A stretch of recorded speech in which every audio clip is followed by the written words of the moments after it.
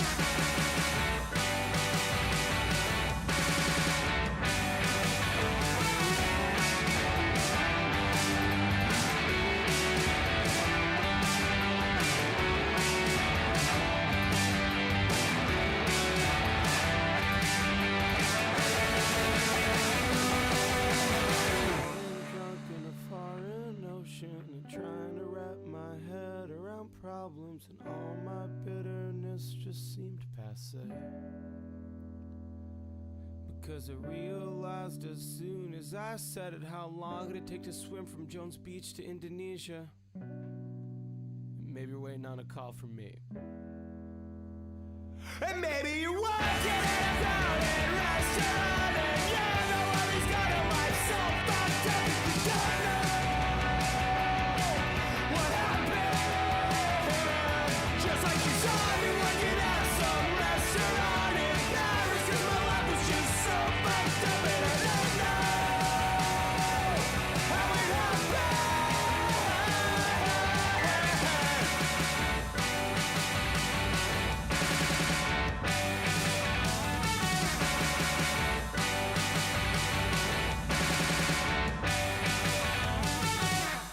Good evening, good evening, good evening, good evening, good evening. Hopefully my mic is better. I recorded myself earlier and it sounded fine. So hopefully this is good. If not though, I have just ordered a new one, okay? I've dropped a load of fucking money. We're gonna get a new mic. It's really good. It's got, like, it's actually a proper setup. So, fuck it. I'm not dealing with the shit audio anymore. Holy fuck, guys. Yay, it's good. Okay, cool. Well, I'm glad that I've just dropped like 200 quid on a new mic. So, fuck. Oh, well. It's terrible. Okay, well. No, I'll tell you. Melman, straight off the bat with the gifted 5 Copenhagen memberships. Thank you so much, buddy. That is incredibly fucking generous. That is awesome. Thank you, thank you, thank you. It isn't great, but it's better. Okay, cool. It's still a bit crap. Okay, well, we're getting a new one. Fuck it, it's whatever. Baron with the 10. How many interviews will Jar and uncritical reactions to his claims, as exemplified by taking Jar's claims about the Cine vid at face value, will it take until you say Queen and his sides cucked? We're not taking shots here, okay? We are, however. Jar has just dropped a video. Someone in chat said it just at the beginning, and I was like, wait, what? So I've had a quick look while the music's playing. We're gonna we're gonna ignore like the vast majority of it, but he does like say something about the tweet, so we're gonna look at that quickly. Baron with the 5. Mike betrays your baldness. You need to get a better one. It's true. I sound bald while on this mic. That is true. But fuck it, whatever. How we doing, guys? How we doing? I hate the quartering before it was cool. True. Right, we've got a load of quartering stuff. We've got some Chrissy Mare stuff. We're gonna do this like fucking jar video, I guess, or like at least like the first like couple of like end. Well, I said first couple of minutes of it. It's literally like the end. Dude, it's like 47 minutes long. It's like we're gonna look at his ending thoughts because he talks about me. Why the fuck are you making video on Willie Mac drama from like? Oh, dude. It's fucking bleak. Jack, Beckett, still not Matt Powell, you fucking coward. Yeah, I know, it's on the docket. The docket's very long, okay? I need to... Oh, dude. 10,000 more, 100,000 more years of jar content, bro. I was, like... I feel like I need to go and dig the clip up of me trying to watch his Cruel World Happy Mind video and just giving up, like, 5 minutes in. The timestamp, yeah, like, he talks about the, like, Cope and Seed call, like the thing I did with Willie, but oh yeah, kind of whatever. I think I mean I've already talked about this interview in detail anyway, and yeah, I mean I don't know what this video is about. Probably Willie Mac. Oh, is it? Oh, wait, is he going over the Kelly Jean stuff? What is this? Is this just an entire video? Like, are you okay? Whatever. I don't fucking care about Willie Mac. Speaking of which, when are you doing the Cruel World Happy Mind stream? I need to talk to somebody about that. It's been a little while. I need to go digging for a load of things, and I need to like steal a load of footage from Nick. Apparently, half the video is actually just about you, lol. What is it? Okay. Oh my god, fuck, it is, isn't it? Okay, well, ignoring all of that, I want to see what he said about the tweets. Let's have a look. Incredibly soft on Destiny because he's in the in group. Kuiman is the coolest monkey in the jungle. Kelly Jean got a fiery temper and she should wear a hijab. And Beckett is a walking vagina. Bro folded to Willie Mac even though he thought he was in the right. And only stood up to the guy once he outnumbered him. However... Hold on. What? I agreed. You can go and watch the full interview. It's on this fucking channel. Holy shit. Like, again, you'd have to probably dig for it, because it's like, I suppose it'd be in like February 2025, one of those streams. But, like, I agree with Willie that I should have talked to Pixie before putting it out, which is what I've said consistently. And there were mistakes made in that video. That's been pretty fucking consistent. And the issues I've had around, like, my interactions with Willie are also pretty well documented, but okay. I want to say that Beckett is as big of a pussy as Nicholas Diorio, because the dude actually somewhat responded to me. First, he tweeted out, "Beckett is a sweeper, what a brave and original take, haha. I never claimed that my take was original, but it is exactly what you are. Thanks for acknowledging that for me. Just because a criticism of you is persistent, it doesn't affect its validity." And Beckett... Okay. Let's just talk about the history of the Beckett as a sweeper claim, and why... I'm just like, oh yeah, this again. Because it's been the same shit for 4 years. It doesn't, like, my position, I guess, is that I sit in the middle of a lot of different little friendship groups. And it's always, Beckett is sweeping for somebody, whether it is Queeman, President Sunday, whether it's, like, fucking Nicholas Diorio now, or Lio, or whoever. Because whichever group that I happen to be on, like, all right terms with, or friendly terms with, doesn't like somebody who I'm also on, like, good terms with, is going to be like, well, Beckett's sweeping. Because it's, like, all or nothing. This is like, the exact reason everyone's, like, stopped fucking talking to each other. Because everything has to be taken to these extremes of disavow, disavow, disavow, disavow. So, yes, at this point, I'm like... I don't know, broom's out. There's a fucking emote for it in my Discord. It's just become like a running thing. It's the same as the Stardust shit. It's the same stuff I've been hearing for years. So yeah, forgive me if I don't take it particularly seriously. Becky, you're gonna talk about Baked Alaska at some point. I've talked about Baked a few times. I don't know what the fuck he's doing now. Last time I checked in on Baked, it was like post IP2. And post his, like, whole arrest shit. My bold and original take is that Gilded Pooh is a sweeper. That is bold, Baron. Thank you for the 5. I like it. Oh, fuck. I need to set you guys a goal, don't I? Give me a second. How the fuck are we gonna get stickers? No goal. Yeah, sorry, Kicking. There we go. There you go. You got a goal. You got a goal. You got a goal. You got a goal. Swept for certainly more than just Nicholas Diorio, and you know it. Then he tweeted out, "As an aside..." Yeah. I mean, again, it's one of those things of, I think I got accused of sweeping for Aiden at one fucking point. It is literally down to which group doesn't like me at the time. So, that's pretty much it. Everyone's really happy when I'm on their side, and really annoyed when I'm not. It's like, I notice the pattern. As it annoys me, Jar knows exactly what I'm accusing him of when I said he lied. But on the off chance he's just being retarded, just... I'm trying to start with a 5. Beckett is a sweeper, says the Pred Sweeper. Yeah, I don't think I've ever read a document in which somebody was, like, sending rape comics to a 13, 14-year-old and then defended them, okay? I feel... I feel like my accusation of sweeper is far less egregious, let's be honest. Mr. Robot lied about reading the Cine doc. He lied about just how much he knew before flipping sides. Then he shows a DM that doesn't really prove anything. It just shows him accusing me of something. Oh my god, dude. You said in your video, oh, I don't know what Beckett's talking about. Beckett doesn't know what he's talking about. This is a DM I sent you back in 2025 saying you lied about this. Can we talk about it? It's literally like a response to your comment. Fuck me, bro. Somebody with a 5. Yo, Beckett, I heard you're a sweeper. Who/what did you sweep for and why? I mean, fucking... Like, just to give some examples, I was accused of sweeping for Queeman. Because it was like, well, Queeman's like a little troll and he's evil. And I was like, he's just like a shitter. Okay? He's just a shitposting dick. It's not that fucking deep. I got accused of sweeping for Sunday over the Erudite stuff. I got accused of sweeping for Erudite over... What was it over? I think I got accused of sweeping for Erudite over one of the debates she had. I've been accused of sweeping for... Lio in the general sense, I don't know, whatever the fuck Lio does. Fucking dude, the list goes on. The list goes fucking on. Oh, one thing he did say in his video, actually, like I don't think I ever talked about this, was Beckett only burns people who who have personally crossed him because of something I said about Falgi.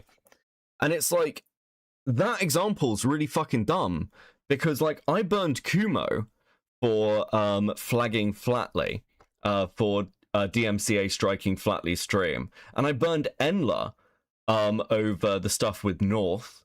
So, like, even, like, within the ACC realms that Jar's familiar with, I've burned people who did nothing to me.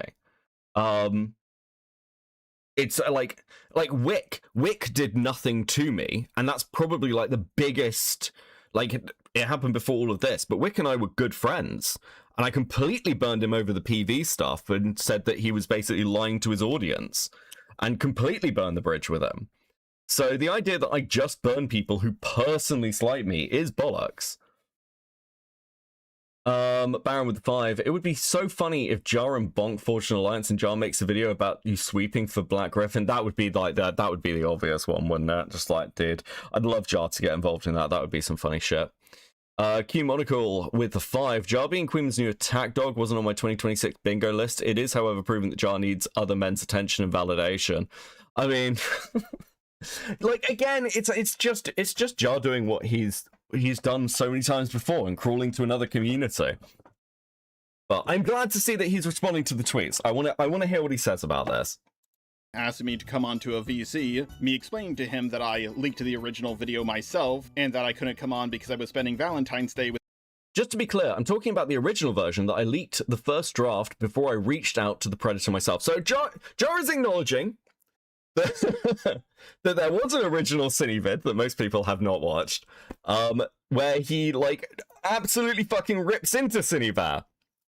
But this is an interesting way to phrase it. Before I reached out to the Predator myself, so let me get this straight. You read all the evidence, and then you talked to Cinebar and you were like, oh, she's probably innocent? I've heard that interview, by the way. We all have, because it's like, it got leaked. Like, the interview is basically Jar being like, oh yeah, no, I understand what you're going through, Cine, because the internet's a really rough place. To the person who was sending porn to a fucking 14-year-old! Bro! With my girlfriend. What's the allegation here, that I'm a cool guy? This just makes me look like a fucking Chad. I want to talk about internet drama with you. Yeah, well, I gotta go on a date with the hottest woman I know. Holy shit, bro. Okay. That doesn't work when we all know how obsessed you are with this, Jar. I'm just a Giga Chad. I have, like, better things to do. Bro, this is your whole fucking life. Even while getting cancelled, you're bitching about Timos boss or some shit. Just listen, just own the position of being terminally online. You didn't want to talk to me because you completely fucked yourself. And this is why, otherwise, in his interview with Queeman the other day, he wouldn't have fucking lied about it and been like, oh, I never actually read the doc. Yeah, no, my housemate wasn't there, so he wasn't able to fact check it. Come on. Come on, bro. Of the Funk with the 5. I thought Jar was done with drama. That didn't take long. Yes, yeah, well. I think in his first video, one of his comments was, oh, well, what's he going to say? I lied about being done with drama? Everyone lies about that. And I'm like, okay, cool. I mean, I don't necessarily disagree with you, but it just means that everyone's sort of like right about what they were saying about you at the time. It's like that tacit admission, isn't it? Baron with the gifted 5 gifted Cope and Seed membership. Dude, that is so generous. Thank you so much. Thank you. 07 in the chat. Please thank Baron. Kick in with the 50. Swedish NSC mentioned Becky. You know what's coming. At least Erudite seems reasonable. Beckett in the Destiny Aftermath. Yeah. I know. I take the L. I'm not going to contest the validity of this statement at all, because I don't need to. According to Beckett's own logic when he was defending Nick, knowing about something but pretending not to isn't a lie. Hold on. There is a difference between being sent a DM message by somebody being like, this is happening, and like not really registering it and having bad coverage. And Nick's, again, I'll say it again, Nick's coverage of Paige's video is bad. But there is a difference between covering something badly and not like dealing with it perhaps like as fully as you should, and making a full video condemning somebody as a predator and then flipping sides to defend that person when you've got all the information and you've clearly already made your mind up in the first video, right? It would be different if there was a DM of Nick being like, oh my god, Ethan Klein went after the Redditors? That's so terrible. This is awful. Like a huge long conversation with Paige being like, this is awful, Paige. Yeah, no, you're totally fucking right, Paige. That would be a different situation. But Nick's just kind of like, nah, whatever. And then covers it badly. These are not the same fucking things at all, Jar. Beckett swept for side scribbles. That is not true, Gilded. Fuck you. Shut the fuck up. Beckett, I knew you would pull something like this. You're the most predictable guy in the world. The bar you set for calling Nick a liar was placed so high that you can't even call me a liar anymore. So I can't even address this until Beckett admits that Nick lied. Also, come on, Beckett. This isn't even new. You see how annoying that is. I now see why this guy was trying to get close to Willie Mack. Because just like him, he pivots whenever someone gives him a good argument. Now, hold on.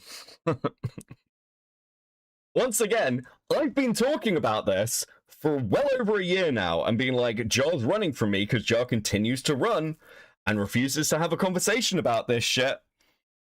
I don't know what to fucking tell you. This seems very simple. Like, Jar, your biggest controversy is like fucking crazy, bro. Yes, obviously this is the thing that's going to haunt you. It's also the fact that like everyone, I guess in this space, who knows you from the ACC world and what you used to be like, is looking at your current videos being like, well, this is obviously just you trying to like get in close with Queeman's community. Because we can go back to your ACC or SCC content and see exactly what you were like. And it wasn't making fucking edgy jokes. It's just, once again, you like playing a character to appeal to like whatever audience will give you attention. Recently, I went on to Kuiman's stream to have a little chat with him. We got into the conversation about Beckett, and Beckett finally tweeted out what I quote-unquote lied about. Apparently, in my first Cine draft, I showed screenshots from the giant 300-page document about Cine. Wow, you really caught me on that. Oh, buddy, are you just gonna lie? Is Jar just gonna lie? Oh no. Oh no, buddy, I don't think that's all you did. But please continue. This one, Beckett, except for the fact, you know, I also showed those exact same screenshots in the second version that I ended up uploading. Bro, my claim was that I didn't read the entire 300-page document because my video got leaked early. You describe it in detail, motherfucker! You describe it in detail! Oh, yeah, no. Well, I didn't read the whole document. I just, you know, read out a script where I describe it in detail, like everything that's in that document, and then call her a predator. Oh no, Beckett claimed that I showed fucking screenshots. That's a little bit. What's that about pivoting? Bro. Oh, listen, Jar. If it's not an issue, why are you still dodging it? If it's not an issue, why is this your response? Oh, buddy. Somebody with the 5. I'm side-eyeing anyone signal boosting this garbage video. I mean, like, look, Queeman, to his credit, watched it. He watched it live on stream and was like, yeah, I think Jar's pretty bang to rights here. Jar's claim of not reading the full document was basically that Jar didn't have all the context and information of how bad what Cine did was. That's why he needed his housemate to explain it to him. This is completely jumping. Oh, are we effed? Are we effed? Am I gone? Am I effed? No, am I back? It's back. Back. Fuck. The Jar Jihad is coming for my stream. That's fucking wild. Okay. Gildo with a 5. If Jar cuts Given Ant, will forgive all his past and future crime. Goat Katu's cooch is the holy land of Jar forgiveness. On 5. I'm side-eyeing anyone signal boosting this video. Yeah, I mean, Queeman, to his credit, like, watched it and was like, Jar is bang to rights. Like, this, it was like, this is, yeah. Jar's claim, I'll reiterate because I don't know where I got cut off. Jar's claim is that he didn't read the documents, and that's why he didn't know how bad what Cinny did was, right? And he needed his housemate to come home to explain the document to him. Now, this is glossing over the fact that that 300-page document is mostly fucking pictures, and while Just a Robot is indeed deeply retarded, I think that he can look at pictures and make a deduction. I believe that about Jar, okay? Maybe I'm giving the poor motherfucker too much credit, but I believe that about Jar. Now, the problem with Jar's original Cinebear video and him describing these documents in detail means that he had all the information to hand. He actively engaged with the information in a deep, detailed way where he was like, the final assessment he made about Cinny was already available to him. So either he still doesn't think Cinny is a problem, because that would have to be his position, or he fucking lied. Blue Shit Phantom with the 6. Jar actually used clips where Beckett's Wiglet looks decent to make him look less bald. How nice of him. So true. You're giving him way too much credit. Jar's way too retarded to actually retain information. I mean, that is a possibility. Can get all the information I had, plus screenshots by, watching other people's videos about it. You don't What is this point? I didn't read the entire 300-page document because my video got leaked early. You can get all the information I had, plus screenshots by, watching other people's videos about it. You don't... But Jar, you made your video before any of that was out. What do you mean? What point are you possibly making here? Yeah, if you watch all the videos made on the Cinebear drama, the one that exploded and destroyed my career, you can also get those screenshots. Yeah? Because the documents were... Like, dude, these documents were read on stream. Chris the Knock went through these documents on stream. Oh, the fun with the two. Remember, Jar is beyond simple, Crabman. I mean, this is just fucking dire. Need to read an entire 300-page document. If my claim was that I didn't know... Hold on. Just to be clear. About it. You don't need to read an entire 300-page document. You don't need to read an entire 300-page document. Jar, if your claim is like, you don't need to read an entire 300-page document, Beckett, why did you defend her? It would be obvious to anybody, any sane, right-thinking person that Cinebear was guilty as fuck. Why would you defend her, retard? Like, isn't this worse for you? Like, this is like the worst defense ever. This is like, I don't know what you're doing. Why would you even address this? If my claim was that I didn't know what was in the document at all, you would have me. But that wasn't my argument. But I would never make an excuse like that because obviously no one would believe it. Beckett, I know...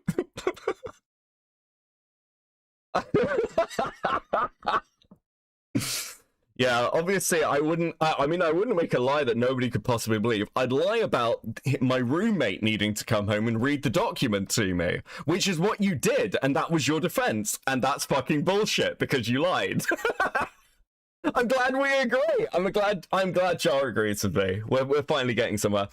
And I thought I was brain damaged, for fuck's sake, man. Try and start with a 2. Thank you, bro. What? I know you secretly think that everybody is as retarded as you, but if that was the case, society would have collapsed long ago. Next time, we will be talking about Nicholas Diorio again. Recently, someone got into contact with me. I can't wait for Jar to make a Nicholas Diorio video and it's just all about me. You can, like, flip it up. And showed me information about Nicholas Diorio that Kuimon and Chud Logic haven't gone over yet. I know it may seem like a minor inconvenience that I'm going to be talking about Nick again, but these allegations are the predatory kind, and I just have to talk about them. Please. Okay, buddy. Right, well, listen, I'm glad Jar agrees with me. That's great. So we can close the chapter on Just a Robot, because Just a Robot does indeed agree that he fully read the documents And, like, well, I mean, he doesn't. He's, like, trying to dodge around it. He fully read the documents, made an entire video describing them in detail, and still went on to defend Cinebear. I don't know. Is there, like, a YouTuber prison time for doing something like this? I'm pretty sure it's longer than a year and a half. I'm pretty sure if you do something like this as a veteran commentator, your career is fucked for much longer than a year and a half, bro. Like, come to me when I have anywhere near a fucking drama like this, okay? On the Funk with the Two, why is he so mad at you specifically anyways? Because Jar's, like, hyper vindictive, but it's twofold. Queeman's audience fucking hates me. So, like, he's like, oh, well, they hate Beckett, and so this is a way to get a shot in. He gets to hide behind Queeman because he doesn't, he's like, Beckett's probably not going to go and fight Queeman directly in a video, which, I mean, to be fair, like, to respond to Jar's first video, I'm mostly just be responding to Queeman, which probably isn't worth it. And I made a video on him that's got, like, over 250,000 views. Jar gets upset if there's a video that's, like, 10,000 views on him. My video on him isn't even the best video anymore. It's Lord Cross. Hey, Crabman, I see you're still using Metica's mic. It's fine. I'm buying a new one. I'm buying a new one. I'm buying a new one. Okay. I'm buying a new one. Okay, cool. Well, that was great, Jar. I'm glad. I'm glad you acknowledged my tweets and then completely fucking dodged the actual accusation. Oh, but, like, it is actually kind of wild that you're going to respond to, like, this tweet. Which one? This tweet in particular. And, like, not fucking deal with it. Like, this is just not what I said at all. Just what the fuck are you doing? Anyway, cool. And that was a good little intro. Fuck it, we got a little bit of Jar Tent. Has Jar ever responded to Lord's Cross vids on him? No, actually, here's another thing Jar lied about. Just to put it out there, because I know Queeman's side deeply cares about shit like this. I know that Queeman's side is, like, as we're talking about Willie Mack and all that shit, I know Queeman's side is very upset when people falsely claim somebody is a doxer or threatening to dox, right? They've got very, very angry, rightly so. They've got very like angry about this over time. So I wonder if Jar would like to respond that he lied about FPS Diesel threatening to dox his girlfriend when she had a public YouTube channel with her face on it. I wonder if Jar would like to, because that's in Lord's Cross video. He directly accuses FPS Diesel of threatening to face dox his girlfriend, who is a pretty well-known ACC person. And had a public YouTube channel at the time, which has since been deleted. So I wonder whether that would be an issue for that community, or whether it's absolutely fine if Jar does it. You guys, let me know. Anywho, please let me give you some stickers. Thank you guys. Thank you. Transnight with the two, Bread, Tuber, and Mike. It's cool. As I say, listen, it'll be here Friday. New Mike is here Friday. Baron with the 5. Jar trying to make pred allegations against Nick through me he is the last person who can do that. I mean, given his, like, previous situation, it's something that I'd probably stay away from if I was him. But oh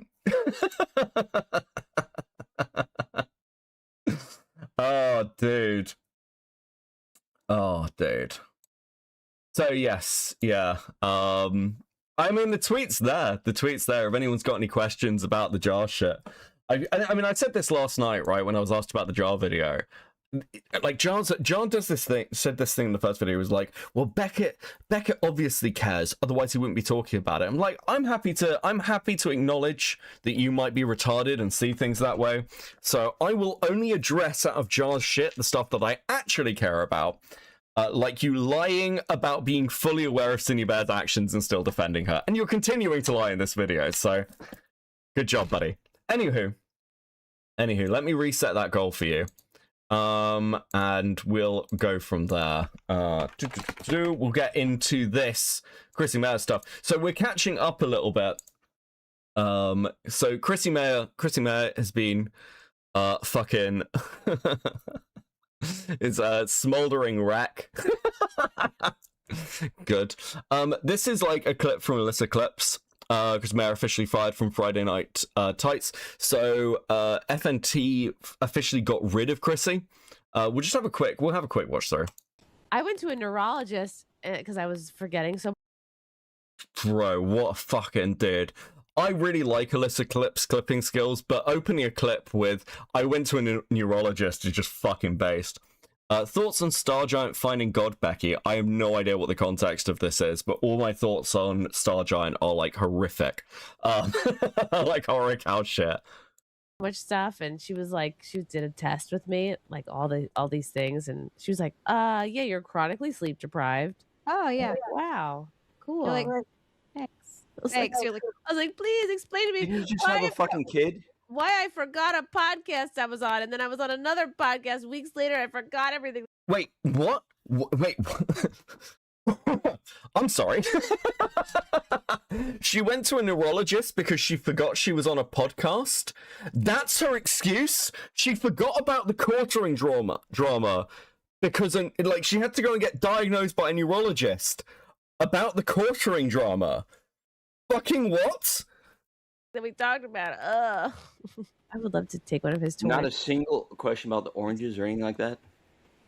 No one wanted to know what the oranges are People are for? over it. This is 2 months ago, Russell. What's orange? Yeah, the ATC My memory whole, disease. Yes. Stupid Melanie Mac drama. Oh, that's over. Yeah. That's People are on to it. Yeah, no, it's definitely over. It's gonna have no long-term ramifications at all, Chrissy. Oh, bro, maybe Joel will try this one next. Yeah, I could put it.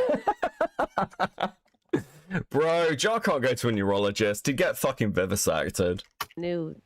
Trying to get a doctor's note out of drama. A new thing to hate. It takes like that's a sad. week tops. If anything hangs around for a week longer, I'm like, was it longer than that? It was like it was 6 weeks of a very 6 weeks? intensive, I thought it had longer legs than that, though. I thought it would still be going on. very long legs, followed by my firing from FNT. Very Did long, they very really? successful. Very they Is that did. official? Oh, wait. Yeah. Is it officially fired? It's official. Wow. Oh, that Oh. sucks. Oh, They won. The Oh. mob won. Yay! Congrats, you guys. You guys did it. I still Guys, don't fully Mom. understand. Bro, like.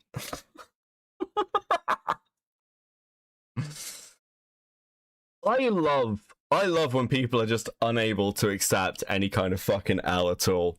It's wonderful. The idea that Chrissy Mayer sat here being like, oh, I can't believe the mob won. They absolutely destroyed me, guys. It's so sad. Total woke victory. Yes, the woke mob took out Chrissy Mayer.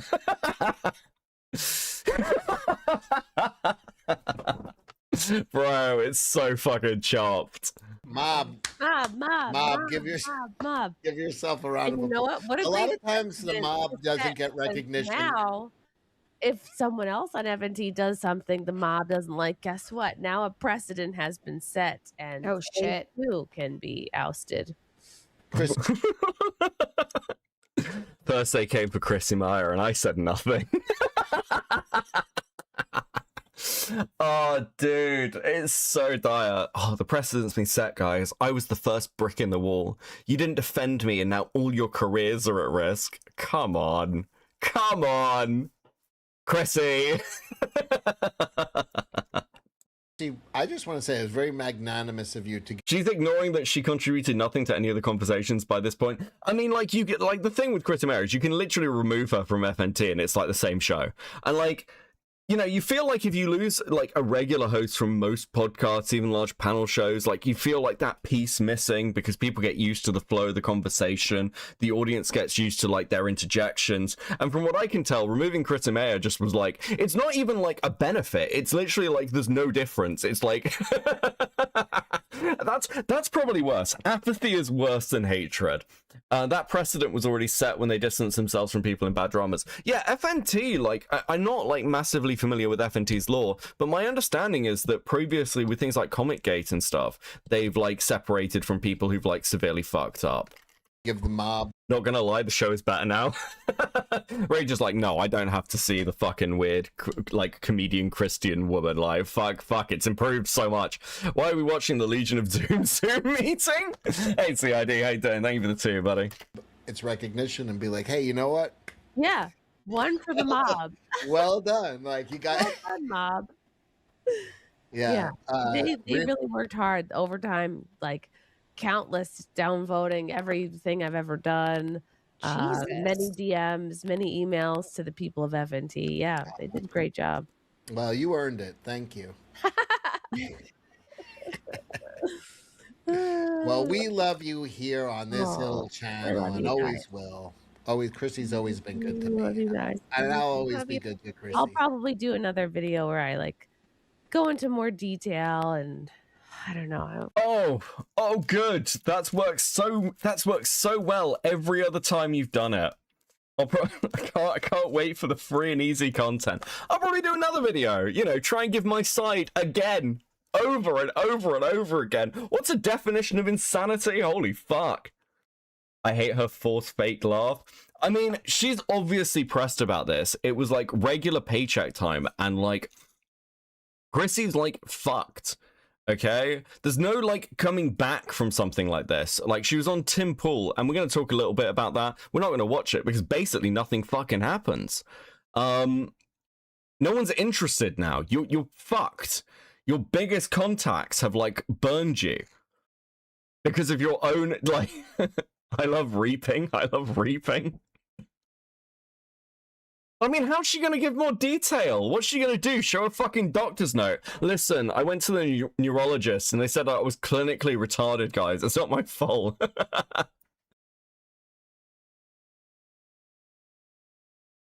Very sad. Figuring Very out how sad. much I want to talk about it and like share about. Well, I mean, if you're gonna cry, stay on. Let's say for some reason you put Anna in a timeout from the Jack show, right? Like, she does something you don't like. And You understand? You know my friend. You understand? Okay, I don't know who this person is, like this girl in the middle, but she looks like a fucking Crips head. I'm sorry. Like, look at this. Like, look at the facial expressions. Right? Like, she does something you don't like. And You understand? You know my friend. What is that facial expression? She looks like she's gonna like sort of like eat a child. What is going on?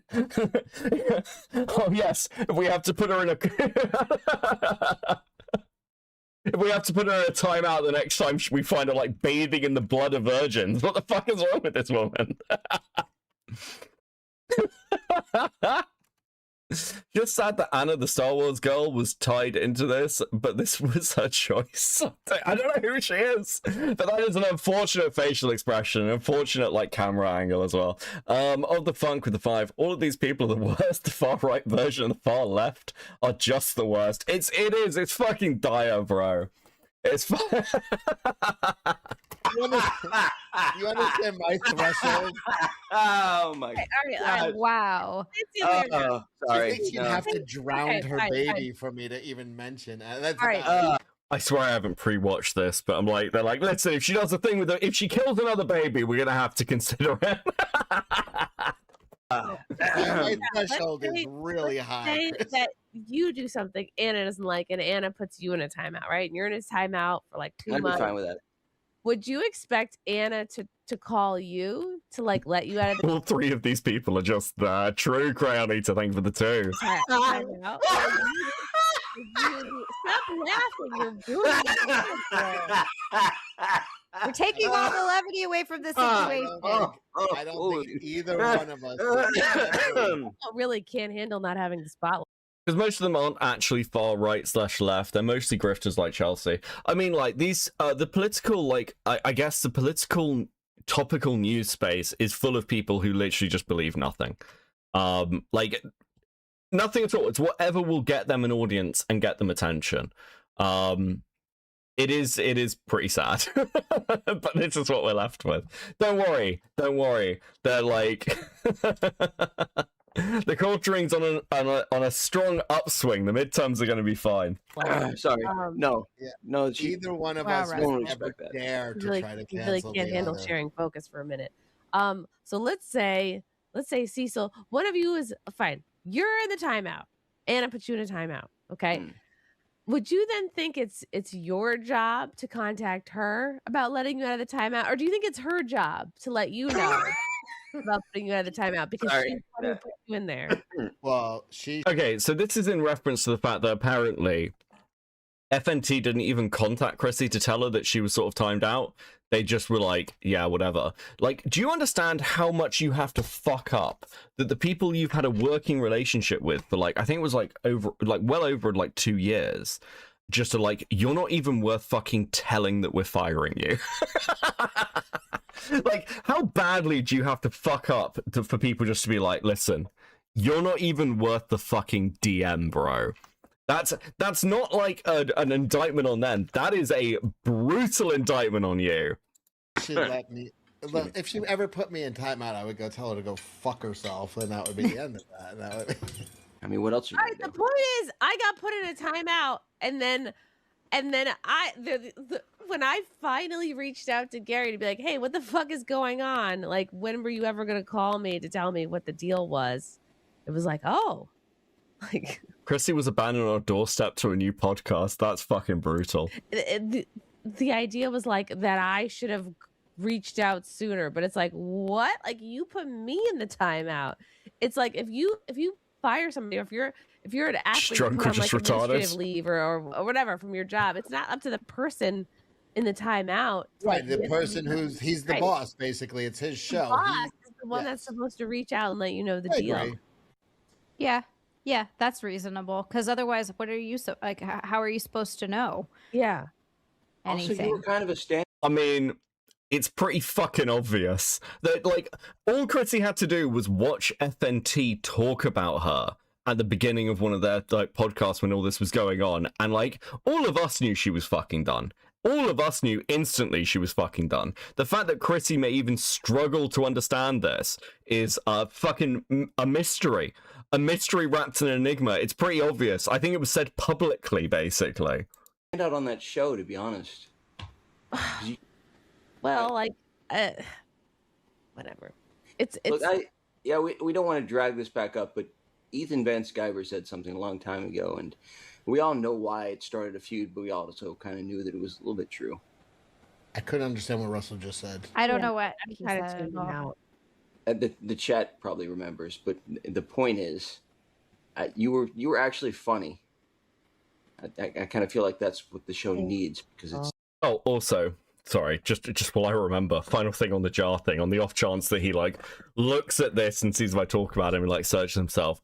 Just a robot. I find it really interesting as well in your video that you've just put out. You've clearly taken my latest tweet, including the interview with Queeman, and yet you didn't include the section of Queeman saying that you were banged to rights on it when he watched it live. That's really interesting, Jar. I wonder why.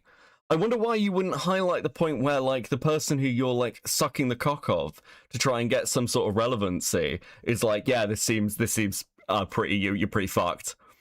Just curious. It's just a question I thought I'd throw out there. I know I meant to be, like, responding in a more concise manner. But, fuck it. I'm just curious. Anyway, Ultra with a 279, 1,000 years of Jar Tent and 1,000 years of Jer Tent. Dude, I much prefer the Jer Tent. Like, Jer's got at least the guns to get up and do a vlog almost immediately. It took Jar a year and a half to try and start doing anything other than crying to people on sleepy time calls. So at least Jer's like doing these vlogs and threatening to sue people. Like, at least he's got a little bit of fight left in him, He's like, you can feel him wriggling. Otherwise, just. Well, it's interesting because, like, I mean, the fans would say it's changed for, like, they kind of stopped having a lot of different guests, and at a certain point it just became. Yeah, the fans of FNT really want me back, guys. They like, the fans of FNT just aren't happy with the podcast anymore. And like, ever since I've been gone, the show's gone downhill. Come on. The same 5, 6, 7 guests, and It has been. He stopped taking risks. Like at one point, I was told to stop making as many like racial jokes. Like when I was getting ready to do a impression or something, and I was like, "Wow, okay, happy to do it." Happy to Oh wait, is that the Eric Shalai bug coming in? No, and no, it was like it might be a little bit. It was one of Maybe the a little characters I had done, one of the impressions, and like I was told to like tone down. Like, I'm sorry. Are you accusing FNT of bowing to the woke mob? Is that the actual accusation we're making here? They told me to stop doing my unfunny racist characters because, like, they're trying to silence me and they don't like comedy. Are you fucking high? Dude. They had Sargon on. What the fuck is she talking about? Dude, this is FNT's gone woke, bro. Oh, see, the thing is, the whole premise of the movement of these guys, and I know these guys, I don't have a problem with anybody, but is that we were the anti-cancel culture guys. Do you know what I mean? Like, we were, the whole reason for this whole thing was the cancel culture on the left. This was the sounding board for. And then all of a sudden it's like, oh, we're doing that too? We're doing it? Like, Chrissy's been canceled already. Many times. Chrissy's been canceled for being, a January 6er, for being on the right, for being an anti-COVID vaxxer, anti-vaxxer. Like, she's already been canceled 10 times over. And the reason you guys reached out to her is because of that, that was like the whole thing. Like, we're anti-cancel. And then it's like, well, maybe you should tone down this racism. Maybe you should, and you're too spicy for that. Bro, why is he slurring? It's like we have Jeremy at home. Holy shit, bro. Like, this shit is obvious fucking nonsense. Like, the stuff that Chrissy got cancelled for, like the things he just listed, being anti-vax, Jan 6, like some of the like fucking weird shit Chrissy Myers has been involved in, all of that was fine for FNT. They were like, yeah, sure, you can be on. Like, we can bring you on. You can like come do the Friday show. It's when Chrissy seems to like go and farm, like bring on like. The only reason to bring on Melanie Mac is to farm that drama, and I stand by this. She expected Melanie Mac to freak the fuck out the same way Ethan Ralph did in his interview with her. And when she didn't, like, Melanie Mac just didn't rise to it, Chrissy had to double down and she was fucked. That's it. It's that simple. Chrissy Meyer fully intended, in my opinion, to farm the drama. She knew what was going to happen. She's been doing this for fucking years. She was going to do the same thing that she did to Ralph. And when it fucked up, she got caught in this crossfire of basically, do I look like a really shitty person, like I'm trying to farm Melanie Mac, or do I look like I'm trying, do I play victim? And she chose to play victim. It's really, and now you're fucked. And now you're still playing victim because it's the only card you've got left. Holy fuck. She had a question prepared. Yes. Yeah, she was fully aware of the drama. I can't believe the excuses. I went to a neurologist and I'm so sleep deprived, I forgot what the drama was. Are you fucking kidding? Like, this is, like, if it was, like, something that happened 2 years ago, maybe it was, like, a month before. It is literally unbelievable. This show now, or what, I don't know what the fuck it is, but it's like now you're just doing the same shit that you were fighting against, really. I can't stand. Yeah, it's just a bad precedent to set to let the mob dictate like who gets moved from the show. Like, if that's it's such a bad precedent. Yeah, style, terrible situation. Like, if he's it was explained to her by multiple people. It was all over Twitter. She's on Twitter. It's like everyone in her sphere is talking about it. There's just no, you like invited on Melanie Mac, a cool person in the fucking drama. I don't believe you. You're like full of shit. It's crazy. It's crazy. Like, it would almost be better. Like, I hope she does a video where she just owns it. That would actually be unironically better, because, like, at least then we'd all be on the same fucking page. Gary's making fucking big money. It's a business. It's an industry at this point. And if he's gonna have anybody risking it, it might be. You know what I mean? He might have been looking to cut you loose long ago, and this was an excuse. But then do that. But then do it long ago when you're thinking of it. Don't Or do just it. or just do it and say that's the reason why. Like, Yeah, Chrissy, you know, we all know that you're unfunny as fuck. They were just looking for an excuse. Bro, come on. but you know what I mean? He used this as like, oh, you did she strike a channel? No. What did I, What did Did I she do endorse strike again? it? No. She had somebody on who. I mean, she did endorse deplatforming, to be fair. Like, she, like, did she strike a channel? No, she did respond to a super chat with being like, Jesus would probably be pro deplatforming. That is a thing she did, which, you know, pissed off a lot of people, understandably. Worked for somebody who did. I'm like, how many fucking degrees of separation can we get here? It's like, we're really gonna. But I think the thing is, if you were doing stuff that was too racy for them, and he was kind of iffy about it, he was looking for a reason, and that was it. On the other hand, you could have showed a little more skin, to be honest. Oh my God, Russell. Oh, yeah. It's a problem that I've. What is with this woman's poses? What is that? Look, I don't want to take shots at the middle chick. Like, Anna, is that her name? But, like, what are you doing? What is this? All I hear is show a little bit more skin, and I look over to the middle chick, and she's sort of splayed out. What the fuck is going on? A lot of the other people that stopped appearing for a bit because of the drama were eventually brought back. Chrissy's making sure she will never be allowed back. Yeah, it's like, don't shit talk your previous podcast, you know what I mean? Holy fuck. Nobody has proved it, but a small rightoid channel accused her over striking his channel over a stream. Yes, so okay. Chrissy did strike somebody, just to be clear. She struck somebody, I believe it was for re-uploading content. That's the argument. But Chrissy, like, this person was re-uploading content to fuck with her, and I don't know how much editing was in there. So yeah, like she had struck people before she like entered this like anti-cancel culture sphere. Hey, Will is me. I see no issue. Well, you know. Understandable. Will is me. What the? Okay, Will is me, because I know Will is me like watches. I'm not trying to gang up on you, but you can tell me in chat what the fuck is going on with this like weird Aiden Soul Skibbity Hellbent shit thing that's happening. Why is Soul Skibbity on food shops like talking about like punching Queeman over Hellbent or some shit? What the fuck is going on in like the fucking politics drama sphere? Like, I keep seeing clips on Twitter. I'm just like, what the fuck is this? Like, how downhill is it? What? Yes, yeah.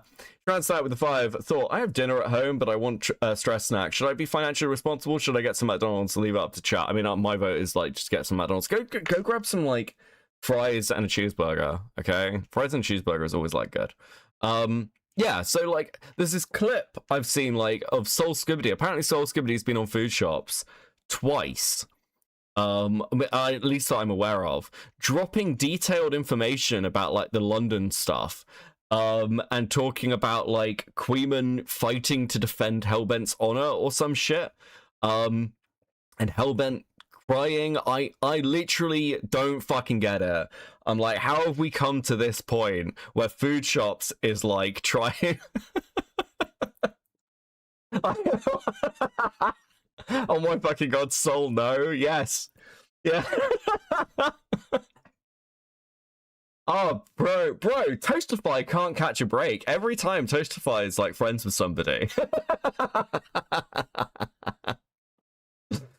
Sorry, buddy. Just trying to bash Aiden on Destiny platform. Okay, that's a very concise answer, Will. Anyway, back to this. Breastfeeding too much, but not enough on camera. Sorry. I guess. Exactly. Just blindsides me. But it's business. Like it's you know, It's a fucking... Get out the oranges. But he should just have the guts enough to say, like, to me, I'd be like, it would be a better thing instead of using this as some bullshit. Like, you didn't fucking strike anybody's channel or fucking endorse striking a channel or any, and they use that as like, no. But they were probably looking to get rid of you from fucking... She very much did endorse deplatforming. That is a thing she absolutely was in on. And other reasons, and they jumped on the opportunity, in my opinion. I could be wrong. Yeah, that and that legitimately seems odd. I was like, sorry, slightly busy. There's a lot going on. No, you get funny. I just randomly picked something. I don't know why. I mean, I can understand keeping you on hiatus, but just dropping you. I'm gonna need to watch a video on this because I am still It's a super lot. fucking Like, yeah, and there's so many videos with like it's just full of lies out there. No, I that would are, watch like, your hard video. to- Oh yeah, they're so full of lies, okay? It's not like people have actively watched your content live while you have lied to people's faces, okay? You've literally had Brittany Venti on. It's like you were like, oh, you know, Brittany didn't message me. She messaged me, but I didn't want to bring her on. Why did you offer to bring her on then? Well, you know, I was trying to be polite to both parties. Like, dude, the Chrissy Meyer breakdown stream with like Brittany Venti on, where she starts like shutting down mentally and just reading super chats at the end, is one of the best pieces of Kino content from 2025. Okay, like there's no getting away from how fucked Chrissy Meyer looks in that stream, and it's clearly not gotten any better. Because the people who have the most, like, the people who have the most money to make off of this are the ones that are like Cherry pushing the pick super lies chats, and, like, yes. going with the most dramatic, you know, for narrative of it. You So should have known, Chrissy. Like, okay, like I think. How could I know? I've got to homeschool my unvaccinated child. I'm very busy trying to make sure it doesn't die of polio, okay? The thing is quartering was not giving them the reaction they wanted, so they just went after softer targets that would hurt. Whatever happened to the quartering too? I knew it had something to do with him. He streamed today, I think. Oh, He's still going, and he's gonna just keep going and chugging along, and nothing. He played it the best that he possibly could. If I'm honest, I think he. Oh yeah, no, this went really well for Jeremy. It's not. Bro, he's like abandoned his morning show. He's abandoning his like afternoon show. He's now doing coping vlogs, which we're gonna watch in a minute. He's like almost returning to like early 2000s quartering, like early 2010s quartering when he first started out, where he's just like sort of like sad posting to a fucking camera now. It's obviously not going well, buddy. Like this idea that the quartering didn't give people what he want. He got fucking hammered and started bitching at Kick Chat while playing what was it? Crimson Desert? Like, yeah? Bro, this is obviously not gone well. I don't know what you mean. Like, the quartering has turned himself into a little fucking content cow. It's been a while since I've like covered this, but like I still see like a roll through Twitter and a roll through YouTube of new quartering content because it hasn't stopped. So he's regressing? Yeah, very much so. He did about his. It was a fucked up situation, but he handled it. well, he hasn't really lost followers or. Well, that's because his followers allegedly, by people estimating, I'm taking this information from Kino Casino and my own eyes, probably bots. Also, most of his viewership these days seems to come from those shit YouTube shorts where he's like, "What are the oranges for?" And like, yeah. Obviously, those people aren't like actually like unsubbing because they're not really watching him anyway. He's like something you scroll past while taking a shit. Okay, that's it. And like his viewership is fucked. Let's just be realistic about this. The Quartering's viewership is fucked. And it's amazing listening to them talk about this and completely missing the fact that he deleted an entire podcast with like Quartering and Bearing and Dankula. Hold on, Quartering. Let's have a look. Let's have a look where his views actually are. Let's just go to the Quartering. And like his views have remained like fairly static. I'm not bringing this up on screen. They remain fairly static. He like averages about 40k, but he's a 2 million sub channel. where he's like pumping out multiple videos like a day, and he's got like a boomer audience. Now the other thing is, like, I know like we did some analytics looking at like his like to viewership ratio, which is extraordinarily high. It's like it's almost unbelievably high consistently. It's something like 10%, which is crazy actually. It's like 10 to 15%. And at the same time, like, for a channel that's meant to be pushing what he's pushing out, like from merch and everything, like we looked at the reviews on his coffee site, like it's quite clear that the coffee company is not doing well. The Quartering himself is not doing well. Like, I don't know how you can cope about this. He's literally having to shut things down to like drown out the hate. Kick him with the 20. Oh, he handled it badly. Yes, true.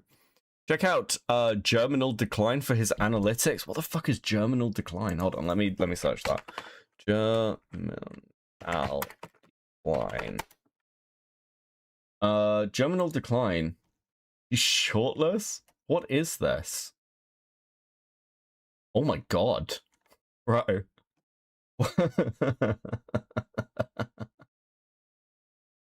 What the fuck is this? Bro, the analytics page. Like rate. Okay, 8.7. Which, to be clear, is really fucking high.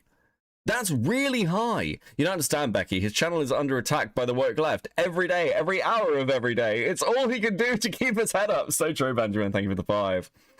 So his long form uploads are down. His total views, like versus like July 25 are down 82%. That is fucking horrifying. That is actually horrifying. Like, don't get me wrong, like, everyone ebbs and flows. Like, this time of the year is, like, really, like, it is not great. Like, you can see this if you go and watch other streamers at the moment in, like, our little sphere. Everyone's views are down. And obviously you're going to take, like, hits and things if you're doing, like, I've been basically away for 2 weeks. So, like, these all impact stuff, like, your release schedule, all that shit. But, like, this stuff is... It's fucking down. Long form views down 78%. Since May 2026. I last seen this level May 2018, 8 years ago. Oh, dude. And that's like 2018 was Jeremy's like up and coming. That was when Jeremy started to climb because everyone started to get like fucking killed off from the skeptic space.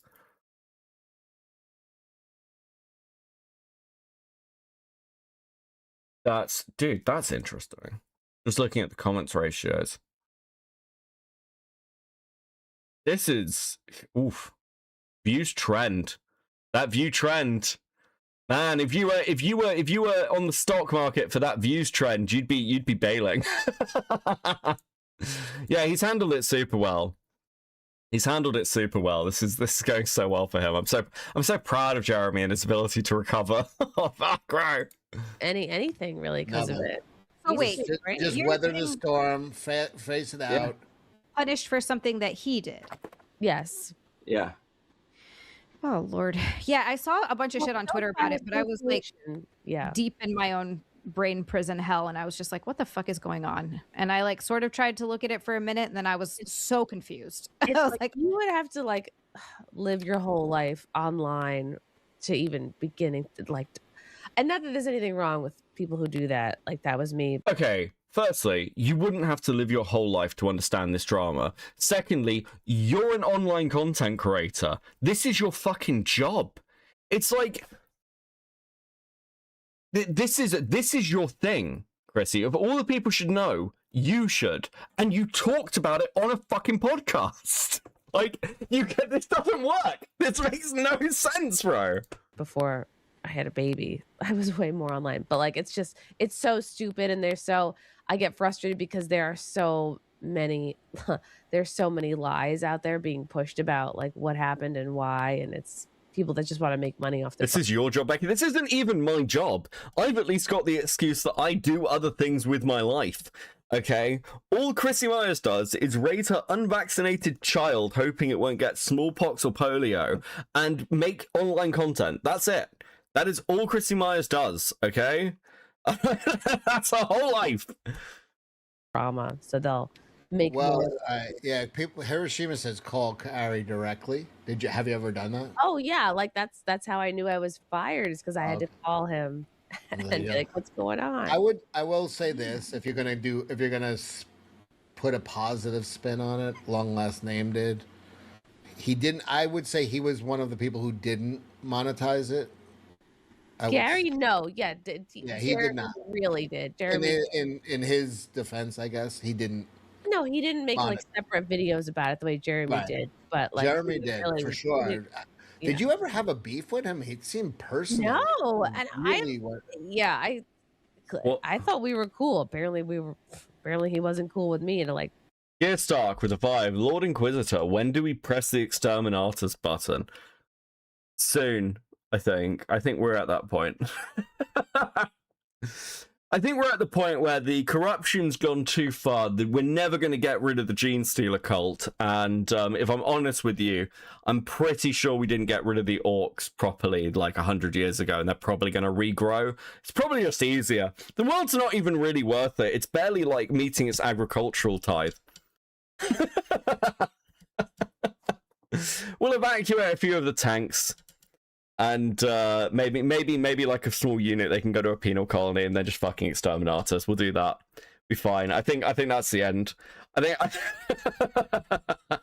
think we're good. Do all those videos. I feel like he had some unfinished business with you. Like, who knew? Like, he was really going for the.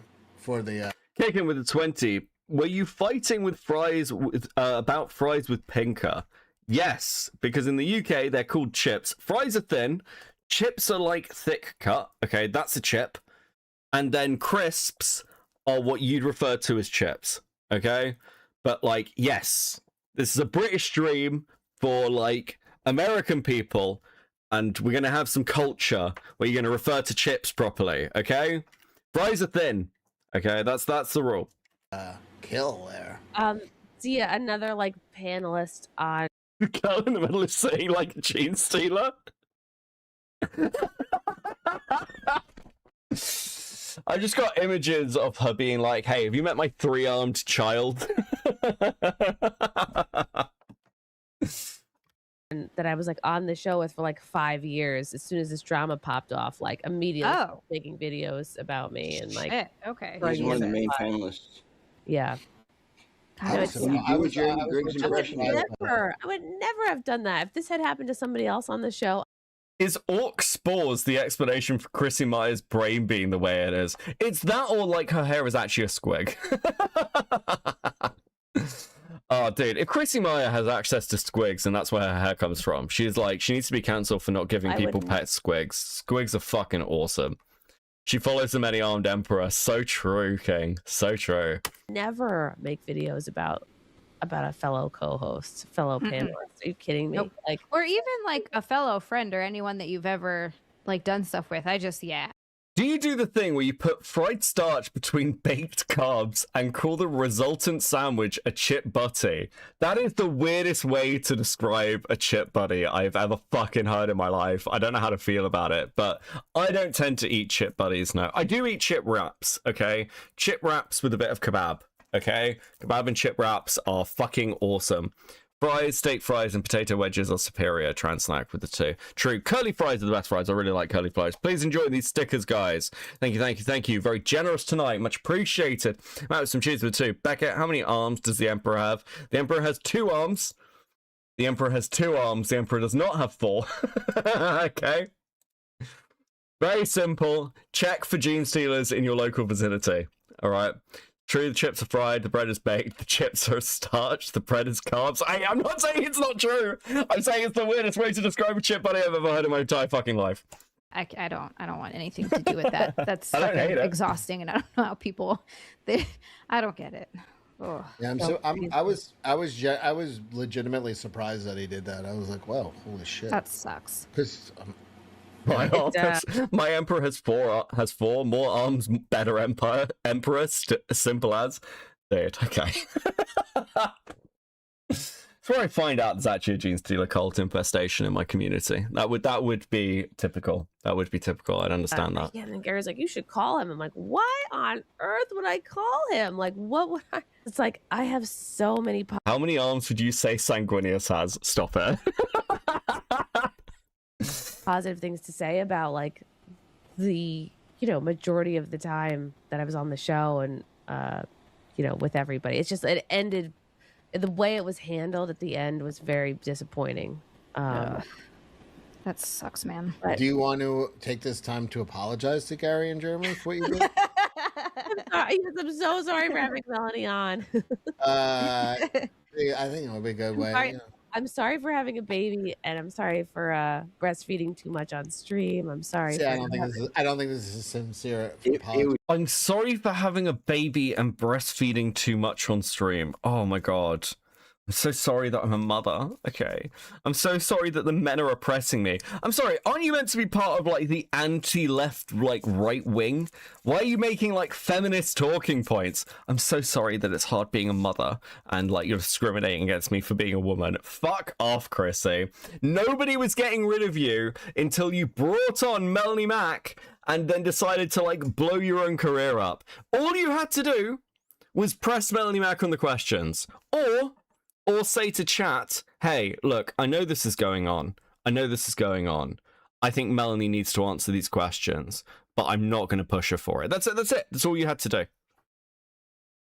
You just had to not attack your own fucking audience, retard. Metal Man with 2, fire up the melters, so true, King.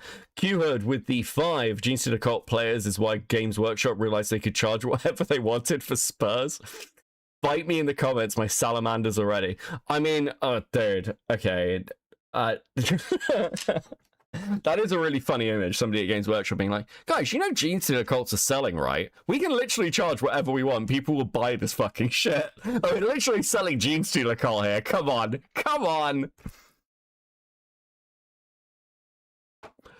I'll admit the like, what's the term for it? The like primary or whatever the fuck it is, or like the actual main sire of a Gene Stealer cult, like the big fucking Gene Stealer that's like horrific, is a really cool model.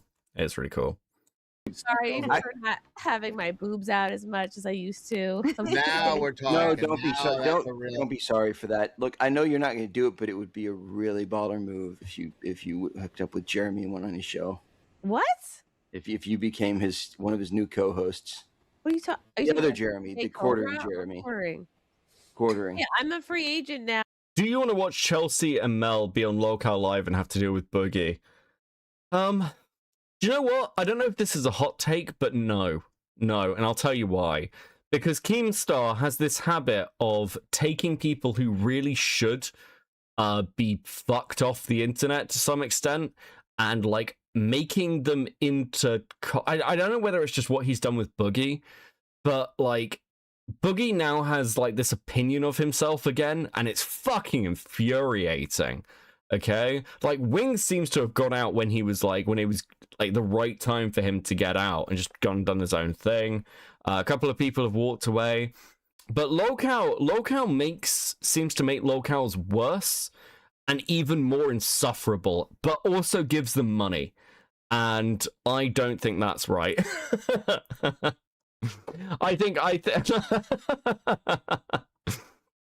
So yeah, I don't know if I'd want to see that.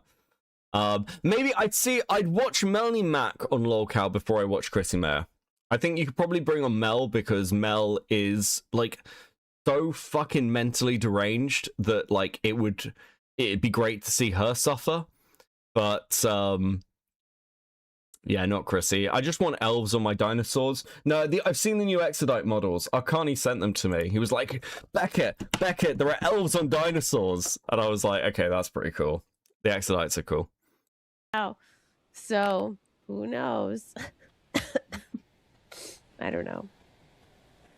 Oh, or I'll just I just think it's wild, like when there's conflict, for somebody to tell you just go be a mom. Like I would never say that to a man. Like I would never. If I was You talk about your kid all the fucking time. That's why people are saying it to you. No one says it to any other content creator, but your excuse for this is I didn't know about the internet drama because I was breastfeeding my unvaccinated child. That's why people are saying it, bitch. if I was having a problem with a guy who was a dad, I would never say, just go be a dad. Like, I hate to sound like. No, you're right though. That's crazy. Like, yeah, I'm not. I'll be honest, having a show of Mel, Chrissy, and Boogie makes me ask, what did Boogie do to deserve that? Oh, right, the cancer? Holy fuck, bro. I'm not gonna not be a mom, but to be told that. Of course, these two chicks are getting emotional. Cecil, I'm gonna start crying. Okay. Thanks for the warning. You're welcome. Solid advice, though. I don't mean to. Okay, so yeah, fuck this. Basically, Chrissy and I went on Tim Pool. Nothing much happened. There was some orange posting in the chat. Tim got annoyed at it. I did have a little look, but it's not much. I did see this and I thought it was interesting. I got sent this today. Did you watch Timcast last night? I had such a fun time with Tim and like all these other people. Did FNT come up, Chrissy? No. Why should it? Well, it's an interesting conversation, in my opinion, about cancel culture and adjacency. We're so judgmental when they do it, yet now we do. It's weird. I'm pro, you kid. Dude, what the fuck is this? And I don't really like what happened. It's like no one asked, hey, who caught the bouquet at my wedding and just got married? It's like nothing matters but the outrage. What are these tweets? Yes, it was handled really unprofessionally, but I wasn't booked on Tim's show to talk about that, and it would have just taken too long to bring everyone up to speed. Plus, we had so many topics to cover. Bro, you're scared to talk about this shit in front of a massive audience, okay? Like, it's obvious that you are struggling, and like, Tim Pool will have anybody on. Tim Pool's had fucking Wick TV on, okay? It's not exactly hard to get on fucking Tim Pool Live. Well, I watched FNT all the way back to when Tom was on, then AZ came on, then Ryan, and then you. And you were like this gift from the normies in the geekosphere. What? Gifts from the normies in the geekosphere? I really like the quick responses and yucks you brought. You balance an otherwise sausage fest into something more fun. Bro, you people need to stop fucking simping for random women on the internet, okay? Like, especially, like, really? Are there so few right-wing women that, like, Melanie Mack and Chrissy Meyer is all you have? Surely there are other fucking options. It's fucking bleak, bro. Okay, there you go. We've done about an hour and a half. That's a good lot. Fucking taster. Suppose we threw Jar in there as well, didn't we? Okay, let's get to Jeremy. Jeremy's doing vlogs now. Currently, I went to the ER. How much do I make on how much does YouTube pay? And finally coming clean. And what's Tim Pool really like? Now, I've seen clips of some of these, like these two. I haven't seen any of these. We're gonna just start going through them, okay? Now this one, the biggest scandal, is like the main thing we're gonna look at. But I'm interested to see the ER one. Maybe we'll save this for another day. Why is he carrying a jar of his own piss? Hold on, we'll have a quick look. Oh my God, shut up. Is the quartering, and we're gonna talk a little bit about what Tim Pool is really like off camera. If you enjoy these type of vlogs, please make sure you leave a like on it. If you haven't yet. Spoiler, I don't think Jeremy tells how much the YouTube pays. Yeah, so I did look a little bit at that video. I just scrolled through the transcript just before stream. And I think he was like giving breakdowns. Like at one point he said something like, I'm probably getting this wrong again, I just saw it in the transcript, where it's like, oh, you won't be successful right away or some shit. I'm just like, why the fuck are you giving advice on YouTube? When, like, dude, what is it? Like, steal shorts and just upload that? Grow your channel through vertical? I don't know. What? Bet Tim Pool is still a prick off camera. So, okay, I know a little bit about this because I've interviewed a few people and who've known Tim Pool for years. One of which is James from the internet, who is kind of an anarchist content creator who's been around like for a long, long time. But Tim basically has no fucking personality. That's like the best way to explain Tim Pool. And if you look at some of the dramas that Tim Pool had a few years ago, which involved like his sister, his family, the stuff that happened in its compound, Tim's kind of like a weird blank slate. And he's like, most people I've talked to have described him as incredibly fucking boring. So let's see what Jeremy thinks. Please subscribe or follow down below. I'm trying to hit 4,000 subscribers by the end of this week. Bro, you're like a multi-million sub YouTuber. Like anybody else who's like a multi-million sub YouTuber who starts a channel, like, has no problem getting subscribers. You haven't even hit 4K. That's actually fucking wild. I still don't get how this is easier on his knees. I still don't get how this is easier on his knee. Wait, what? Fuck. Kickin', thank you for the 20. I'm very confused by that comment, but thank you. I don't know whether I missed something or maybe I need a neurologist of some kind. I think we can do it. And always you can suggest topics and whatever you want to see. Just suggest them down below, and it may appear in the next vlog. So let's get into this. All right, for this week's vlog, we're going to talk a little about Tim Pool. But more importantly, we're going to give you a little bit look. You guys wanted more of an inside look. And his knee exploded and he needed surgery. Okay, this is not... We'll find out about that at the ER video. Fucking...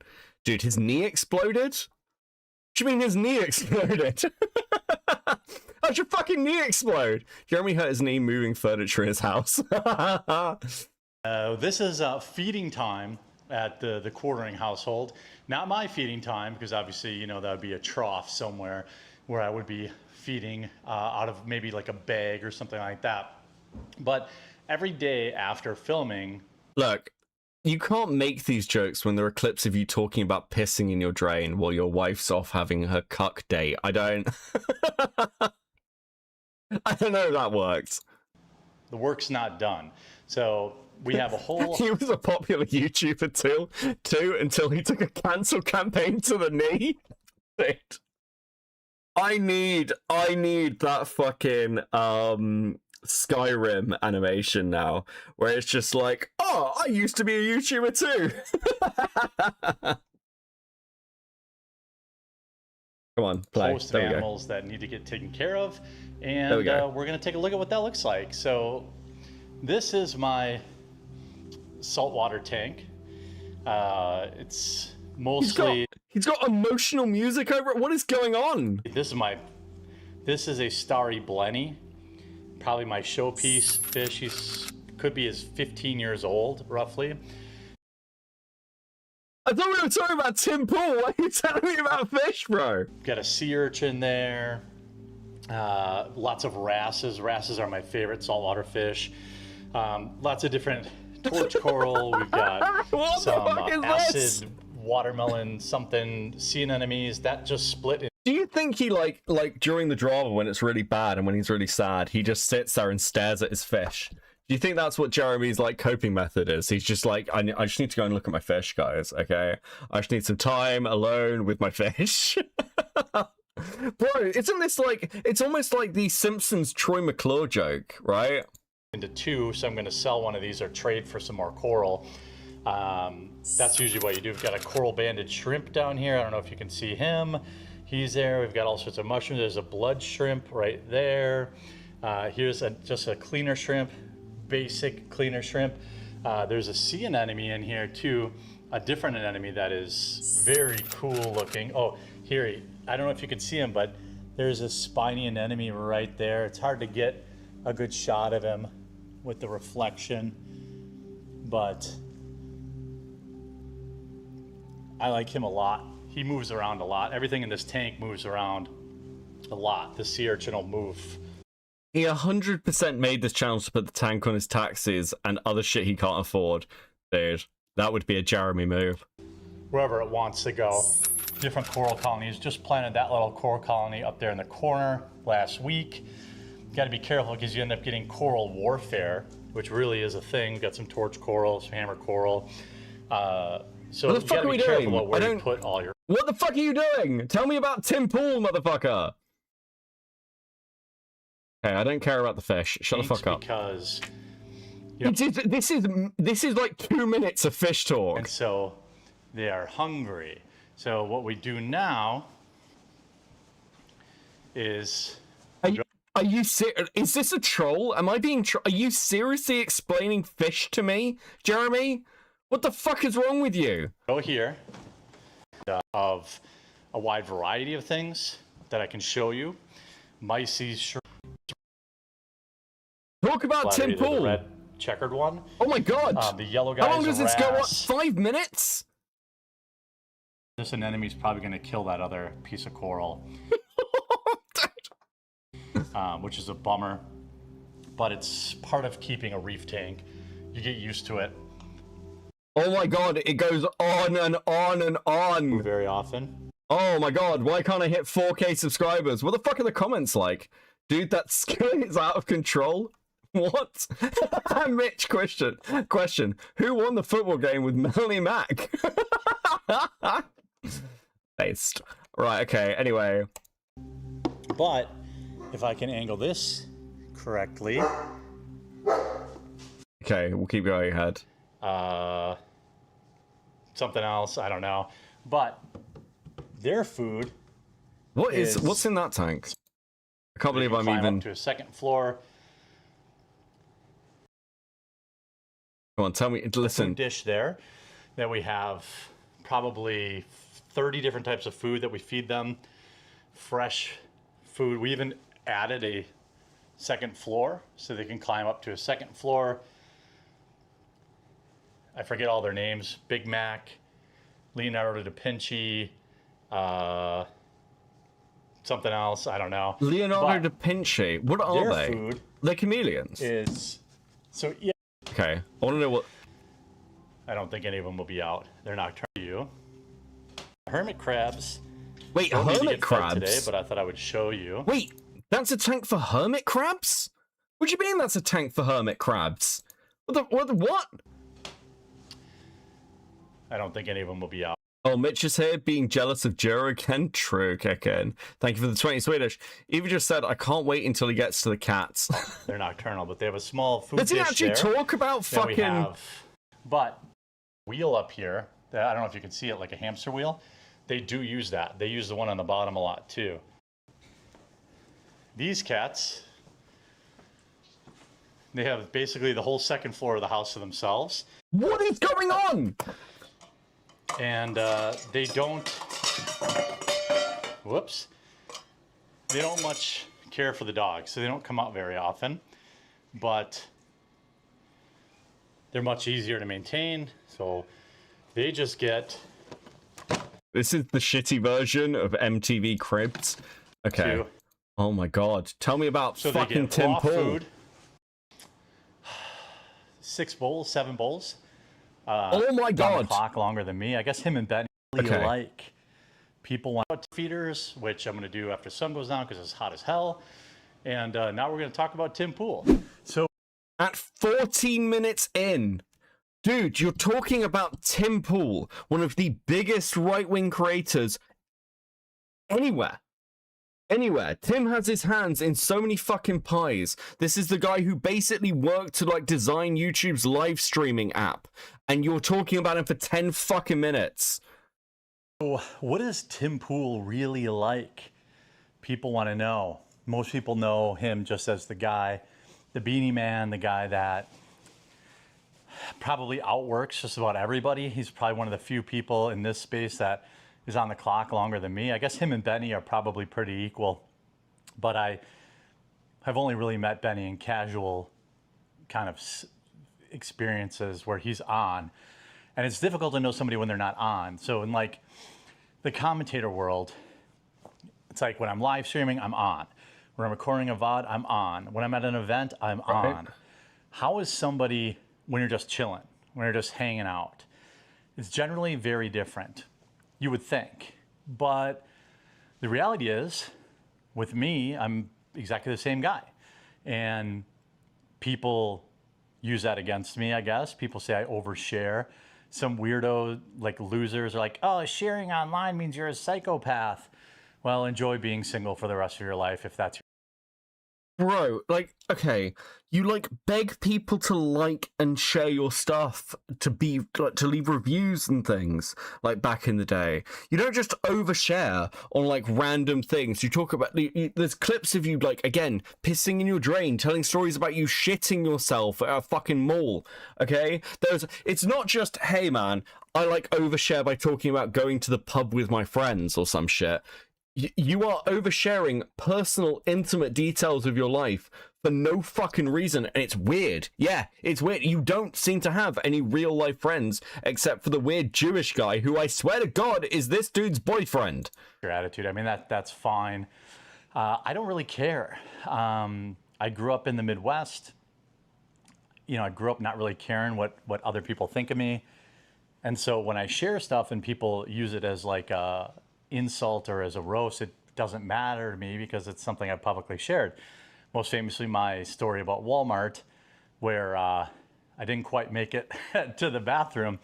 That would be maybe a funny. But you do care, Jeremy, because you deleted your podcast with Bearing and Dankula. Okay, so you obviously do give a shit. Story for a vlog another day. It's some old lore, but I don't really care what people think of me, and so I'm the same on camera as I don't really give a shit, guys. That's why, you know, I've had to like run and hide and cry for months. Totally normal behavior. I'm off. With some people, they're very different. This is why I don't go to a lot of these conservative influencer events, things like that. Not because I'm not invited. It's because I don't want to like mingle with those type of people, right? Because I see stuff that I don't care for.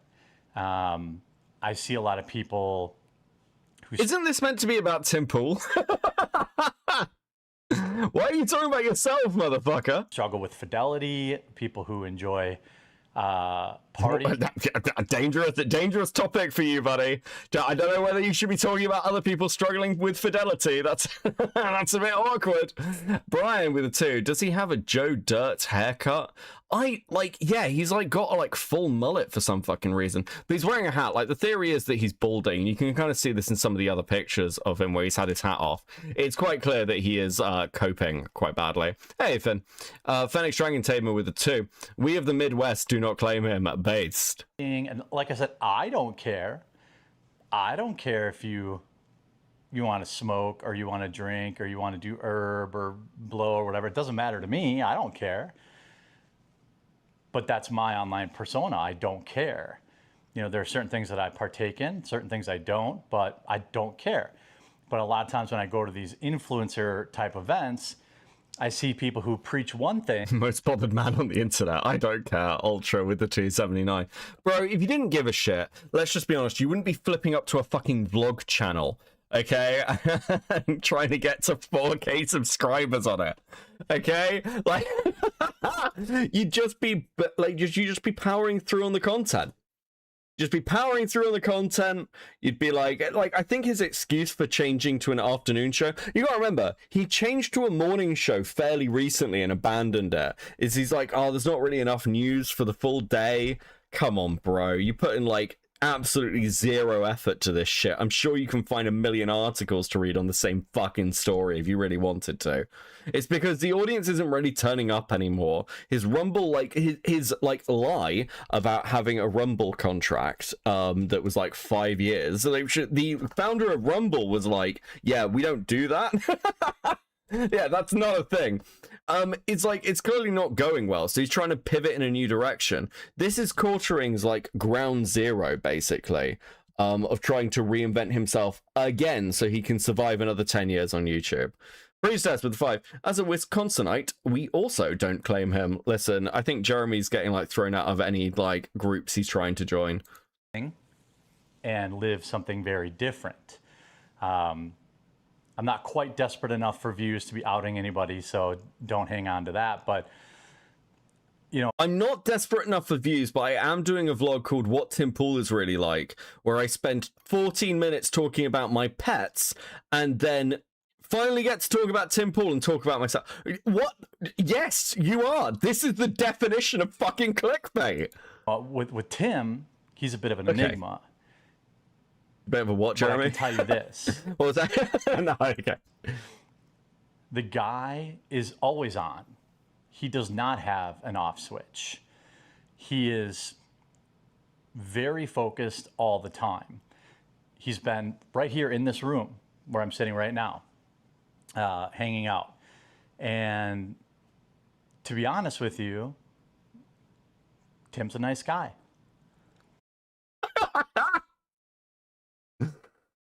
Oh, this is fucking dire. To be honest with you, I'm going to give you the lowdown on what Tim Pool's really nice. Really like. He's a nice guy. Okay. Thanks. Off camera, on camera. If you don't like him on camera, you're not going to like him off camera. If you like him on camera, then you're going to like him off camera. He's just very, very matter of fact, which some people don't like. Some people view as, you know, you're mean or you're a dick or something like that. But to me, I grew up around all sorts of people like that. You know, my uncle is like that. My parents. Hey, Braindead, how you doing? Okay, this is fucking. Oh, now he's back to talking to himself. Okay, this is bollocks as well. This is actual bullshit. Tim Pool, like, he might be like this with Jeremy, but we actually know enough about the inside of Tim Pool's sort of life from the dramas he's had, particularly like when he essentially cut a load of people out of his business while they were away. The stuff there's a whole fucking vlog his sister did about wanting her brother back. We know things about like his family history. And we know how he acts at the compound because there have been leaks about those interactions. Like, we actually do know what Tim Pool's like. It's amazing that Jeremy has basically clickbaited this to be a kind of a Tim Pool puff piece. This is really actually genuinely weird. I think he's taken shots at like 3 people, one of which was thrown off Blaze TV for infidelity and sexual impropriety. He's vague posting using Tim Pool. Yeah, this is fucking bizarre. Are like that, very matter of fact all the time, and some people get rubbed the wrong way and they think, oh, this guy's a jerk or whatever. That's not who Tim is. Tim is very kind. You know, took me out to dinner a couple times, very kind, never once let me reach for my wallet. So in my experiences with Tim, he's been exactly who I expected he would be, which is more rare than you would think in this space. I mean, what he seems to be describing is Tim Pool having almost a business dinner with him. And like, yeah, he's going to be on during that because he doesn't consider you a friend, Jeremy. He considers you like another person in the space and he was kind of schmoozing with. Schmoozing with. Came home and banged my wife while I watched. Dude, what? You know, I've worked with people in the past that are very different. You know, the type of different, you know, where they have group chats where they're disparaging you while they're telling you they're their best friend, you're their best friend. That's not who Tim is. He doesn't hold grudges. Okay. First, okay, 2 things here. Firstly, Tim Pool isn't the sort of person to be in a group chat because Tim is actually smarter than that. Anybody who thinks that Tim Pool's dumb, he's not. He is a very, very, very, very good operator. He has been doing this for a long time, knows how to like target a demographic.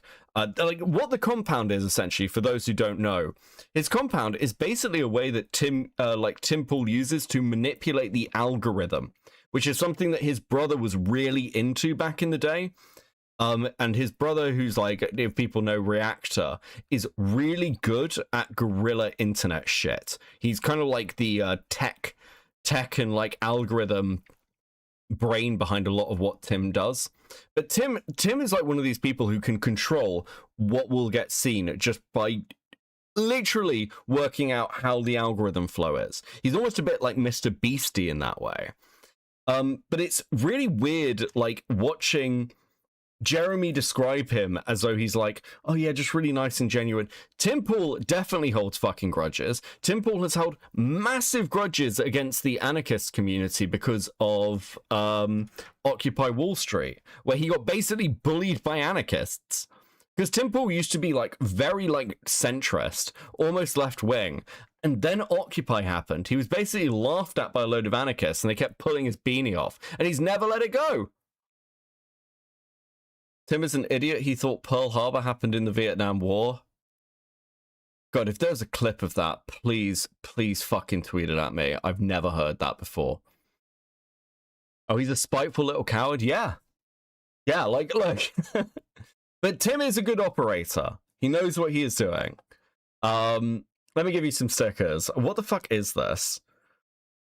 Okay, Q with the 2. Guy who says Civil War every post. He's nice. Okay. True. Transnight with the 2. Tim Pool took him on a date, Lamau? Yeah, well, I mean, it was that or take it. Like, dude, he had to get his wife, he had to get him out of the house so his wife could fuck whoever Tim brought by. Okay? That's the trade-off. That's the trade-off. Okay, thank you guys. Thank you. Much appreciated. Let me reset that goal for you. He is just about the work all the time, which is something that I can relate to. In fact, if I were more like Tim in that aspect, I would never have started a vlog channel, because it opens you up to all sorts of criticisms. And I'm sure there are people mapping my home right now and saying, well, here's this, that, and the other thing. Oh, here's a piece of mail. Here's something. He doesn't open himself up to that stuff because he's smarter than that. And maybe he cares. Maybe it bugs him. I don't know. Or maybe it's just the prudent business decision. But in my many, many, many interactions with Tim Pool, he's always been very kind, cordial, and respectful. And I can't say the same thing for a lot of other people that I've met. I'll tell you this, someone like Luke Rodowski is super kind, and the same guy. Oh my god, fuck off, Jeremy. Okay, anyway, I went to the ER. Man, all these people are so kind, guys. Don't you want to know what they're like? They're so kind, okay? Fuck off, bro. Okay, dude, that's dire. All right, well, welcome to my new vlog channel, something I wanted to start it for a while. I'll be uploading twice a week. Jeremy, I'm coming to steal your fish. I don't know why that got me. There you go. On Tuesdays and Thursdays here at 5 p.m. Eastern. A variety of topics, news topics, life topics, business topics, the business of YouTube. Business of YouTube. I'm going to start a vlog channel. I'm going to start a fucking vlog channel. I'm going to start vlogging like I'm the quartering, okay? I can't fucking wait. This is the new content bracket. I'm going to listen to the master at work, okay? Surely, if I start doing a fucking vlog channel, that'll...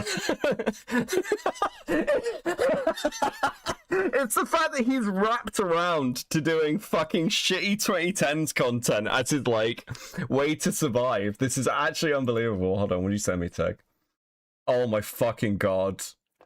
Okay, hold on a second. Let me get this up. Thank you, Tig. Okay, for those who don't know, Just a Robot, like, he like dressed up as me, so I thought I'd commission some work and like return the favor. So this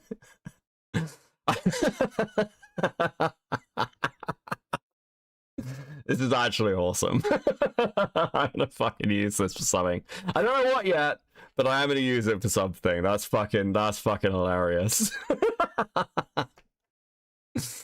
Oh, dude, it's great. Great. Okay. Thank you, Tick. Perhaps some, out and about events, although that's probably going to change for the next 6 to 8 months. I don't know exactly yet, but this is a spot where we can just talk, and we can do deeper dives, and I hope that you're interested in like a closer look into what the YouTube life is like, what my daily routine is like, perhaps some deeper dives, some longer form conversations. This is a brand new channel, twice a week, Tuesdays and Thursdays at 5 p.m. Central, 6 p.m. Eastern. You'll get a new video here. I hope that you'll subscribe, and maybe you'll enjoy this more like casual look into behind the scenes. You may notice I'm in a different spot. This is one of the few places.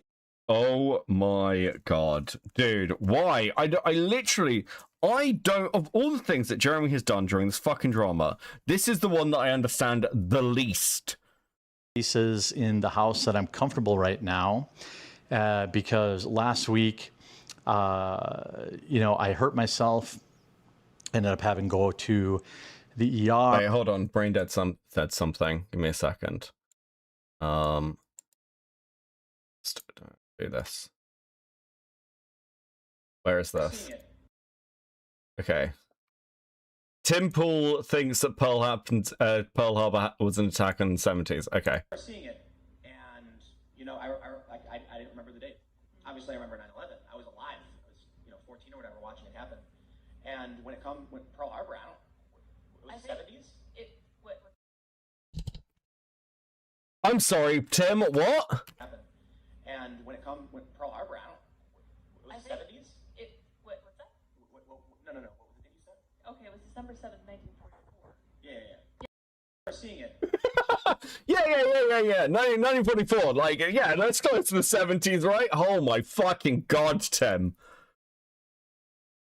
I know that, and I'm British. What do you mean?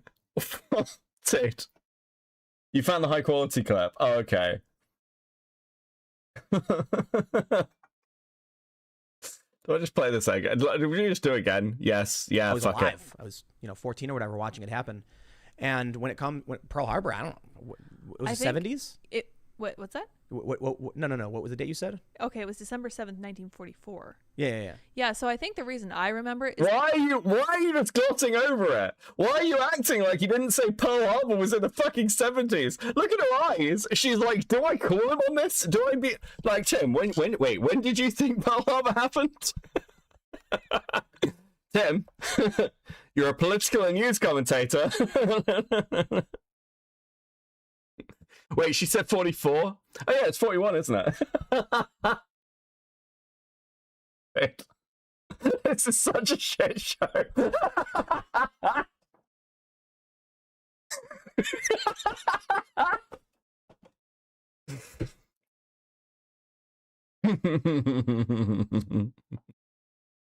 Yeah, you're only off by like nearly 30 years, man. Completely different fucking war. Sure, buddy. The Viet Cong and the Viet Cong and the kamikaze bombers. They hired the Japanese.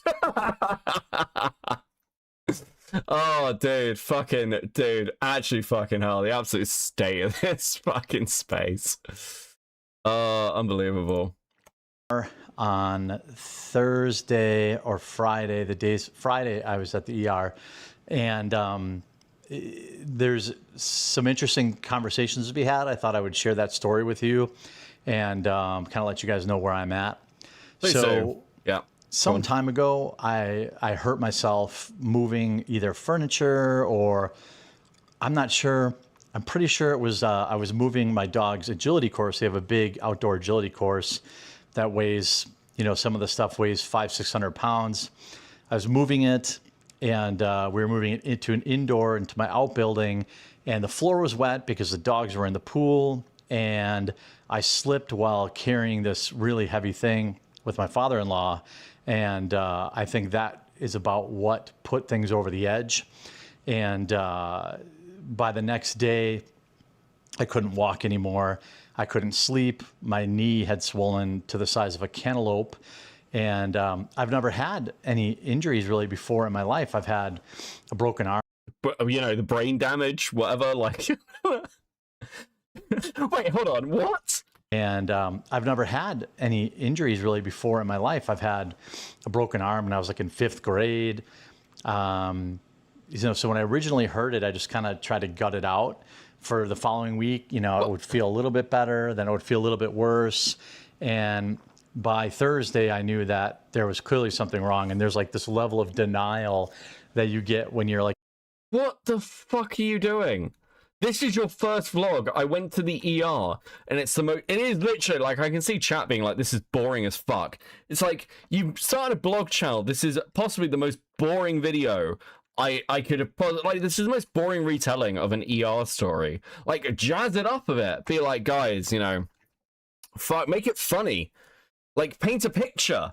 You're a fucking internet content creator.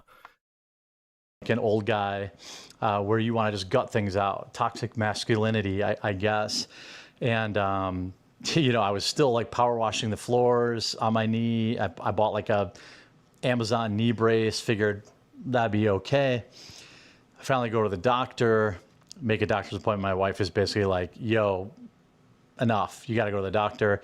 I just kept hoping it would get better. I bet a lot of you have probably been in that scenario too. And it just never got better. And so I went to my doctor and I was like, it's probably like tendonitis or something like that. He's like, oh no, dude, definitely not. You have to go to the hospital. The joint was hot, apparently, like to the touch, and very swollen. What do you mean it was hot to the touch, apparently? It's your fucking joint, motherfucker. Certified fat guy, although I'm working on that. It's a losing battle, but I am working on that.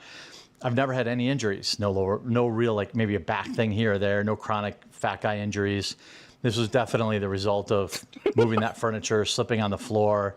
I thought maybe I just hyperextended it. Turns out that's not the case. So they sent me to get an x-ray. Had to park like a mile away and walk in. Okay. This is 23 minutes long. Let's see what happens at 9 minutes. Learned how to use crutches. I've never been on crutches before in my life. Oh my fucking God. What I can say is, is vlogging really a thing in 2026? No, it's not. It's been completely supplanted by TikTok shorts. That's actually what supplanted general vlogging. Is like people share sections of their lives through like cutesy videos of their partners and things on TikTok. This is like throwback content. Extremely depressing too. Like that aspect of it, I'm like, okay, let's go. Thank you, Give me my Phineas. MRI. Go and send me a link to your stream and I'll read you afterwards. Now they're like, well, it's going to be 4 or 5 days before we tell you what the results are. So now I'm just sitting here.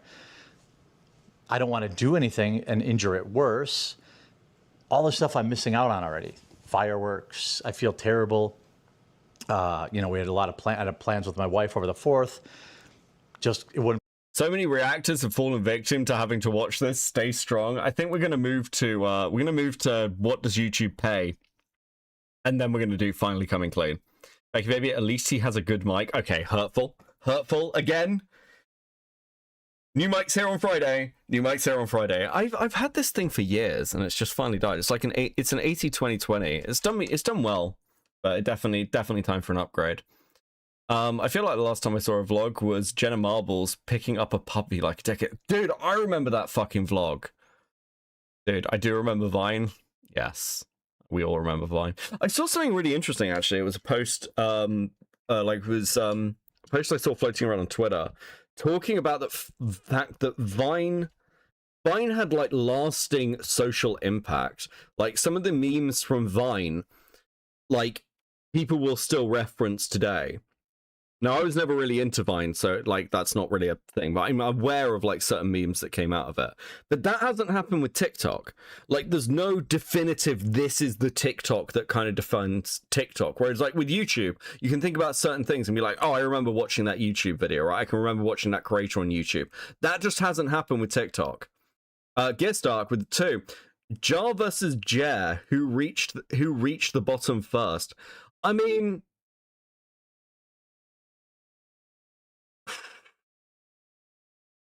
it's like at least I don't know. Jeremy sort of at least like has sort of carried on trucking on and is not in a load of crying sleepy time calls. And like in Jar's case, he's once again just like tried to like reinvent himself. It's the same shit he did before. So probably Jar, because like you can have all those subscribers, but you're basically starting from ground fucking zero, right? Both of them are still digging, also true. Anyway, what does YouTube pay? Let's have a look. To my vlog channel, this is Jeremy. You might know me as the Quartering or whatever else. And today, we're going to return to the scene of the crime where I hurt my knee. We're going to talk a little bit about YouTube revenue, what people can make on YouTube. And, also we'll talk a little bit about go over things with my dogs. I do think the quartering is worse. Yeah, meh. Yeah. I mean, fuck, it's a toss-up, really. Josh should sleepy time call with Jeremy. There's no way they wouldn't go to, dude. There's no way they wouldn't go to. Yeah. How the fuck did he record it in this ratio? Is he recording on his phone? A little bit of the dog life. They get about 2.5 hours of play every day. So they go on 2 walks, then they swim during the summer, and when they don't swim, they do agility. Jar at least wouldn't false copyright strike, or like false report. I mean, there is an accusation, I don't know what the validity is of it, that Jar like reported a video that was made about him. But I don't know, like proving that somebody reported a video is so fucking difficult to do, and Jar denies it, so. And we set up an agility course in the yard, but it was tearing up the yard and it didn't look great. So we moved into this outside building where I blew up my knee moving things. But we'll take a little look and we'll do a little tour around the office and try to do a little bit more interesting stuff, be a little more mobile. All right, back. It's too wide for a portrait camera. It's like, yeah, it's like literally a square. Also, if this is your video, why wouldn't you upload it in this? Because, like, for those who don't know, you can change the upload aspect ratio for YouTube. So you could at least upload in a square. Why would you upload in a standard ratio? Back at the scene of the crime with just a robot defended agreement. Yeah, I mean, yeah, Jar's probably worse. Let's just be honest. Old Huckapuppa, an Ani Bonnie. Ruby Dooby! Little echoey, but a lot of people wanted to know how I hurt myself. Well, this looks like a fucking murder room. There we go. Ruby, come here. Come here. Come here. Ruby. Oh. And there she goes. Come here. Ruby, up. Come on. Go on, all the way. No. Ruby, come on. Go on, all the way down. Come on. Come on. Even the dog doesn't respect him. What the fuck is the point of a training room where this is clearly an adult dog that you have failed to train to even walk up and down a fucking ramp, Jeremy? What the fuck are you doing? Come on down here. Chair follows him everywhere. Oh, good girl. Oh, finally. There we go. There she goes back up and down. So anyway, I was setting up this agility course in here, which I'm going to be honest, none of this looks heavy enough that you'd injure yourself moving it. I'm sorry, none of this looks heavy enough that you would injure yourself moving it. I am not in the peak physical form of my life, okay? I'm happy to admit that. I played a lot of sport when I was younger. I am certainly nowhere near peak physical form, but I can do physical activity when it requires. Nothing about any of this looks like it would injure you. I'm sorry. What the fuck are you talking about? Ruby does very well. Huck is not a lover of it. Huck, will you come up? Come here. Ruby, come on up. There you go. Go on. Yes, good girl. Come on, Huck, this way. Up. Go on. You can do it. Yeah, come on. Hucky, come on, this way. Come on. Show them how it's done, Ruby. Go on. There you go. Come on, Huck. Come here. Go away, you weird man. Stop trying to get me to do things. Fuck off. Stop pointing the camera at me. That's the 300 to 600 LB dog equipment? Yeah, apparently so. Oh, then just fuck off. He's pretty. Come here. Come. Huck, come. Come here. Come on. Come on, up. That's the look of an animal that's waiting for him to die so he can eat him. You know how some dogs, their owner dies and they, don't eat and they just lie on their grave and they're like, I miss you so much, I'm just gonna die here? That dog's gonna be like, the minute Jeremy stops breathing one day, that dog's gonna fucking eat him. Up, come on. Ruby, come. Ruby, come here. There you go. Down, go on, all the way. And they'll do this is obviously, Ruby, come here, this way. Up, go on there, okay. There you go. Yeah, you did that. Let's see if the could do the. It's all a mess right now. It's not fixed. Come here, up, Ruby. Come on. Here. Is this the tactic? Make content that's like almost anti-drama content? Like, what are they gonna say about my dogs? I mean, like, bro. Also, you're like super rich. Is this all you can afford for your dogs? Aren't you like super rich? Wouldn't like he's like, oh, I've got like an exercise area for my dogs. I was expecting more than a fucking seesaw and a couple of fucking ramps. I'm gonna be honest with you. It's not exactly great fucking enrichment for like a multi-millionaire to apparently have for his pets, is it? Like, I'll be honest with you, the hermit crab tank is a more impressive endeavor than what he's got for his actual dogs. And like, listen, I love a hermit crab, as everyone knows. Absolutely love a hermit crab. But like, if you're going to invest that much in the hermit crabs, you'd invest more. You'd think you'd invest more in the dogs, right? Try and start with the 5. I've actually had agility dogs at the shelter, so I've actually had to learn about agility training. Where's the clicker? Where's the high value treats? True. Teddy with the 5. Stop trying to make us do these lame ass obstacles. We do more exercise sleeping, Lamau. Yeah, this is the thing. You need to actually train them like with rewards and like get a dog to like respond to commands. These dogs clearly do not respond to him. Ruby, come here. Come on. Like, Ruby, this dog here, the girl, seems to be doing it mostly out of fucking pity. Come on. Ruby, come. Come on. Go on. There you go. Yes. Go on. These aren't exercises, it's show dog shit. He's training his dogs to do dog shows.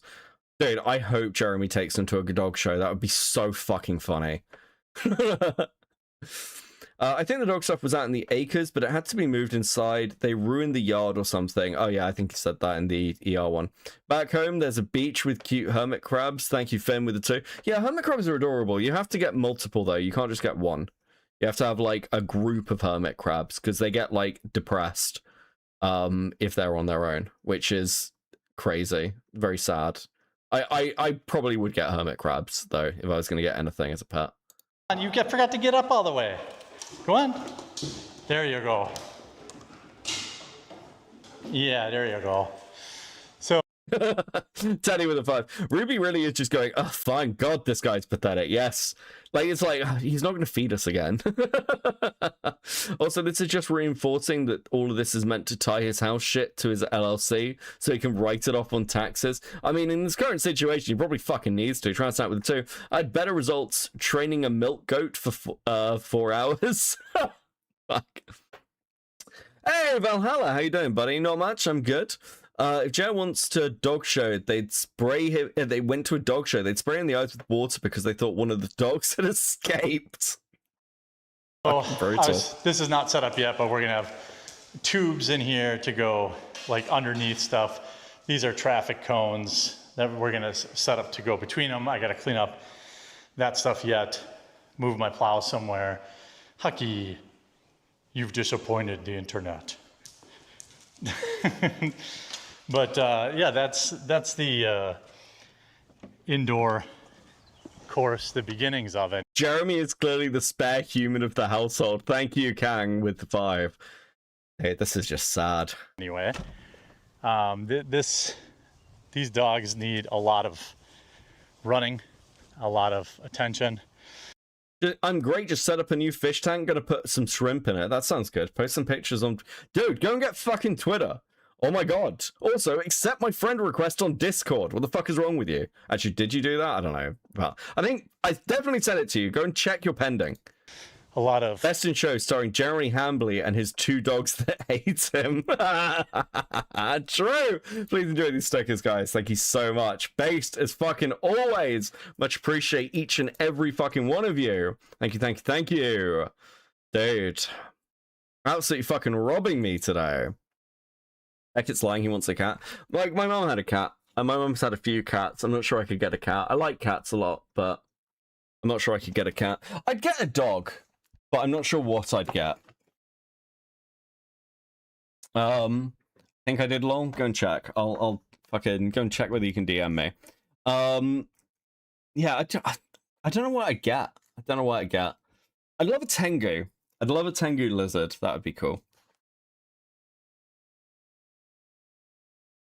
Didn't these dogs attack the neighbor's dog from the police report? I don't know. That is fucking crazy. That's true, though. What?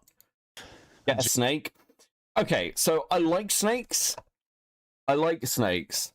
But snakes basically view you as climby things. And I feel like I need more attention from a pet than something that's just like, I can climb on him. It's like pretty much it. I quite like a beagle. Beagle would be fun.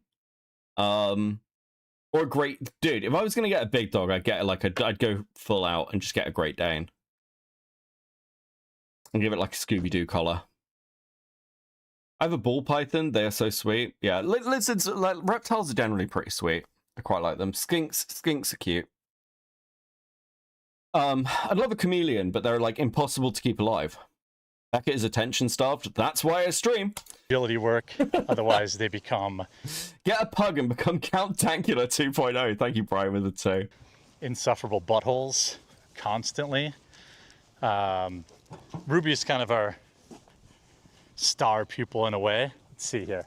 I can get a frisbee toss for you. Site with the 5. By the way, 4 hours is a farm training program for school kids in rural America, so we can just join the workforce right after high school. It's mostly cool. That does sound cool. Goats are apparently good pets. Ready, Ruby? Drop it. Oh, she didn't catch it. Terrible. You've disappointed me, Ruby. Aniban. Here, let's try this one. Leave it. Okay, Valhalla and I are now friends on Discord.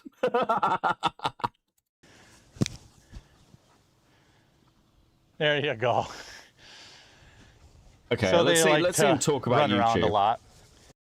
First and foremost, the biggest misconception is subscribers equal money. They don't. The only thing that matters... So the multi-million sub YouTuber. Okay, buddy, go on. I mean, there's truth to this, right? Like, I've just crossed 10k, and like, it's money's for the stream is fine. Like, some of it comes down to like what you're doing. Some of it comes down to like what numbers you're hitting, and it's whether you focus on ad revenue or you're a streamer and you're just like, congrats, thanks. It was a little while ago. But it's like, nowadays the like landscape's really different. The way you sort of I guess gear your, I guess, relevance or whatever, or like what you're going to earn is impact. If you're covering like a decent story, or you're like getting involved, you're probably going to make like good money. But like, if you look at Diorio makes a fucking Diorio makes a killing. It's crazy. And he's like not a million sub YouTuber, but he is definitely making more than like a lot of million sub YouTubers. So it's down to what like matters. Sub numbers just don't matter the way they used to. Like, you kind of just in brackets, and like at this size, pretty much everyone's a glub shitto. You're kind of a glub shitto until you cross like 100k, and even then, the other side of it is, of course, like, you get people who will have like channels that have just died over time, or they get like bursts off particular stories. And there are people like Lewis McClung. Lewis McClung's like a really good example of this, where he had like 300,000 subscribers or whatever, but he had like no oomph. He, like, the minute a major drama hit him, he was completely fucked. It's always been actual viewership. Yeah, I mean, like, they used to be more closely correlated. Gilded with the 2, people don't get how wealthy Jer grew up out of touch. Yes, true. Transnight with the 5. Yeah, they slaughter the meat goats at the end of the program, so don't get attached. It's why I stuck to milk goats as a kid. Okay, that's depressing. Is views. If you would give me a choice between having 10,000 subscribers or 10,000... I think the average YouTube career is like 5 years, so I'm about a year from being old news. So that used to be a lot more true than it is now. You have your like rise periods, but the way I describe it now is it's not like the average career is 5 years.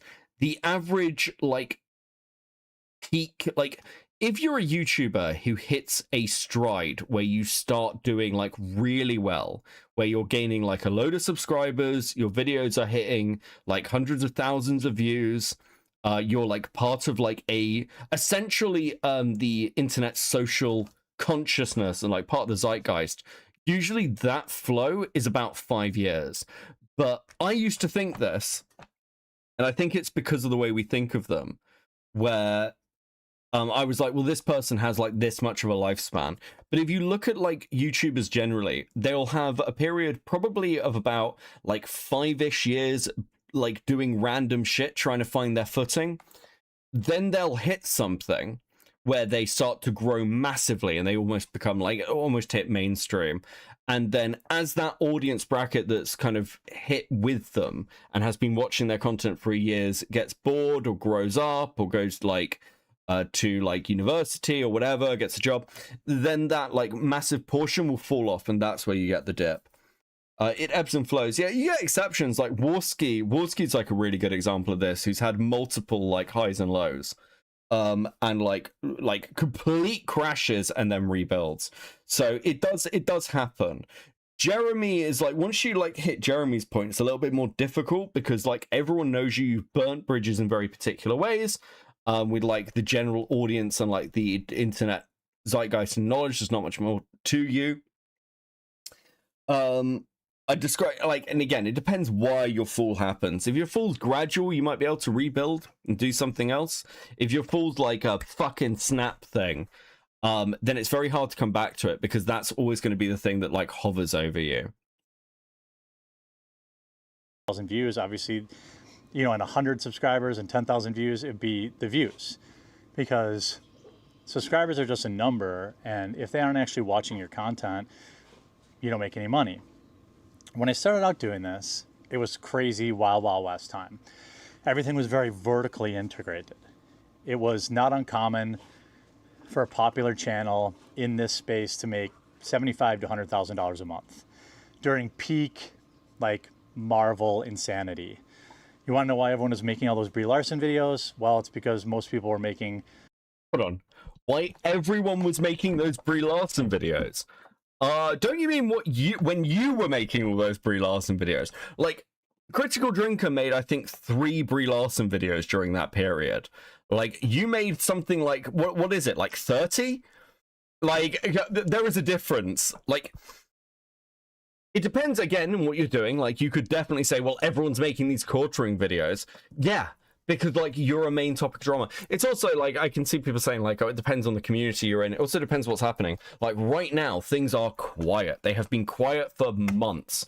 So there's, like, a couple of, like, main stories that are, like, currently happening. The Southpaw stuff, which I need to look at. Like, Nick's covering that a lot. There's, like, there's been, like, one other thing. And that's like it. It's been like really fucking dead because this is like this time of the year tends to be like these things do go in flows and patterns. Just tends to be that like ebb, and then we'll get to the next drama. But also one of the things that we're all really suffering from in this sphere is everyone got cancelled in like 2024, and ever since then it's been like waiting for the next big person. Like I'm Alex came back and basically nothing fucking happened. Just so much whining from someone who has so much. Yeah, it's like, look, there's an element with like your career generally or anyone's career where you need to just be grateful for what's happened to you, and you're like, this is good. I'm happy. More money than they ever could have imagined, and it truly is a blessing. That was a long time ago. The era of the $100,000 months, it's dead, unless you're like super huge, right? The space itself has changed so much over the years that most creators, instead of being vertically integrated, meaning they're just like, oh, I have this one channel, I pummel it, I put out 5 videos. Take one for the team, Beckett, get cancelled. I mean, you barely get any fucking content out of me if you did. That's the thing. Like, Like, John's making videos on me, and it's like, it's just no one cares. That's part of the problem. I'm not interesting enough to really be, like, cancel worthy. We've kind of hit this weird point as well, when I've noticed this when looking at some of the, like Aiden tweets around him. Like, you're literally at the point where, like, Aiden is talking about fucking having to blow a guy, or getting blown by a guy in, London, and it's kind of a complete fucking nothing burger. Like, everyone's just like, yeah, of course Aiden's gay. Videos a day. It's great, 6 videos a day. That space is dead. Now, you have to create shorts, whether they're low effort, you know, whoa, look at these shorts like I do because I hate making shorts and I'm not like a teenage TikTok girl, or, you know, they're well-edited shorts. You know, people can do shorts and do well, but the money is very different between the two. So when you look at revenue nowadays, it used to be you could just survive on YouTube alone. Now, when I was having months like that on YouTube, it's important to keep in mind, I had 5 full-time staffers, full-time assistant, 3 video editors, and a graphics designer. Average salary about $6,500 per person. And I also pay 50% in tax. So people hear 100 grand and they're like, whoa, that's a crazy number. Well, after you pay your staff, that's 60 grand. After you pay your taxes, that's about 30 grand, which is still insane, stupid, crazy good money. That's what like peak YouTube was like for about 1 million subs kind of thing. Nowadays, it's very different. You have to do shorts which pay almost nothing. Maybe you make, on a 1 million view video, you might make $1,000, $2,000 or something like that. A 1 million view short, you make about $30. It's a numbers game though. People say, why are you doing so many shorts, Jeremy? Well, because it's a numbers game. Now I get, you know, across my multiple channels, about 50 million shorts views a month. So you can do the math. It's not a lot, but it helps pay my staff. And the business model is so different now than when I started on YouTube, and the money is much, much, much harder to make. The 100,000 a month is dead now. That's just not going to happen. But what people do is, well, you go wide, like my body, okay? So I have a main channel. I have my Jeremy Hambley channel. I have Quartering Live. I have my live stream revenue. But all of this is, you know, I used to work 2 hours, 3 hours a day when YouTube was crazy good. Now I work about 10 to 12 hours a day just to make a significant percentage less than what it used to be. But you go wide. You know, my coffee company, okay? We do a couple $100,000 in sales a month. Pretty good. Do well on Amazon. We're rolling out to Walmart. I suspect once we're in Walmart, sales will probably double. If at minimum, margins will double because Walmart takes much less than Amazon. But again, Coffee Brand Coffee has employees. It has graphics team. It has customer. Sorry, someone's DMing me about something. Like, why the fuck are you talking about your copy? Hold on, we're going back. Revenue. But all of this is, you know, I used to work 2 hours, 3 hours a day when YouTube was crazy good. Now I work about 10 to 12 hours a day just to make a significant percentage less than what it used to be. But you go wide. You know, my coffee company, okay? We do a couple $100,000 in sales a month. Pretty good. Do well on Amazon. What? Come on. The reviews have completely collapsed. This seems like utter fucking bullshit.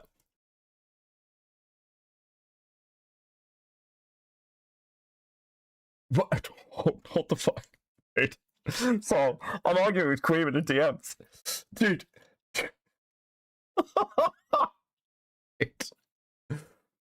We're rolling out to Walmart. I suspect once we're in Walmart, sales will probably double.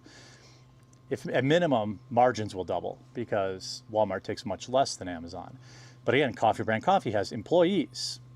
It has graphics team. It has customer service people, which is now me. But it has, you know, people I have to pay to run the roasters, people I have to pay to do fulfillment, people I have to pay to put the K-Cups in a K-Cup box, people I have to pay to buy the beans, people I have to pay to do advertising, people I have to pay to run my Shopify website. My website alone costs about $2-3 grand a month. So a lot of people get caught up in the numbers and they're like, oh my God, this guy, he makes 100 grand a month. He must be a billionaire. By the time it's all said and done, you know, I make a decent living, a very good living, one that I'm very blessed to have. But it's only because I've then now decided to put in all these extra hours of work, right? So let's use a number. Let's say 50,000 a month, 60,000 a month. You could probably still do that with one channel. Yeah, sure. But Jeremy? if you want to make what you used to make 4 or 5 years ago, you need multiple channels. You need to do shorts. You need to do.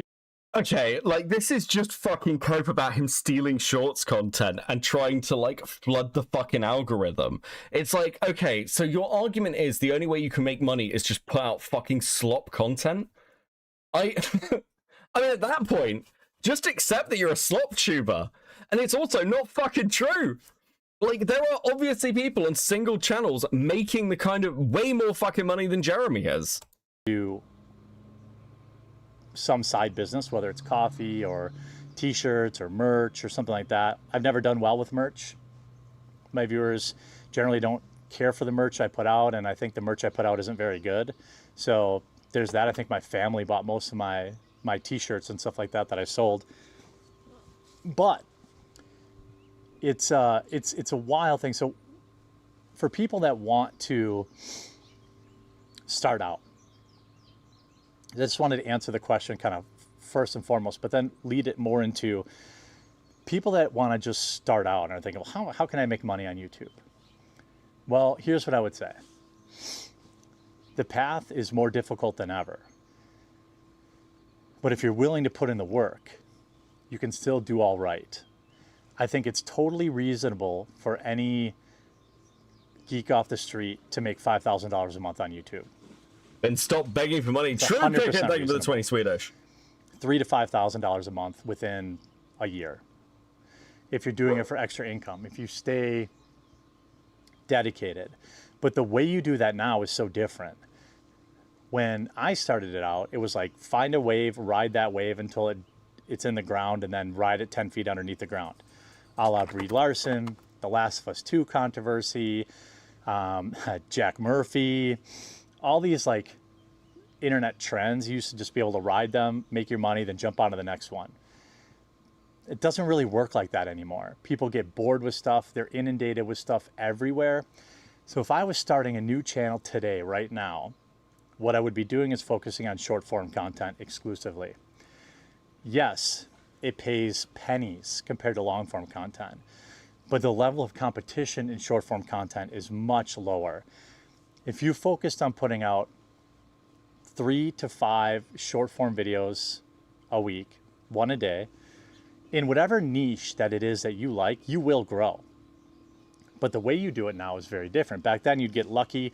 YouTube might put you on the homepage. You get a bunch of subscribers. Like during Brie Larson era, I probably gained 500,000 subscribers.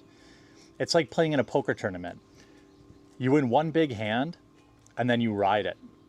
Hey, Poppy, were you in the pool? Don't knock that over. You know, my big pot was Brie Larson, then The Last of Us. And then in the downtimes, you got to survive. You can't keep chasing the same thing over and over again because your viewers will get bored. We saw this a lot with Johnny Depp. There were a lot of channels that made their bones covering the Johnny Depp trial, but then they forgot what their core was and now their channels are dead.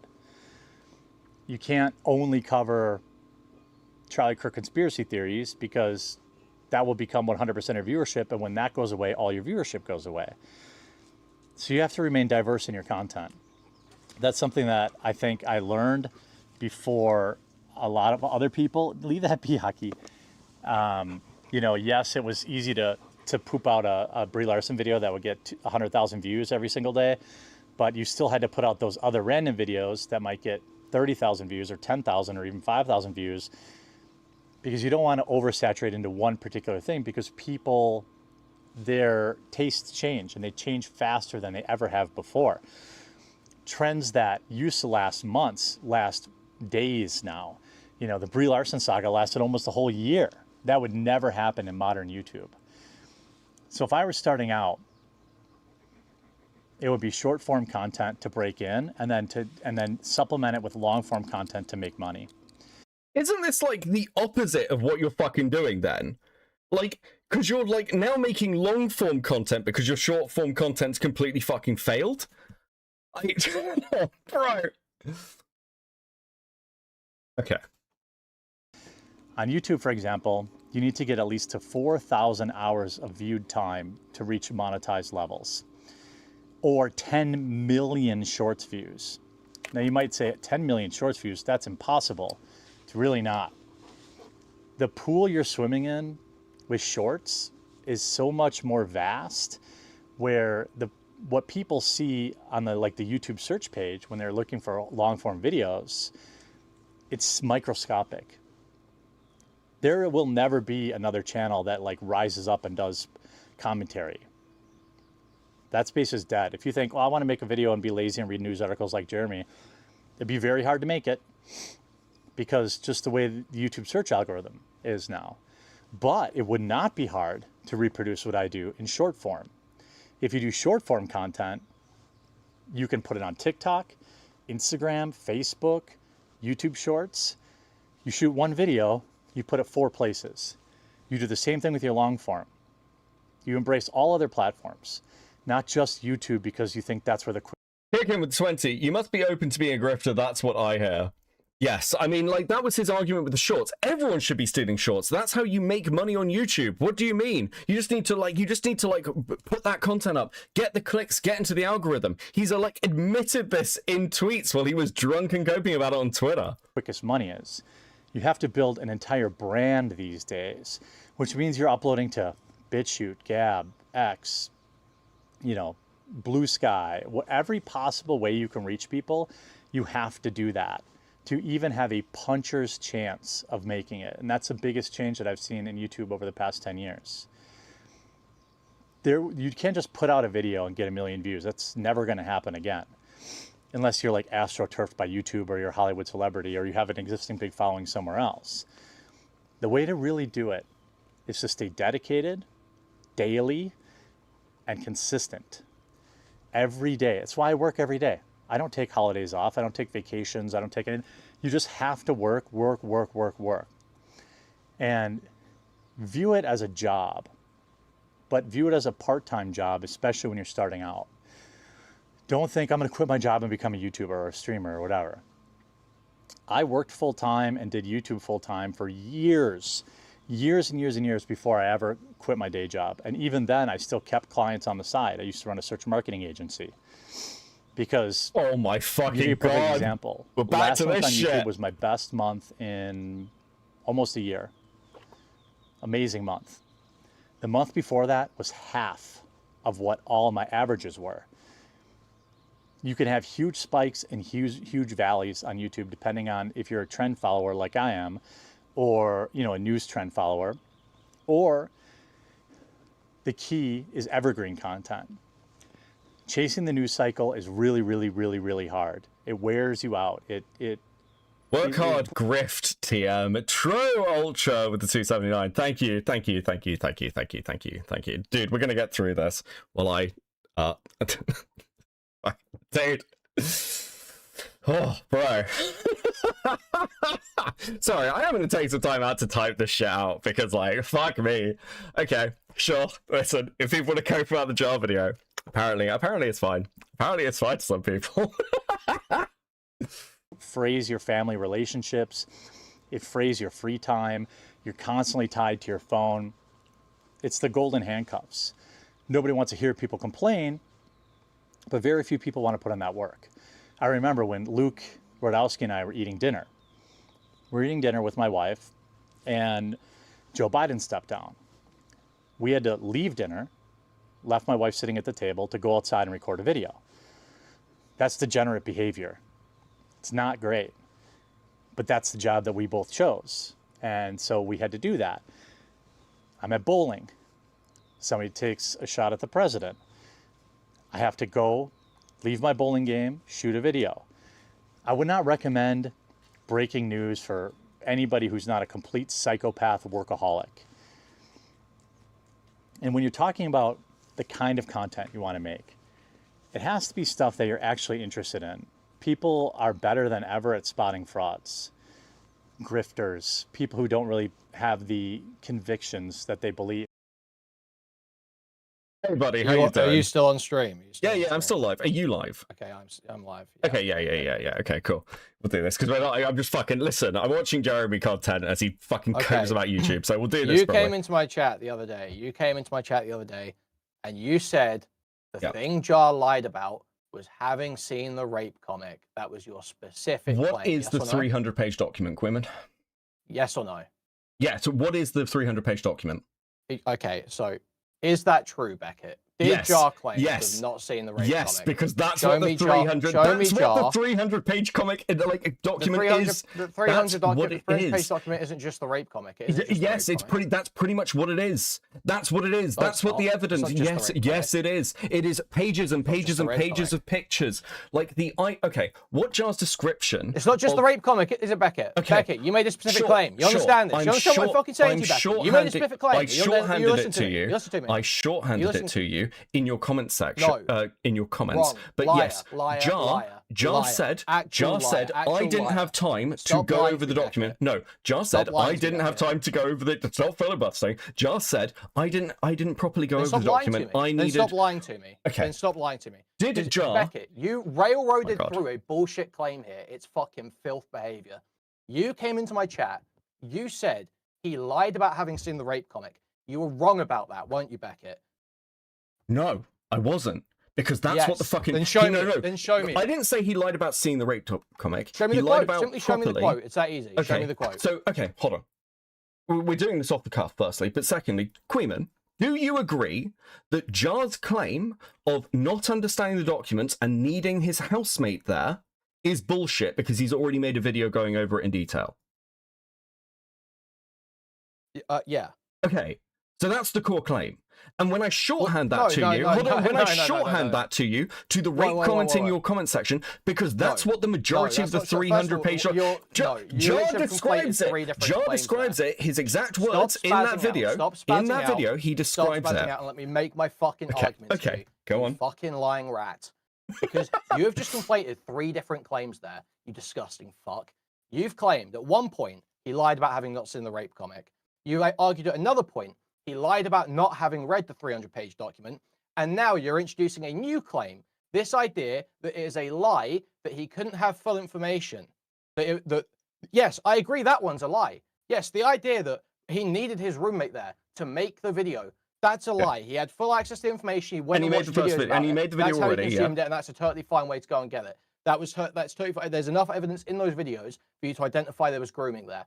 No one's arguing with that. Everyone was there for the Jar drama. You have introduced specific lies. How would he have described the drawings in that 300-page document as hardcore pornography at points if he'd not read it?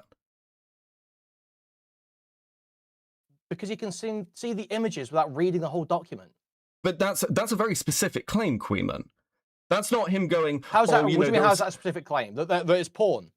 He doesn't say, he said most of this seems like softcore porn, but there are images within this that could be described as hardcore pornography. And obviously, and we can go back and watch some of these clips if you like, but he is describing the document in detail. Yes. Images. Yes, which is the majority of the 300-page document. That doesn't require him reading a full 300-page document, does it? Well, with this full 300-page document is the majority of the images and the claim thing that were used to didn't read the full 300-page document. I'm sorry. Are we quibbling over the fact that maybe you didn't read page 23? I didn't see the rape comic, which was your claim initially, you lying fuck. That's a majority. Here. Oh my god, dude, this is so autistic. Queeman, do you agree with me that the claim Jar is making to defend himself that he didn't fully understand the context of that 300-page document is bullshit? The idea that he didn't have... whatever formulation. Right, if you want to be like Beckett, you have a major argument, right? And you're like railroading it. It's fine. I'm glad we agree. I'm glad we agree that Jar has sat there and tried to use this as a defense for his actions when pressed on it. You worthless grandstanding. You're fucking quid. Hold on. How am I grandstanding when you're sat here calling me a rat and a liar and freaking out about it? I am just saying... Because you're saying nothing, because I'm addressing the specific point, the claim you made to me that was wrong. You just want to go, oh, isn't Jar... I'm glad we agree. Jar's a bad guy who was wrong in the Sydney Bear drama. Yes, we agree he was wrong in the Sydney Bear drama. We all agree. Okay. Jar had he had all the information in front of him. He had all the information and made a video literally saying Sydney Bear is a groomer. And then he decided, after talking to her, actually, no, I want to make a video saying she's not a groomer. And we all agree that he coped about it and he fucking embarrassed himself. And literally nobody fucking disagrees with you on that. But you made specific claims of lies that you've been wrong about repeatedly. The specific claims of lies was because his biggest cope was I couldn't possibly have made the correct Cine Bear video because it was leaked early, and if my roommate had come home and gone through that document with me, I would have made a different video. Well, that different video fucking exists, Queeman. It's the first one he made, and he gave it to Lyo for the world to see. So his defense, his biggest defense of why he's not a groomer defender is fucking bullshit. Beckett, is that claim, he said he didn't see the rape comic. Is that what you just said? Okay, that's the majority of the 300-page document because, like, his defense is like it's a really long document. The majority of the 300-page document is that one rape comic. Yes. Yeah, it's fucking images, bro. That's why it's so fucking long. You're just wrong. You're just incorrect. Okay. It's not that rape comic does not take up the majority of those 300 pages. You're just, like, lying to me. Dude, it's like okay, does he need anything else? Does he need anything else? That's not the point. No, that's not the point. It actually is the point because that's the stuff that damns Cine Bear. It actually is. You came to me, Beckett. Okay. Beckett. Shut the fuck up. He claimed. You came to me and you claimed he said he didn't see it. You were wrong. You lied to me, and you're still doing it right now because you've been proven wrong and you're still going. No, hold on. You're just worming because you know because you could not fucking bear being raped by this dipshit autist. Oh my god. But you have been. You fucking took it too far. You hold on. If you knew all this, Queeman, why you sat in a fucking interview with Jar giving his bullshit defense, which apparently you agree with, is bullshit? But I agree that it's bullshit. The 300-page document should have changed anything past what we already had. I don't agree that it's inherently a lie that he didn't read the 300-page document. I think it's probably likely he didn't read the whole 300-page document. I don't think Jar would ever sit down and read a 300-page document to make a video. I don't think this guy's capable of that. I truly don't think he would read a 300-page fucking document. I think he would look at that and go, "Oh, I'm going to skim this for the images because he's worthless like every YouTuber." That's what I expect. I mean, yeah, I would expect that. Seeing as all his videos are basically ripping your streams. One of his videos? Do you think he would read a 300-page document for one of his videos, Beckett?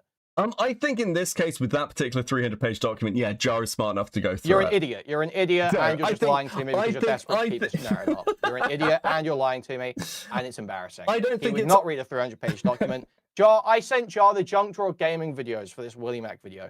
He didn't even watch those. He couldn't even sit through those to get another attack in at Willie Mac. He literally will not do anything for a fucking video. There is no way in hell this guy read a 300-page document for a video. The idea you're pitching that just shows how fucking compromised you are. Okay. How desperate you are to keep up this compromised? You're defending Jar while telling me he's not even capable of making like thought through decent content. I'm not defending Jar, Becca. I'm attacking your stupid fucking lies you told me. Okay, but I mean, at the core thing that I have said for years and the fact now, literally, the core thing that I've said since 2025, the core thing that I've said since 2025, when the fucking kill yourself. Fucking kill yourself. Well, that's okay. What a worthless rat you are. I mean, what am I meant to do, Queen? I'm literally saying, you asked me, why won't you engage with Jar? I've given you my multiple reasons why I won't engage with Jar, and you're here shouting at me about it. Except that you know that's a dishonest, worthless fucking tactic. Just try and turn around. When I'm saying you were wrong about claims you made, you go, you're defending Jar when I've literally made the criticisms. Well, I mean, are you not defending Jar in that interview when you're giving his fucking narrative? When you're giving his narrative, isn't your whole thing that I should look into everything going on? But isn't your whole thing that I should look into the stuff going into Nick, and I should know what's going on because apparently I'm like around it? Well, you're around Jar and you're in an interview with him, and you're giving his bullshit narrative that I've pointed out multiple times is fucking bullshit. Are you not just doing exactly what you're accusing me of doing with Nick? I'm not giving a bullshit narrative, Beckett, because I agree that none of that information that he didn't have should change his perspective. I agree with that. Hold on, what do you mean? What do you mean any of that information he didn't have? He had the information. He's talking about it. He read the 300-page document. Okay, he's talking about the information in detail. Let's say it's from the videos. Let's just say it's from the videos. Whatever. He is talking about it in the original video. He lays out what Cinebear did with this 14-year-old in detail, calls Cinebear a predator, and goes through the things that she did that this mean is how that... I know. Okay. You either legitimately have to be such a fucking idiot or dishonest. Seriously, I mean that, Beckett. And I wish you would take the start. I know you won't, because you are either dense as fuck or dishonest. So you won't be able to get this, Beckett. But this is how I know you're being either dense as fuck or dishonest. It's because you come to me after I've already said I will agree with any formulation of the idea that Jar had the information he needed to decide Cinebear was a groomer, and had even come to that conclusion before. I will agree with any formulation of that statement. Right, okay, you come up fine. with. Yet you keep asking it. So the only explanation is that you're either 60 IQ, legitimately because that's dented, the important part of it, Queeman. You got your fucking head smashed against a rock by black in South Africa or something for being a fucking boa or some shit like this, Beckett. Either that's what happened, or you're lying to me, Beckett, and you're desperate to get out of a situation where you're wrong. Is my core claim, and has my core claim been anything other than Jar lied about the information he had on hand when he made his second Cinebear video to defend her? Because as far as I can see, that's consistently been my core claim. You made two different claims about specific lies, and you've repeatedly avoided taking the L on them. But you're pivoting to but you're pivoting and focusing into like, well, it's a rape comic. Right now. It doesn't matter. I agree with this statement, Beckett. Okay. Right. Okay. I agree with this statement. Okay. Jar lied about the idea that there was any information that should have substantively changed his mind or would have substantively changed his mind that he didn't either have access to or see at the time of making either the first video or the second video. Okay. He had it all. Yes, I agree with that. Now, Beckett, can you prove that that Jar told the lie that he didn't see the rape comic? Can you prove both that Jar said that and that it's a lie that he didn't see the rape comic? Okay. Specifically that claim, and only that claim, Beckett. So, when people talk about the 300-page document, what they are talking about, the thing that nailed Cinebear, I'm asking you was the rape very comic. Specific question. Yes, and I'm answering it. And I'm answering it. Was the rape comic? That is what nailed Cine, because it was easy to communicate information that cut through everything else. You're not answering my question. Now, okay, I can't prove... I would like you to answer it with a yes or no, please, Beckett. Okay. I would like a yes or no. So can you prove that Jar told the lie that he had never seen the rape comic? In my opinion, if you say that you haven't read the 300-page document in detail, you are talking about the rape comic. Could you give me a yes or no, please? You disgusting, worthless, spineless fuck. I mean, yes, because that's what the fucking claim is, Queeman. So, Beckett, show me Jar saying he hasn't seen the rape comic. That's him saying, I didn't read it and needed my housemate to come home. So, wait, he's saying he needed his housemate to read the rape comic to him? Yes.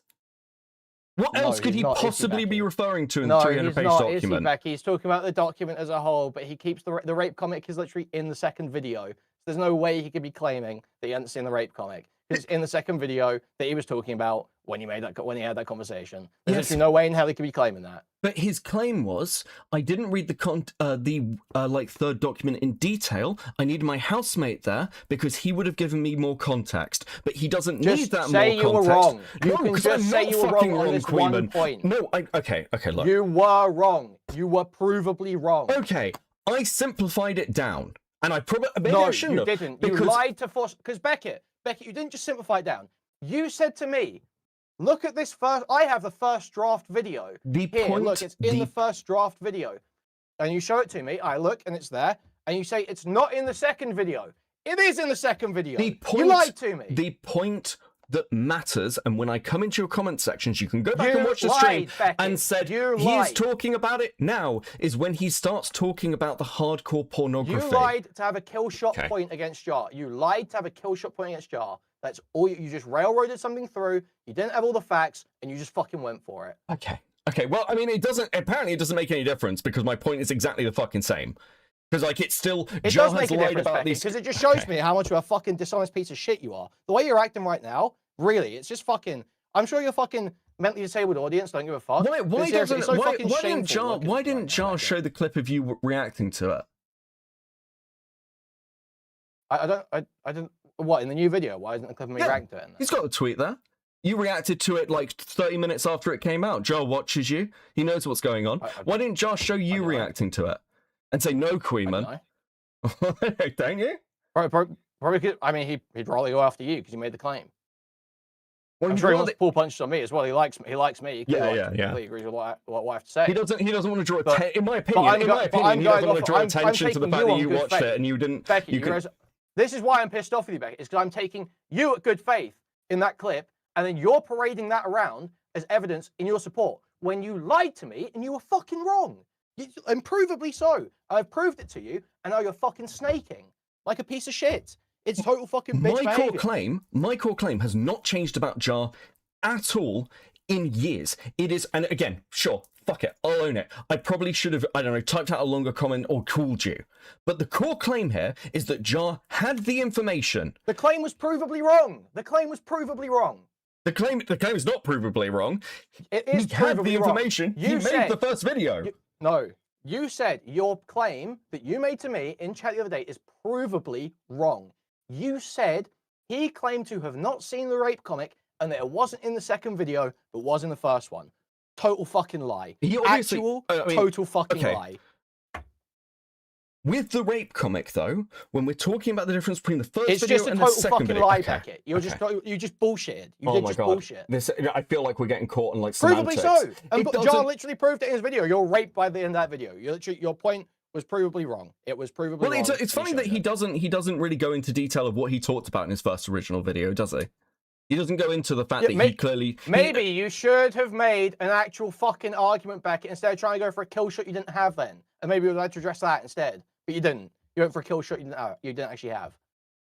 I don't know. I mean, you feel like you agree with me that Jar has lied about these documents and his interactions with them, and his information to do with Cinebear, which again is my core claim. If you don't think it's enough of a kill shot because I focused in on the rape comic, which is how I view the 300-page document, you can go back. You can go back and watch my other streams. I view the rape comic as the core part of the 300-page document. When Chris the Narc went over it, that is the focus point of people going through these. Chris the Narc said. No, it's not Chris and Arch said. It's just he just did a stream going over the full thing.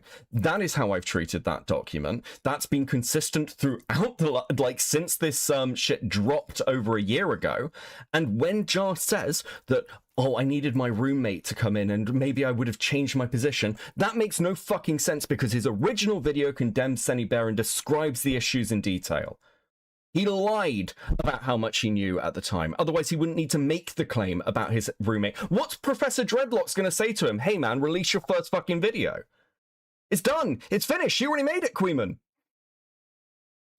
Dude, you're just like rambling about Jar drama that, like, yeah, I agree with the fundamental conclusion of it. Obviously, you can go look at I stand by everything I said about it in my coverage. Okay. Other than maybe, I don't know if Jar, I probably overranked the What did- idea what that did Jar Jar- was trying to fuck Cinebear. I don't know about that. Okay, sure. But yeah, I pretty much everything else I stand What by. did Jar say about me in his video? He said, Beckett accuses me of lying with no evidence. I don't know what he's talking about. Beckett probably doesn't know what he's talking about. He knows what I'm fucking talking about. I DM'd him about it. I've shown what I've talked about. I've talked about it multiple fucking times. Beckett, even in those DMs, you're literally it's such bad at fucking. You're literally so bad at fucking. I don't even know what you're trying to do here, man. Literally in those DMs, you don't say anything specific. You literally just say, "Oh, I think you lied." It's like the idea that Jar's going, oh, "Yeah, I don't know what he's talking about." It's like, yeah, you didn't actually make any specific allegation. Okay, I mean, you literally there's nothing specific in there. Sure, I didn't feel like I needed to because I've talked about this so many times. That's fair for But that you present it on Twitter like, look, I actually did say so. Yeah, but Jar knows like, oh, what I I'm think fucking you lied talking in about. February Jar knows what I'm 2025. fucking talking about. Also, let's talk about another one. I'm just interested Jar, in your opinion. Sorry, Beckett, you don't even know what you're talking about, Beckett. You didn't even know what you're fucking talking about because you got it wrong. You got it wrong talking to me, Beckett. I know you can't admit that. But you did, provably. I mean, the core claim I'm making is correct, and you've agreed with me. That's fine. This just shows you actually secretly you do know you got it wrong and you're being dishonest. That's well, I feel like we're not going to settle on it, because when I talk about the 300-page document, I'm talking about the rape comic, and I'm talking about the fact that he says some of these images would. Do we want to go through and actually count how mmany pages a 300-page document is taken up by the rape comic, Becca? How many pages do you think it is? Sure, you know what? Fine. If I'm misremembering what this document is like, and I'm wrong on what the document is, because it has been years. So Beckett, that is how you genuinely think it's 150 pages or more of rape comic? I think that like the majority ending block of this comic is the rape comic, or images that Cinny Bear sent to the 13-year-old or asked them to draw. Yeah, that's my recollection. It could be wrong. It's been a while. I mean, again, if I'm just wrong on this, that's fine. I'll own the position of being mistaken about what the doc is. But my core point of Jar describing these... just the issue is that you were just... The fundamental issue here is, Beckett, you railroaded through a claim with me, you've paraded around the fact that I agreed with you to support your claim, and you were provably wrong. That's really fucking annoying. It's total bitch behavior to not own it. It just listen, is. If I'm wrong in my interpretation, and I've railroaded you in a position you wouldn't take, and just accepting that, like, when clarifying other parts of this, as we've done in DMs in this conversation, you'd agree with my main thing of him lying about at least needing his housemate. That's fine. That's fine. You have my apologies. I believe my apologies for not taking. Okay. Go. So let me just be perfectly clear. I believe Jar could not, unassisted, get through 300 pages.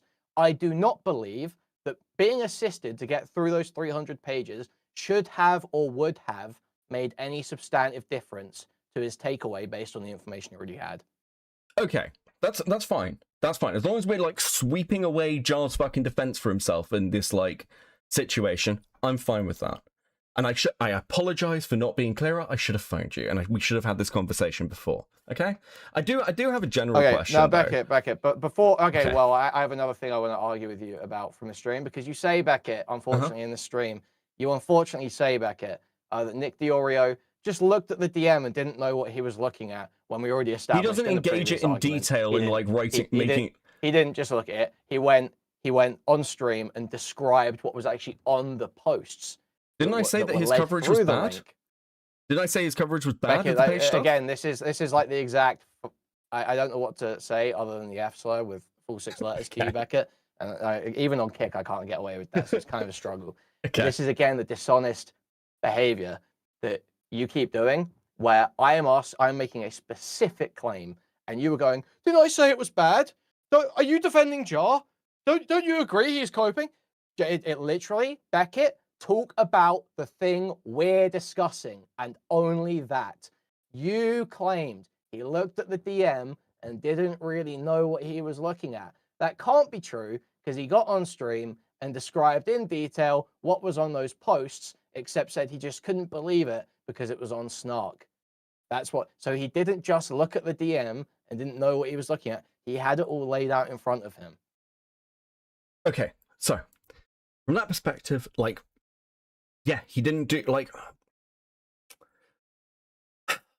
he's not engaging honestly with that content. And still, by the way, he has not addressed the false DMCAs. I just like to point out. Still has not addressed the fact that Ethan Klein did 5 false DMCAs. Sure, and he should address fully the Paige Christie video. I agree with you. Wow. Well, thank you, Becca. Well, okay. So you agree you are incorrect when you said that he just looked at the DM and didn't know what he was looking at, because there's no way that's true. Okay, he looked at the... Okay, yeah, sure, the phrasing there's bad. He looked at the DM and didn't engage with it, like, honestly or completely, sure. Okay. Yeah? Okay, well, we got that on one of them. Is that so there was a question you wanted to ask me. What was your question? How do you feel, like, just on Jar generally, how do you feel about Jar pivoting his content to try and appeal to you and your audience? Because you're big on honesty. I know you're big on honesty. So how do you feel about, like, he's clearly just making content basically for you to try and get a leg up? Well, I don't know... I don't think that he's making it for me. I think the appeal, and here's the thing, right? There can be appeals to making certain types of content. That doesn't necessarily mean you're lying. I haven't seen anything in one of Jar's videos. I'm not saying Jar's lying about. I'm not saying Jar's lying about his presentation. I'm just saying that he is pivoting his content. I think Jar sees that there is a emerging side of commentary where he could have a voice, you know, and I think that's appealing. So, but you're big on commentators being honest with what they're doing as a person. Like, this is what they think, right? So, was Jar dishonest for years? And was Jar's presentation of himself dishonest for years when he was doing SJW stuff, or when he was doing ACC stuff and he was like trying to like get in with the woke crowd, or is he being dishonest now in how he's presenting himself to try and get into this commentary crowd with you? What is the difference? What I don't understand what the contention. Well, I mean, I suppose like you're looking at this guy, you're like you know, I know that you. I don't think it's dishonest to associate with different people if your beliefs, you know, honest. If you're not changing your beliefs just to fit in, I don't think Jar's doing that. Okay, why don't you? Well, I mean, all his previous content when it looks nothing like this. Right, where the jokes how are does it look far nothing more like this? Well, the jokes now are far more edgy. He's got this whole kind of like throwing gay people off roofs kind of joke. I think was one of the ones you referenced. And this is all stuff that's like, yeah, but that's the point, right? You're like, oh, that's awesome. That's clearly an appeal to you and the bracket that's forming. But no, wait, stuff. It's not just an appeal to me though. I think Jar. My understanding of Jar's always. I just don't see that as out of character at all. He's had the American History X song as his outro for ages. Yeah, when he was at TSJW, sure. But that was years and years ago. Didn't he keep that? I thought he kept that even through the ACC stuff. He might have had it for a bit of the ACC stuff, but even like the ACC content itself, right? Was he really woke when he was in the ACC? I didn't see him being particularly woke when he was in the ACC. I mean, he certainly was maybe on the edgier side, but he certainly wasn't doing this. And he's unlike some of like Jar's dramas, I guess, or the calls he's had. He might be edgy in that. He might have like I would say there's a chance he maybe pulled punches when he was covering ACC stuff. He was probably less edgy. Probably made less. He cried because people called him sexist and racist, and he had calls with people about how they shouldn't slander him and how much damage it was doing to his reputation. Like, if he was this person, why would he give a fuck? Well, because it mattered there, right? It felt like he was suffering social consequences for. But why would he? For being racist and sexist? He doesn't see himself as like actually racist and sexist, right? He obviously, I don't think he sees himself that way. I think it's like, you know. So he went from the anti-SJW space, which is ostensibly center-right leaning to far-right leaning, depending on like where we're at. Yeah, but anti-SJWs always they always thought of themselves as not sexist and not racist, and they would always firmly protest that they weren't sexist and weren't racist. You know, you can make whatever judgments you want about their actual beliefs, but they always did claim that the anti-SJWs, as long as if they weren't the alt-right wing of stuff. I mean, I'm sure you remember this. Like Sargon would always say, how can I be racist? I'm a quadroon or octoroon or whatever the fuck. All this shit. It's spam interracial porn, all this retarded shit. That was always a thing. So I don't see Jar going into the ACC from there and getting upset that he's being he ran to the ACC because he was getting bullied by trolls from DeviantArt.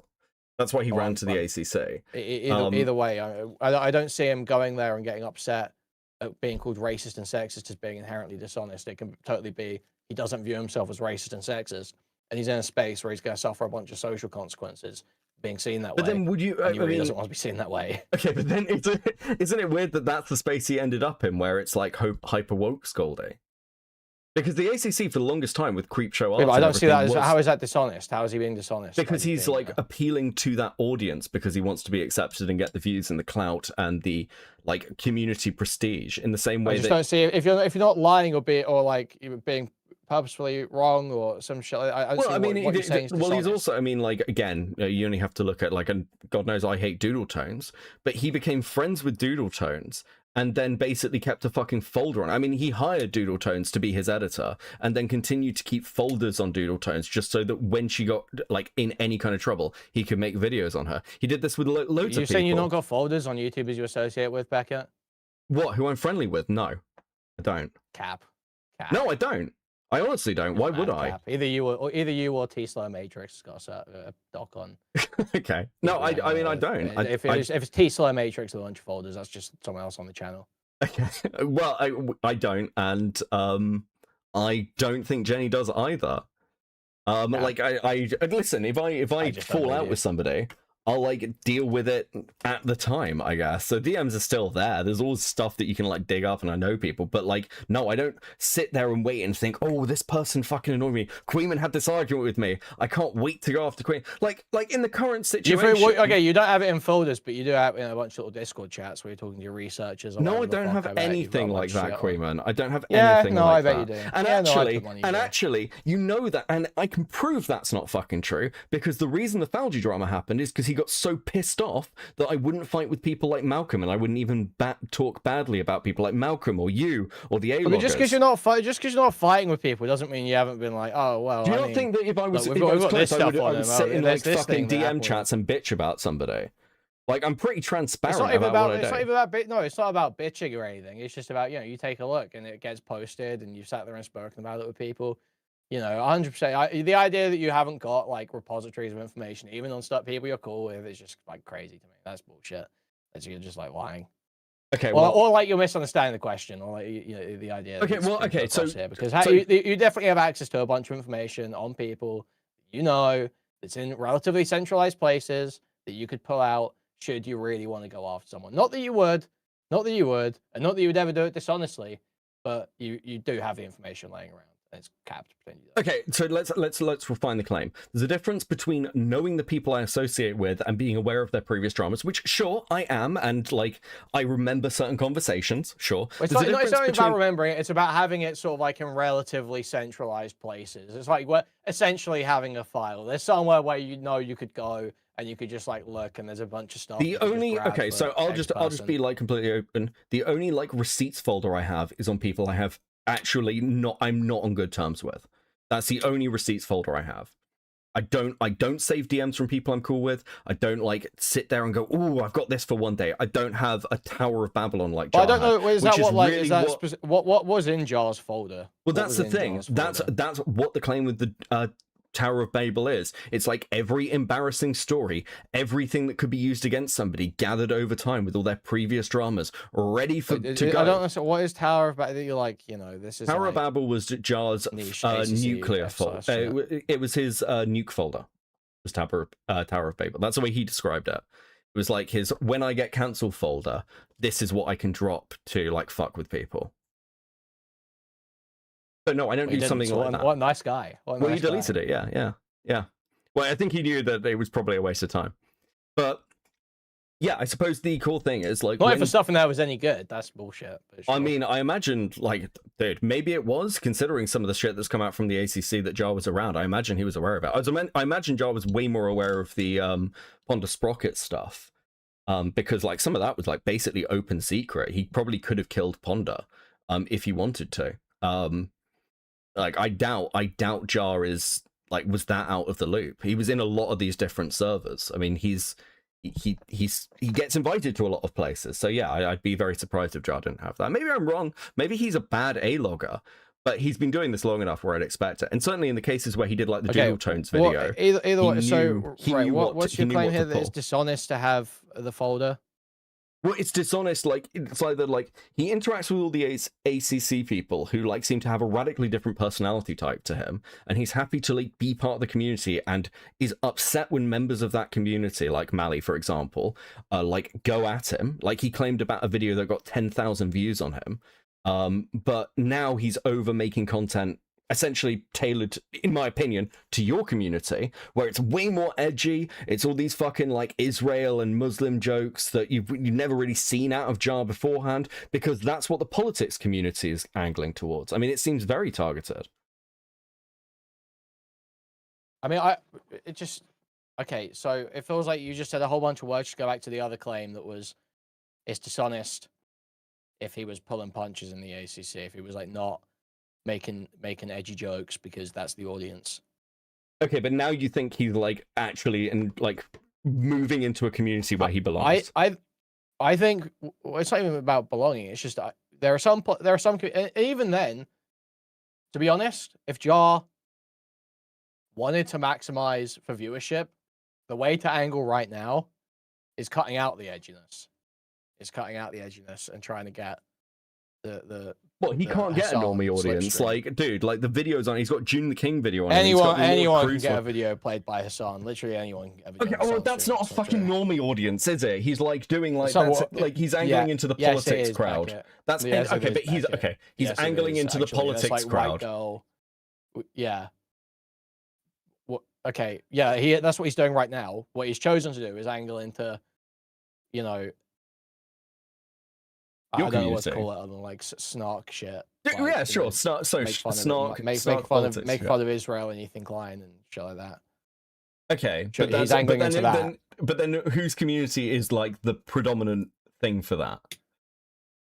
Well, yeah, I'm not saying obviously it does appeal to my community, but I'm saying the way to maximize right now is not just to appeal to my community. I should really, if I was maximizing right now, stop making. But Jar's not. But Jar's not interested in maximize. maximize. But Jar's not interested in maximizing. Jar's interested in making friends. Like he wants friends. He's fucking lonely, Queeman. This is why he went to a Kumu during the Cinebear stuff and said, even we then, need to this form is a new terrible friendship strategy clique. because I'm not a good friend, so that's. Well, I mean, it is a terrible it's making strategy. a And terrible listen, I am not so- saying it's a good strategy with you, but I am saying that that is what he's doing, and it's going to blow up in his face. But like that's why we've got all these Sleepy Times calls where he said he wanted to have a podcast with Bo Blacks, where he went to a Kumu with the Cinebear stuff, and we said we need to form a new friendship group because Doodle Tones and Lio are fucked. It's why he's gone to like Viaquay and a load of the shitters, and he's in like all these fucking like group calls with these fucking nobodies trying to impress them. That's what he's trying to do. He doesn't care about the fucking, like, he doesn't care about, like, being mainstream. He cares about having friends. And that's what he lost in the late 2024 drama. And that's what he's been angling to rebuild. And he's just like, he's even said this. He was like, Chud's audience actually likes me. I think there's a recorded call. I think it might be with Himpleton, where he's talking about Chud's audience liking I think him. he just says it I thought he just said in the video that, you know, obviously I'm going to be nice to people that are nice to me or some shit like that. Yeah, but he's again, he's like looking for any kind of friendship, and right now your community is glazing him, so he's going to look for that, right? Because he's looking to just rebuild anywhere, to get a foothold anywhere, which I would describe as as kind of dishonest, right? He doesn't really care about you; he just cares about like all the community. He just cares about being somewhere. No, you don't have to care about me or the community to not be dishonest. If you just believe the things you're saying in the video, that's not being dishonest. I don't know what. Well, what my the argument would be, standard I is. don't think he does believe the things You have in the to video. care I about think- the community. You have to care about the community. I think if he thought he could get like I think if he thought he could get an in with Ethan Klein, he'd be on the opposite side of all this.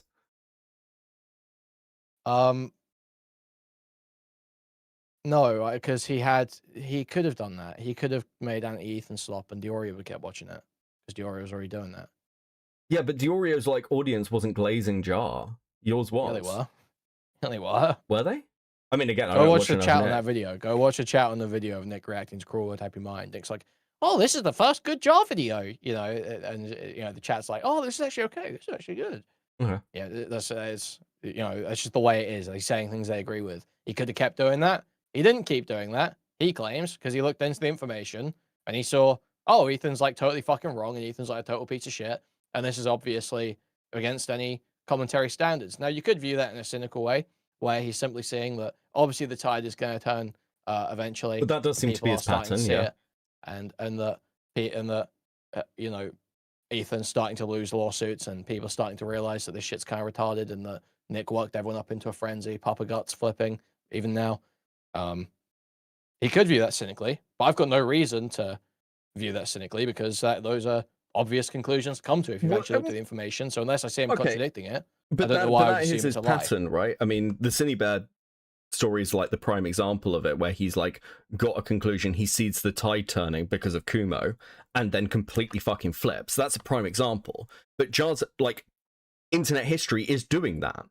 Like if you look at Jar's video output, he releases videos kind of like late end of a story. Well, I mean, then it'll be tries like to, easy to. It should be easy to show him like contradicting the stuff that he's saying in these videos. And I feel like. Well, it'd be. I mean, again, it would be interesting to see how this is going to play out long term. But I don't think you will find him contradicting the stuff he's saying in these videos. Well, I mean, he's moving into a whole new content for the most bracket part because he's moving into the most politics part, space, right? it's all pretty obvious conclusions. Well, no, it's still commentary, it's still drama. He would have spoken about Well, he wanted the to start. MCAs and lawsuits. I mean, he wanted to talk about like Star Wars before all this He would happened. have spoken about the MCAs and lawsuits and all this stuff before in previous videos covering different stuff in the SGW and commentary and ACC and whatever. He would have covered all that stuff before. And I'm sure it would be easy to find him contradicting himself because I know it's easy for Nick. So it should be easy for Jar. Okay, well, maybe I'll have a dig. Depends how bored I get, I guess. But I'm sure there's stuff there from his older content which will have some interesting, particularly his ACC stuff, which might have some interesting comparisons to compare to the stuff he's saying now. And again, I am talking about like a lot of the style and presentation, because Jar will just like flip to like a side when he sees like the winds turning. That's been his pattern. But I don't know. I'm also interested as well, just while I've got you here, just one like final thing, because I know you're bothered, and I know you've gone over it, so maybe you've answered this already, but I know you're bothered by claims of false doxing, where people have been like, this person doxed me. How do you feel about the claim he made about FPS Diesel threatening to dox his girlfriend when she had a public YouTube channel? He threatened to show her face from her public YouTube channel, and Jar called that doxing to Lord's Crust. What's okay? Well, I have to have a few more specific details Sure. here. So, why did FPS Diesel say he was going to show it? First of all, and second of all, was that account, like when you say it's a public YouTube channel? Obviously, all YouTube channels are public. Sure. When you say it's public, do you mean it had been stated? This is my girlfriend. This is my girlfriend's YouTube channel. Sure. So, basically, FPS Diesel was covering Jar, and he was watching Jar say, I'm never going to do drama again. My girlfriend wouldn't let me. Diesel started talking about his girlfriend. I'll come to her in a second. And he said, Jar, if you come back and do drama content, jokingly, I'll show this image of your girlfriend from her YouTube channel. Now, his girlfriend is actually fairly well known in the ACC. She's an ACC, like very minor ACC Spurg creator.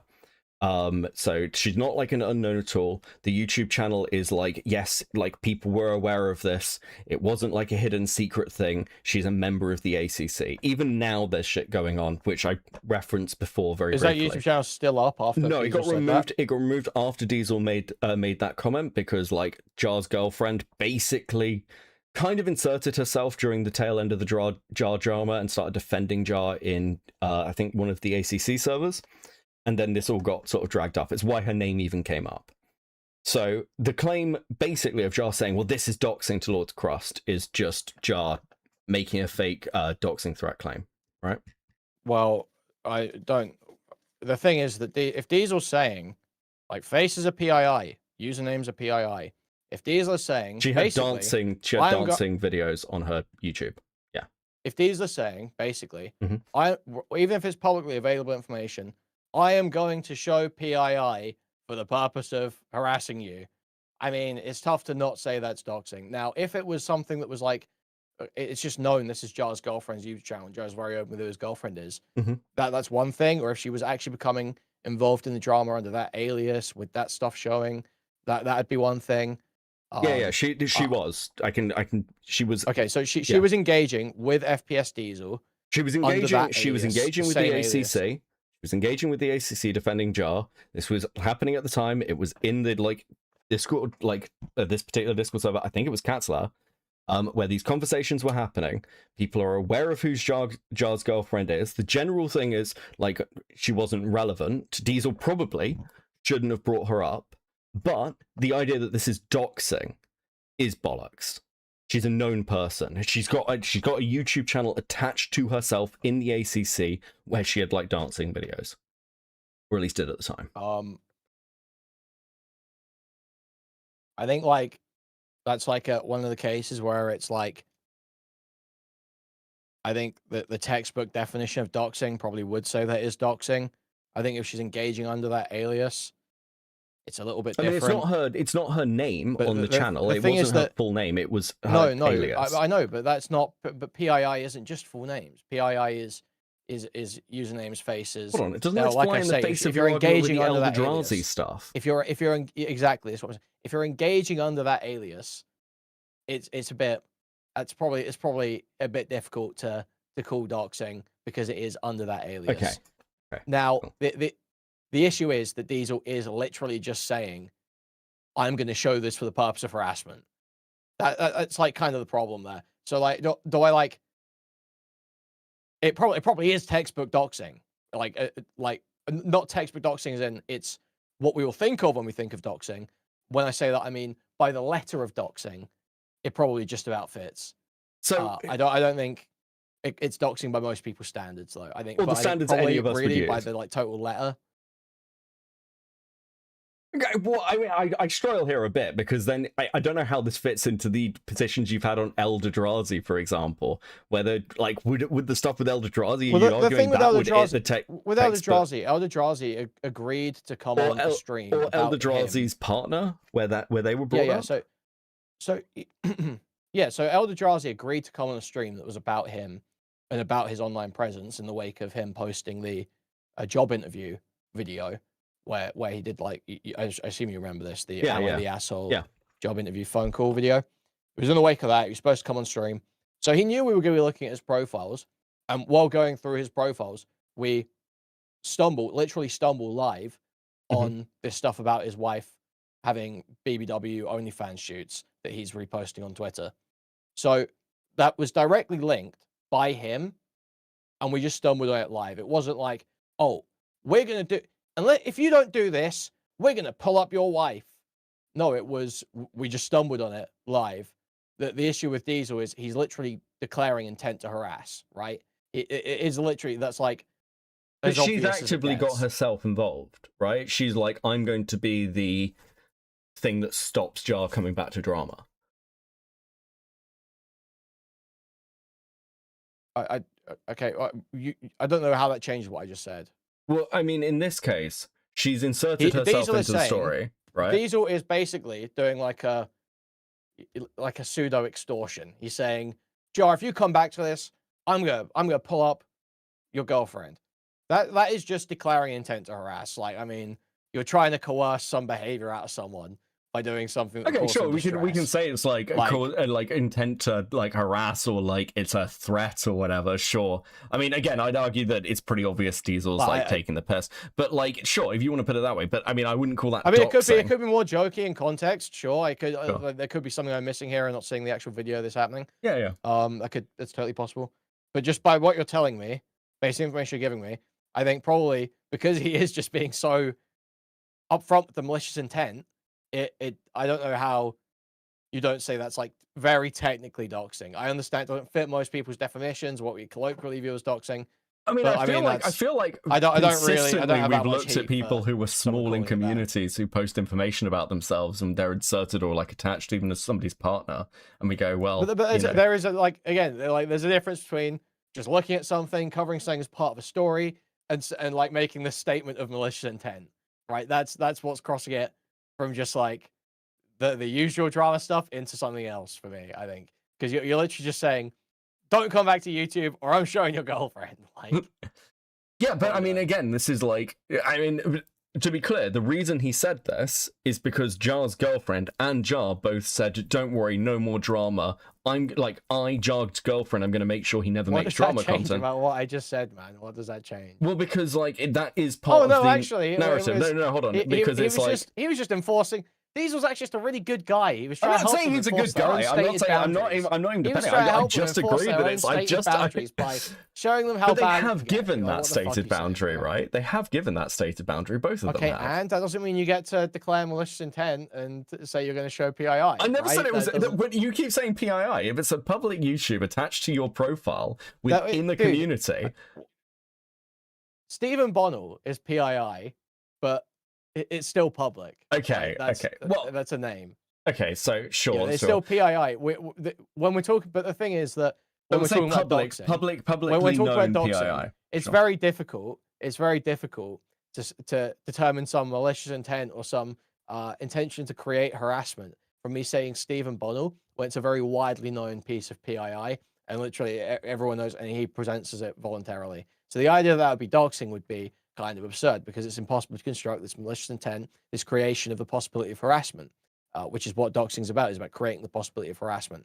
What Diesel is doing is outright stating malicious intent, wanting to create the possibility of harassment to keep them off of a platform, and saying he's going to show the PII. Well, it's just like again, the only person who inserted Jar into this was Jar and his girlfriend, right? Sorry, inserted Jar's girlfriend into this was Jar and Jar's girlfriend. Okay, and I don't think what you're saying is responsive to me at all. Well, I'm just confused as to why, like, okay, like, I agree, like, that what Diesel said, like, I'm not saying he's a good guy for saying it, I just think that's a pretty wild way to look at this as potential doxing. Maybe if you're just, like, by the letter, sure, maybe we're just at an impasse. I wouldn't view this as doxing. I view it as a member of a community, in a community drama, who's actively inserting themselves, and it's become, like, because there was a point where people were like, no one talk about Jar's girlfriend, it's fine, even though she's a community member. Aiden's crying, saying that you said what he did was full-on extortion. And you've got no hate for this. Huh? I mean, again, I think I've just said that I think it's malicious or a threat. I don't know if it's extortion, because that's what Jar's claim would be, right? Jar was like, I'm not going to come back to drama. And I think his girlfriend was like, if he comes back to drama, I'll break up with him. So I don't think it's like extortion there, because this is a claim they're making.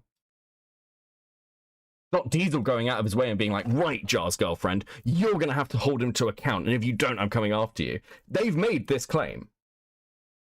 Like, it's their choice. They've brought this up. I don't. What you're saying is their choice. The idea that they're staying off the internet.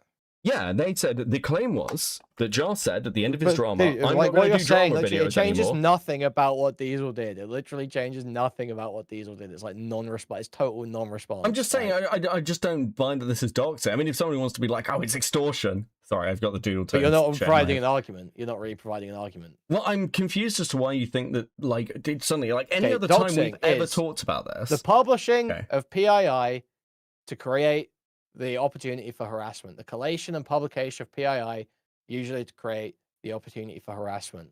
That's what doxing is about. It's about putting someone's details somewhere so that people can fuck with them. What Diesel is saying is, I'm going to take your PII, I'm going to put it on my stream because I want you to stay off the internet. I want you to be reminded. I want you to be menaced by the presence of this information. Okay, but in every previous interaction where, like, in every previous iteration, when anyone's talked about doxing, the, like, line has been, well, you made this information public. That has been the consistent line people have given. This was the argument in the Eldrazi stuff with his name being made public, where it was like, oh, well, he made it public through his TikTok. Was it TikTok or was it that's else? Being used. Okay, I think most people, when they're saying that, as far as I understand, are using that as shorthand. Obviously, you can always make things public. You know, I could make, what could I do that would make something public? I could,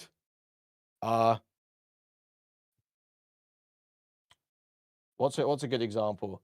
I could file taxes in the UK and put my real address and details there like a fucking retard, and someone could look it up. And I don't have like a registered agent shit. Someone could just look it up and find it. I would have made that public, but we would still think that's doxing to use that information. No, because there's a difference between public myself. There's a difference between what you're offering. And when you make, and we've generally had the line of, if you make a YouTube or I can video, even do it because I'm doing it intentionally. I don't want to conceal my identity to HMRC in any way. I want to be very honest. I mean, with I bet HMRC. you fucking don't. Anyway, I want to be very honest with HMRC. So I'm gonna just put all my like direct personal shit on there and not have any business address or any shit like that. I'm just gonna fucking put all my personal shit on there I love HMRC. I'm offering that up. I'm doing that voluntarily. It's being made public. We would still be doxing using something like that. Now I understand that, addresses, people are gonna feel different about it, but as far as the letter of the terms go, but there's clearly there's clearly a difference between putting up your tax, like filing taxes, and a YouTube There's different channel. types of doxing and severities, and it's not all the same. It's not black and white all times, but it is doxing by the letter of doxing, and you haven't really contested that. I mean, I'm surprised, I suppose, because generally speaking, anytime anyone's had this conversation. Sorry, all that would say the idea of you made it public. People are using that as shorthand to say that that this is being shared around, and you had no reasonable expectation this wasn't going to be shared and used, right? You had literally. So how would I expect that this would create an opportunity for harassment when you're volunteering this, you're showing this to us? How would I assume that you think that's an avenue to harass you when you're volunteering this to me? In this situation, it's different because Diesel is basically acknowledging they don't want that there, and then they've taken action afterwards to conceal it, which does further indicate to me she doesn't want that there, doesn't want that blasted out. And Diesel seems to know that at the time of making the statement. So that's why it's kind of different to most situations where someone would say, "Oh, you made that public." It's because that's being used as shorthand for this argument that there isn't really an expectation here. This wasn't going to get spread around.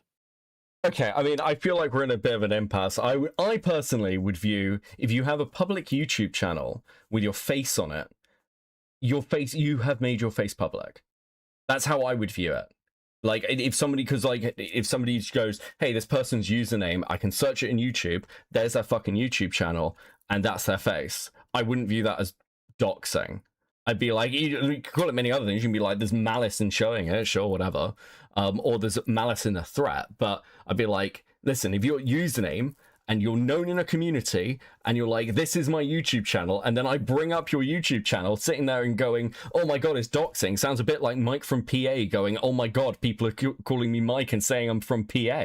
It's like, yes, this is information you have freely offered, not just in like filing your taxes, but in like, I want attention. I want viewership. I want people to see my face. I have offered that fact. If I turned around tomorrow and tried to take down every video with my face in it and suddenly went, actually, guys, that's PII now, and if you use a picture of my face, that's doxing, you'd call me rightly fucking crazy.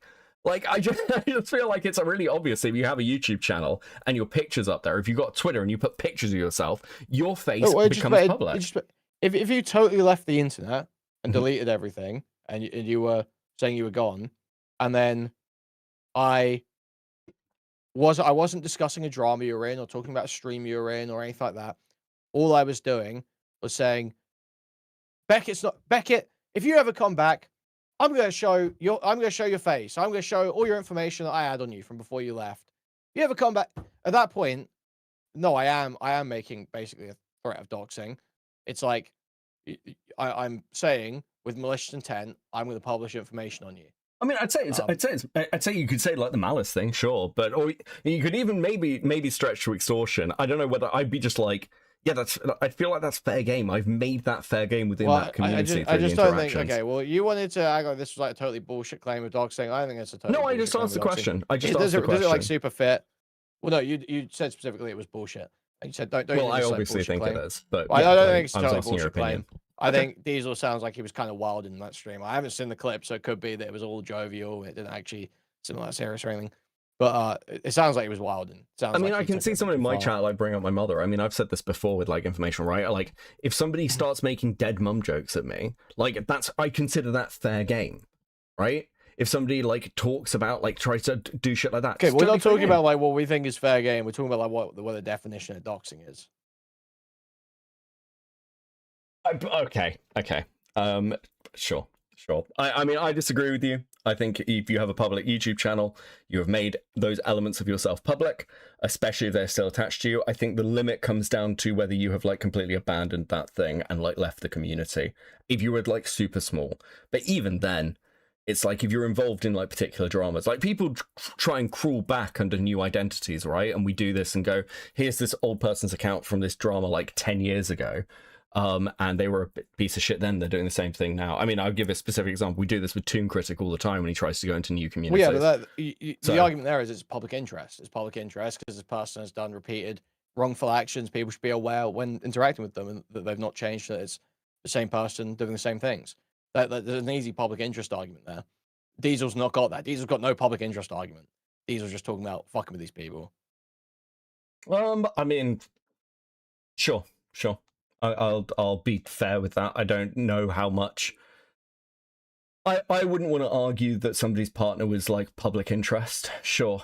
And again, I've not sat here and been like, Diesel's such a good guy for doing this. I'm just like, I think a doxing claim there is a massive reach to try and basically slander Diesel When if Jar just I said, don't "Hey," think it's a crazy reach. that's fine. We can disagree. You know, we can disagree. That's fine. I think generally it may be the case that Jar has outlined standards for doxing previously that he's contradicting there. That wouldn't surprise me in any way, because I do agree that most people don't have like a super tightly defined idea of doxing. They do just sort of say it's when stuff that isn't public goes public, and that's like not remotely true. That's like not remotely accurate to what doxing really is. So I totally could be contradicting himself there. The idea that just on its own, that's a bullshit claim that Diesel threatened to dox his partner. Well, I'd say within the that does basically sound like what happened. Okay, I mean, I'd say that again, I'd have to dig through some things, but I'm pretty sure this would contradict general ACC things that have been standard for quite a while, because the ACC talks a lot about random shitters who are like fucking nobodies, and has used this standard for a while. And Jar, I would, again, I don't know, I'd have to go and check, but I'd put money on the fact that Jar has engaged in that standard before. Anyway, okay, cool. Well, I'm happy. You happy? I'm happy. I'm always happy. Perfect. Well, you have a great rest of your stream. I'll catch you in a bit. Catch you later. Peace. Yep. Okay, cool. Let me read some fucking super chats and give you guys some stickers. That was fun. Anyway, where were we? If YouTube actually wants to load anything, that'd be great. That'd be great. Come on, guys. Bro, what are you doing, fan funding? Come on, load. I want to read out super chats. Can I just do it from here? How many were there? They all disappeared. Okay, apparently I need to restore my tab. Fuck me, Google. Holy shit, bro. I have a fucking... Dude, loading. It's terrible. That was gay. Listen, it's been a while since I've just had a fight on stream. It's fun every now and again, okay? Fun every now and again. Now that this shit is over, can we kick the Queen? No, we can't kick the Queen cocksuckers, okay? Right, anyway. Gilded with the 2. Queen right now equals sweeping. Fox and Studios with 2. Crybaby Queen suffer. Gilded with the 2. You're like Nick, and therefore you bad. Queenman. Kick in with the 20. This is 1. Gay. 2. Behaving like British Tigs. True. I appreciate him not slurring on my stream. I am trying to stay yellow. Or green. Yeah, I'm trying to say green. Dreamer with a 2. Is Queeman Jar's new boyfriend? No. Listen, Queeman agrees that Jar's claim that he made to him in the interview that Jar agreed with is bullshit. That's all I care about. That's literally all I care about. That's fine. And maybe I am wrong about what's in that fucking document. It has been a while, but my memory was it was mostly fucking pictures. Though maybe I'm being biased by Kirsch's terrible fucking Google document. Q-Hood with a 20. Thank you, buddy. That's super generous. Imagine being unemployed and sweeping for an autist man look like Jar.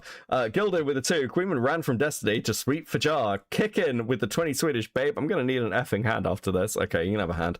There you go. You got me very, very, very fucking patient. Try and snack with 2. I'm dying, Scoob. Every time I try to tune back in, it's still this douche canoe. I'm so tired. Try and snack with 5. If somebody found an old photo of me posted online publicly and pulled it up, this isn't doxing because I posted it publicly. It isn't private. We treat like things like personal accounts as private, but like when your account is like tied to 2 communities, they are public. That is how we have always treated them. Sapient, member for 23 months and money. Bro, 23 months? Based. You made Jar late. You made Queenman Jake for blah, blah, blah, blah, blah. You made Queenman late for a sleepy time call with Jar. Tragic. Dude, Queenman is right on one thing. If Jar thinks that Queenman is going to be like a good friend to him that he can kind of like join a new community for, that is going to fucking end really badly. It's going to be great though. Lots and more to the 5. Beckett, that was really fucking stupid. Okay. Queen comment with the 2. Queen W base Queen. Thank you, Queen comment. Much appreciated. How we doing, guys? Okay, cool. That was a whole fucking thing. Let me reset that. We've got way more quartering content to do, okay? We're not even listen, we can probably move on from him to like talking about like, this bullshit. But we'll get there. Okay. Anyway. Let's just move on to the fucking biggest scandal shit. Let's go. Let's get past his like weird intro shit. I enjoyed that actually. I enjoyed that. That was nice. Nice to have the odd argument.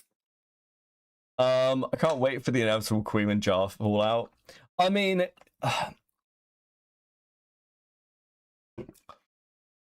Jar's problem with Queeman is going to be the fact that he cannot strong arm Queeman when Queeman actually disagrees with him. We'll just fucking go for him, which is what's happened to every other commentator. Look, so long as more funny autistic Jar moments await us in the future, this is a win in my book. I mean, it's, yeah. I don't know what the rest of his fucking Willy video is like. I will probably never watch it. I am interested though now to go through some of Jar's old ACC content and see and just maybe just make some comparisons. Maybe that's worth doing. Maybe that'll be some fun. That'll be some fun content to do. Boone is my #1 example of why adult abortion should exist. Poor Queenman. That was nice. I didn't even ask him about the Souls Gibbity shit. Right, that's mess of a drama. Not content with fighting with Dioro. Queenman needs to find his own Boblacks to fall out with. Probably. I mean, it'll be Aiden. He already like bullies the shit out of Aiden.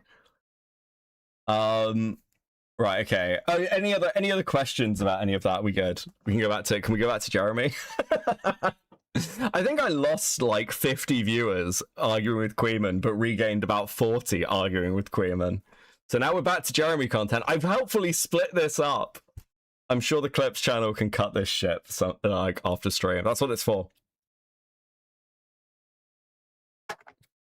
Beautiful. Let's get into fucking more Hambly 10. Let's fucking go, guys. Southpaw stream when I need to understand what the fuck is going on with the Southpaw stuff. Oh, it's Rock. Rock sent me like a ton of stuff. I need to go through it. I actually need to sit down and read through it and work out what I'm showing, but it will be next week. It will be next week. I am interested. So it's very much on the docket. Not good, Becky, baby. My will to live disappeared. Thank you for the 20 Swedish kicking. Oh, dude. Aiden and Queen are totally good people. Queen comment. Queen comment. I just... Oh, fuck. Alright. Okay, gotcha. DM for questions. I will do. You can keep spamming me. It's fine. I do want to go over it. It's high on my list. We gotta be free. We're free! We're about to dog scoring. Bro. No, okay, like, it's fine. He can disagree with me. I don't hold that standard. I think that if you've got a public YouTube channel, if you've got a public YouTube channel, oh, Mac and Cheese did like a Southpaw doc read. Okay, that's really helpful that they did that ahead of time. Thank you, Mac. I will use that. This is interesting. Yeah. I would say that, like, yeah, if you've got a public YouTube channel, you're public, right? If you enjoy, let's get into it. 2 new ones every week. All right, for today's vlog, I'm hoping I got something a little interesting for you.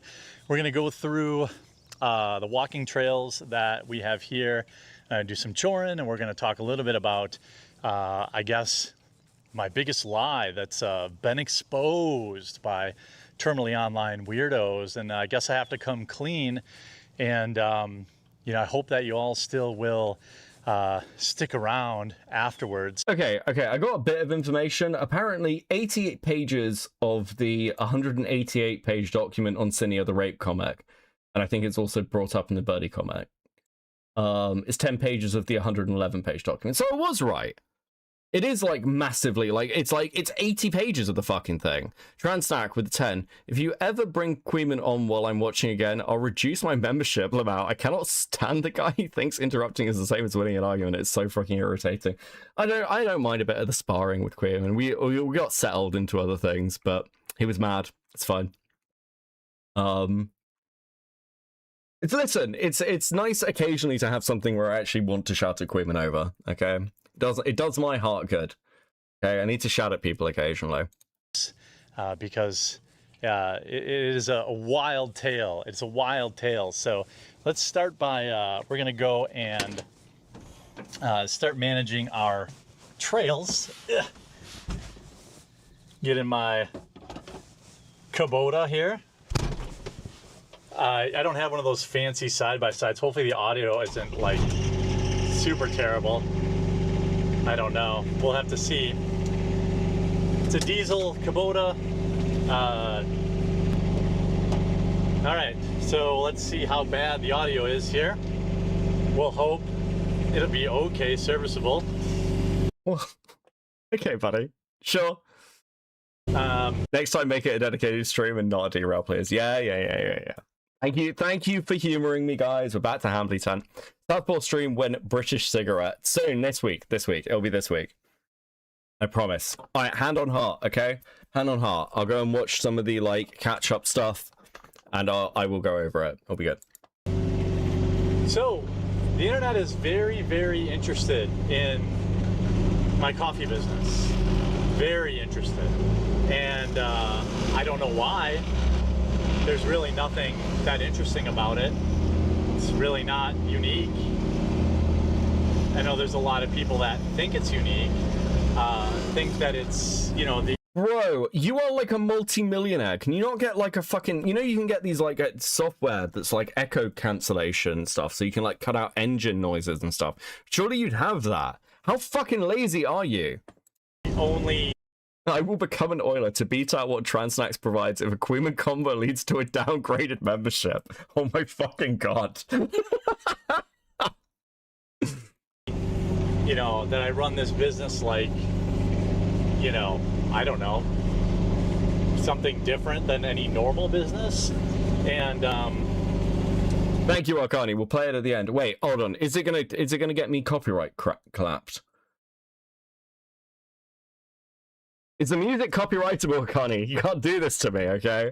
I'm trying to stay green. I need the ad revenue. We're gonna stop here at our first station here. Got to refill some bags. We have these.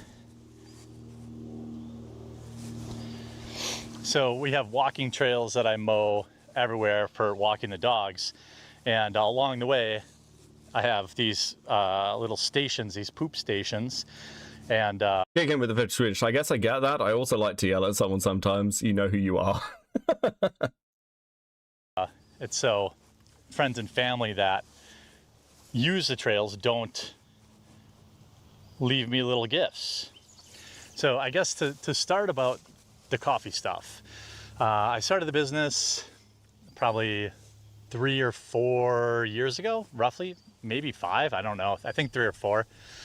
And it was something to, you know, supplement my YouTube earnings, because the adpocalypse happened and, you know, YouTube doesn't pay what it used to. It really hasn't paid the same for many years. And so many YouTubers, well, they had to diversify. They'd have to diversify their bonds. And coffee was, you know, something that seemed... Wait, hold on. Wasn't this your dream? Wasn't coffee like your dream, buddy? What do you mean you had to diversify your bonds? Transnack upgraded membership to molding. Thank you, much appreciated. Listen, I am going to make a video of some description when I am off week after whatever this week is, okay? I will make a video. I will read people's names, okay? I will find a topic that I care about enough to make a video, okay? We'll get there. Like a lot of people were doing. And so what I found out was there's basically 2 methodologies that you could do this business. Now, I'm not going to call anybody out by name. And I'll have a new mic for it as well. It's going to be, dude, I'm so fucking excited. I don't know if you, okay, this is pointless, but like, just so you know, I have to like record my videos on Audacity. And when I do like recorded footage, like I have to like align my audio, and it's a fucking nightmare. I hate doing it this way. It doesn't like work with my style at all. So if I can get my mic to be sound good through OBS, I'm gonna save so much fucking time. It's gonna be so good. I so need a new mic. I'm not gonna put anyone on blast, but it's important that people understand the basics of what words mean. The people that feel like they've discovered something, don't understand even the basics about business. It's embarrassing for them. Why not record it in OBS? Because OBS, like, the sound quality is just nowhere near as good as Audacity, and I can play with it more in Audacity. I can never get it to sound good in OBS. Mitch, shut up, I haven't yelled at you yet. Kicking with a 20. Aw, see? I hope Mitch is doing well with stuff. I'm so glad to see Mitch generally making content. We do need to do a now recording stream soon. Audacity, that is the name I haven't heard since Windows XP. Yeah, I use it for, like, everything. I use the free Reaper plugin for OBS to get my audio to sound better. Can you send me a link to that, please, Ash? That would be really helpful. You know, like these guys, these anime avatar. OBS sound quality is identical. That's nonsense. It always sounds anyway. Okay, cool. Well, I might just be retarded. Okay, this is I might just be retarded, but it sounds a lot better on Audacity than it does through OBS. Like, way fucking better, and I can do all the noise reduction and shit. It's great. People are clamoring for the Teal Deer video. Bro. Oh, fuck. Could I do that? Is there enough there for a fucking video on Teal Deer? Oh, that is tempting as a lore video. I do love Teal Deer. You know, flailing YouTubers or, you know, failed race car drivers and all this kind of stuff. They're really accidentally committing a horrible self-own in that they don't understand even the basics about business. So first, they don't really understand the basics about business, says the guy who's apparently just, like, presided over multiple failed businesses. What the fuck do you mean, bro? You are a multi-million sub YouTube channel who apparently can't make money on YouTube. The fuck are you talking about? Like, it's like taking, like, cooking advice from a really thin chef. Do you know what I mean? What the fuck do you mean? Also, Baron with the 5 gifted Copecast memberships. Thank you so much, buddy. That is so based of you. Thank you. Didn't Teal Deer just put out a new video recently? I got an alert about it, but I didn't check it was new or re-upload. So I think he's been re-uploading a load of his old stuff, but he is still making stuff. He still does the news thing, I think over on Rumble. But yeah. One way you can do it is drop shipping. This is one of the common critiques. One of the dumbest criticisms of my business that's ever existed. So what is drop shipping?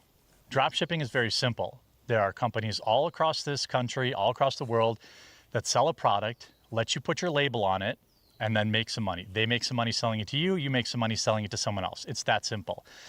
In the coffee world, there's probably 5 or 6 facilities in the United States that do this.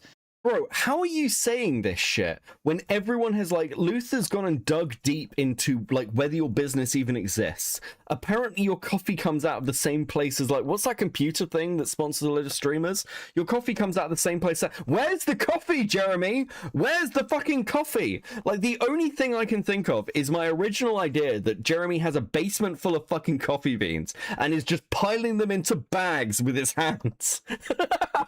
Like, it's that. Like, it must be that, because, like, surely you'd be FDA regulated if it was your own fucking coffee beans. Like, this just makes no fucking sense. I don't know why you'd continue this lie. It's absolutely fucking bizarre. You buy the coffee for maybe $7 a bag, $8 a bag. You sell it for $12, you make your $3. It's completely hands off. They handle all the customer service, they handle everything. That is a true drop ship. No, transnat. White labeling is not necessarily a bad thing. It still could be a high quality product. In fact, there's even like VPN softwares out there that are white labeled. Bet you didn't know that. I bet you didn't know that NordVPN sells white label stuff. You know, all this kind of thing. It's a totally legitimate business model and no criticism against anybody who does it. It's totally legit. At the edge of the bets on whether he'll need to come clean one day. MetaPC is a coffee brand. Had a coffee brand. What's the claim gonna be then? That he like white label, like he did like white labeling for? Like actually, MetaPC used our coffee. Because generally, when you're talking about like white label VPN doesn't even make sense. Look, I don't know enough about VPNs, but like I imagine what he's talking about is a VPN service where you're using NordVPN's servers. So you've got your own VPN, but the traffic reroute goes through Nord servers as opposed to your own. So that's what I assume he means by like white labeling a VPN service, which I can imagine is possible actually. Like people, like large companies sell server space, and even with a lot of like telecom lines and things, they're run through like mainstream infrastructure, and then you just have a different provider for them. Same with energy. Where are our stickers, brand stickers, Beckett? So true, Baron. Thank you for the 5. I think I need to go all out and just start like I need to like look into a Beckett Tamagotchi. Okay, surely a Tamagotchi, like surely it's not that expensive. How much is a Raspberry Pi? Raspberry Pi. Give me a second. How much is a Raspberry Pi? Like a Raspberry Pi is like a simple one I can probably get for like $40, right? So all I need to do is get a Raspberry Pi, get like a load of Raspberry Pis, and like get a load of like screens and buttons and like plastic casing, and build my own Tamagotchi. Okay, this is actually starting to sound quite expensive even to do en masse, but nonetheless. I would unironically buy sticker merch. Like, we've looked at sticker merch before. The problem is just time. I do not have the time to send out merch. I just don't have it. I don't know if Jenny does either. What about a plushie? I'd totally do a plushie, but I'd have to like buy all the plushies ahead of time. Have you tried NVIDIA Broadcast with your mic in OBS? It cleans up mic audio quite nicely. I haven't. I mean, again, I've got a new mic coming on Friday, so it's gonna be fine. And I'll do a load of work on my audio. But I know it's a bit fucking chopped at the moment. I don't know if it's chopped this stream. At the beginning of the stream, it sounded fine. I recorded myself before I started, and it sounded fine. YouTuber coffee or whatever, people just want to support the creator and they don't really care that much about the coffee. This was one avenue I explored. I explored very deeply. I know all the providers. I know new mic to close with. Listen, I've got an 80-20-20 as my main mic. The one I'm getting is like really like is a much better upgrade. I believe I can tell you exactly what I'm getting. I'm getting. Give me a second. Let me go and find it.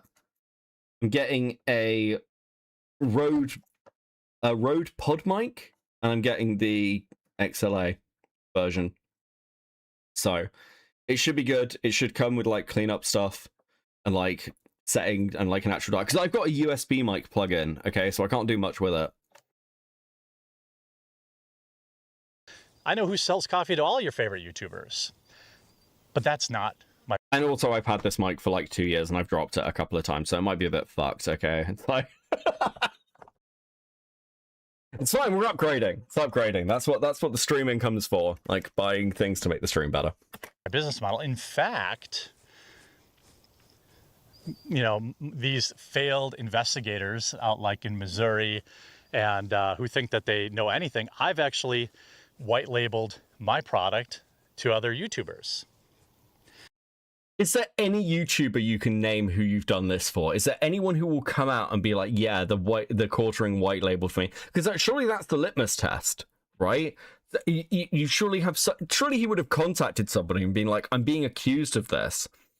I need to defend myself. Chrissy Mayer? Oh, I mean, like, shoot, like, because he did. Well, when he says this, is he talking about what's her name, Sydney Watson? Because Sydney Watson was involved in like this tea business with him. So is he talking about Sydney?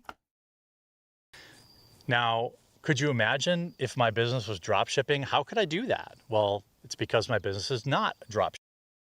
He is saying that he doesn't use white label, but actually is one. Brown with the 5. Yeah, but he'd need a facility if that was true, and no one can find a facility. Like, he'd have to, like, unless his claim is actually, I white label, like, his claim would have to be that Jeremy white labels his own coffee brand as like, but he has like a coffee facility, but that still doesn't make sense because he had to beg his chat for like money for like the coffee pod thing.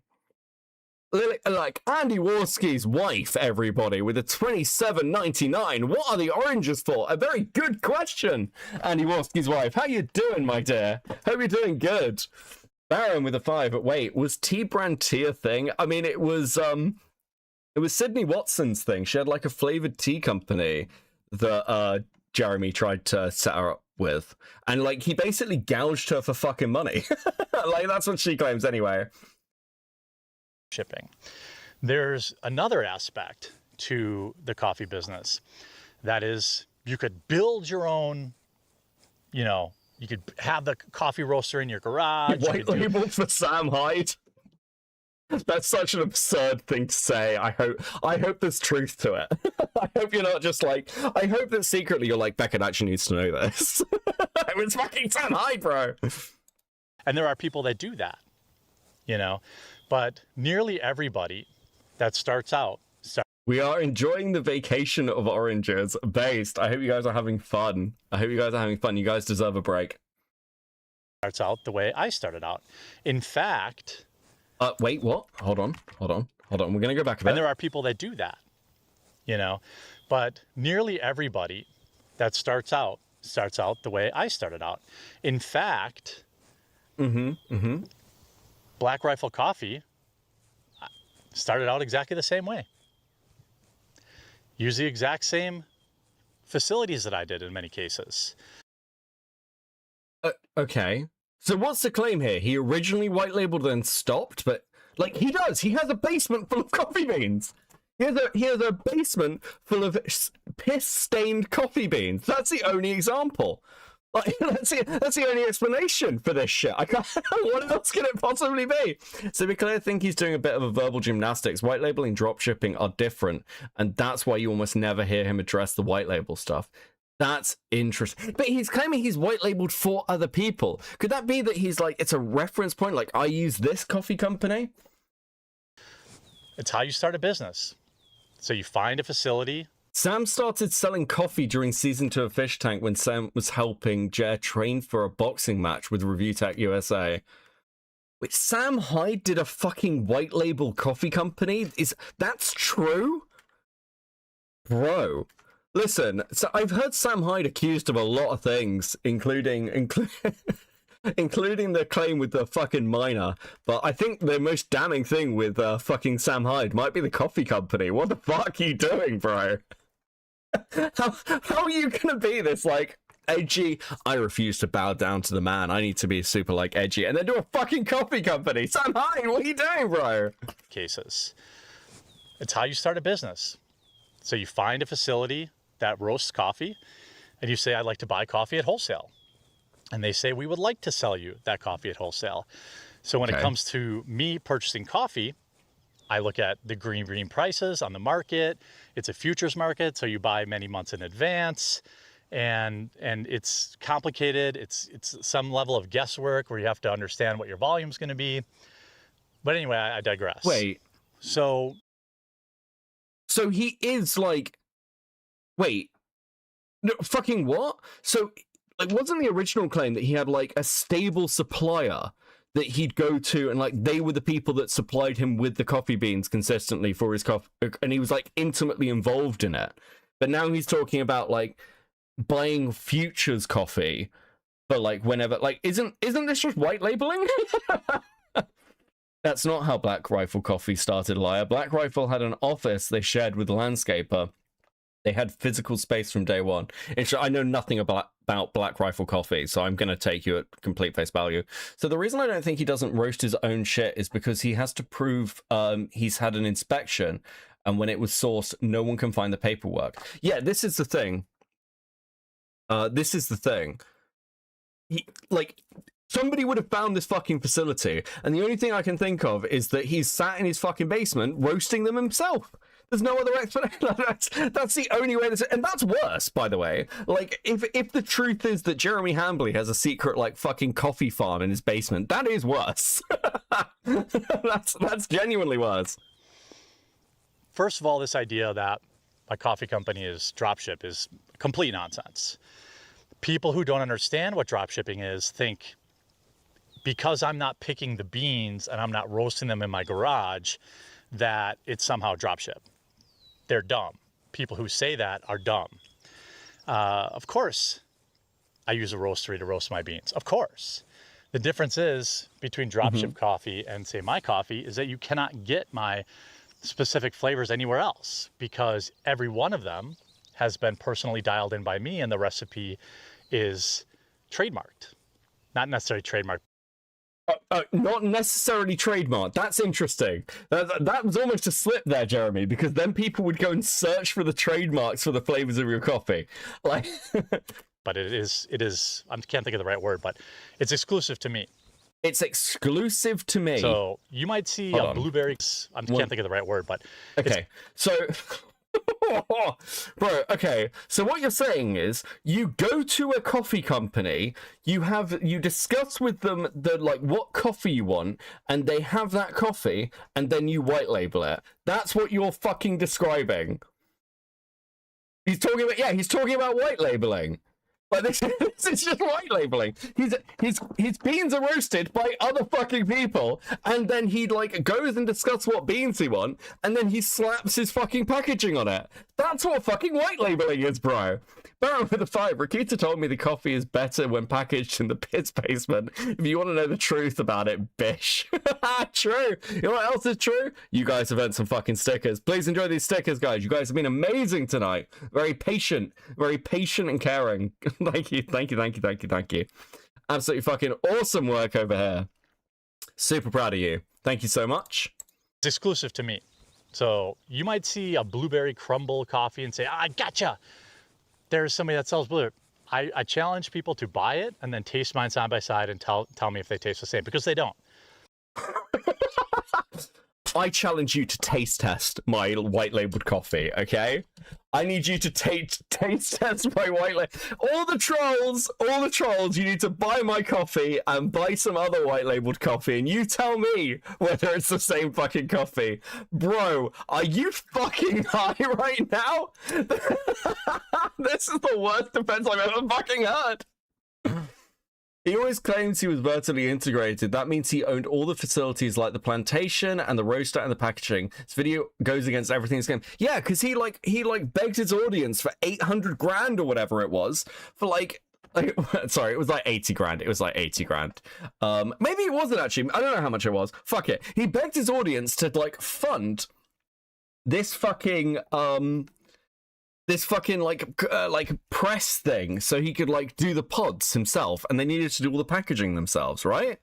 When did the scam begin and end, right? Because he claimed this was his coffee company. It's not. It's your white labeling company. Baron with a 5. Is this video a scam to try and get his trolls to buy his coffee? I mean, do you know what? I am going to push this out here to my former now recording co-host, Mitch, my very good friend. Mitch, can you go and buy some of this fucking coffee?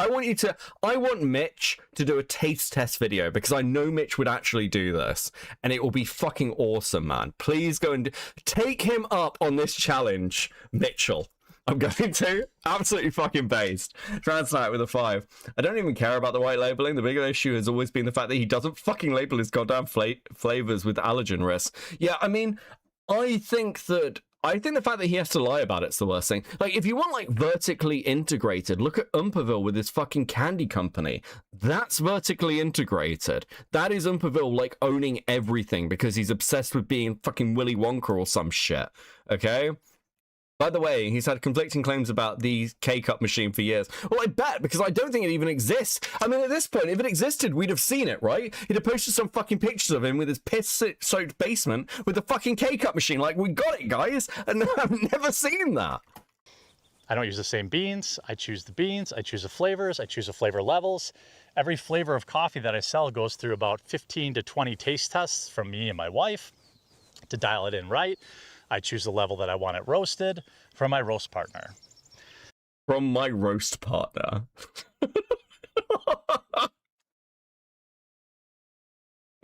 Guys, I'm totally vertically integrated. I taste the coffee before I white label it. Come on, bro. This is fucking dire. It's very simple. It's how every major coffee company has started. Now, again, I want to point out, no disrespect to people who do dropship coffee. It's totally fine. It's a totally, it's a totally legitimate business model. But I do not, my coffee is simply not dropship by any definition. I work with partners. It's like people would act like it's a gotcha that I don't print my own coffee bags in my house.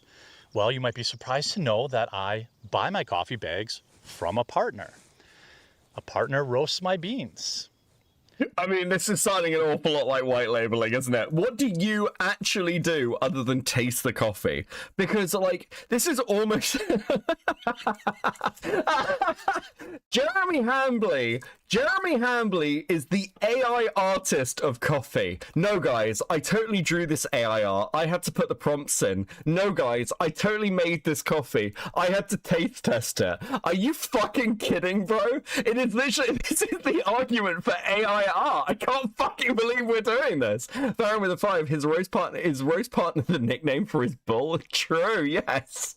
Dude, this is you might be surprised to know that I, basically have all this stuff printed elsewhere and then, put my fucking name on it. This is what white labeling is. What the fuck are you on about?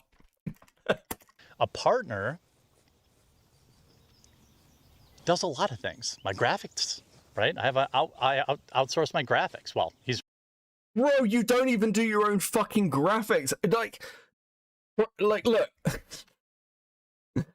I'll agree with you, it's not drop shipping. If you'll agree with it, this is the definition of fucking white labeling. It's not your coffee. You're basically working with an actual coffee company to produce the beans and like the flavors and everything else. All they're doing is tailoring to your taste. This is the equivalent of going to a cafe, ordering coffee the way you fucking like it, and be like, I made this now. Oh my fucking god. Do you think he's gonna make a cut commercial, like Fruga's incest commercial? Dude, do you know what? Unfortunately not, because that would actually be funny. Really an employee that does that, but I don't understand why the internet has glommed onto this the way it does, but trying to understand the internet is stupid. Because you asked for tens of thousands of dollars. Because you asked for tens of thousands of dollars for a machine. That's why. Because people are claiming you people claimed that you lied about it. Give me 2 seconds, guys, and show you something. Right, for those who haven't seen it, I swear to God, this is totally the real Folgers advert. Must have the wrong house. Sister. Oh, I missed you so much. They waited up all night for you, I want Jeremy to make this commercial. Jeremy, if you make this commercial, all is forgiven. Long way from West Africa. Oh, coffee. He's here. I brought you something from far away. Really? Oh.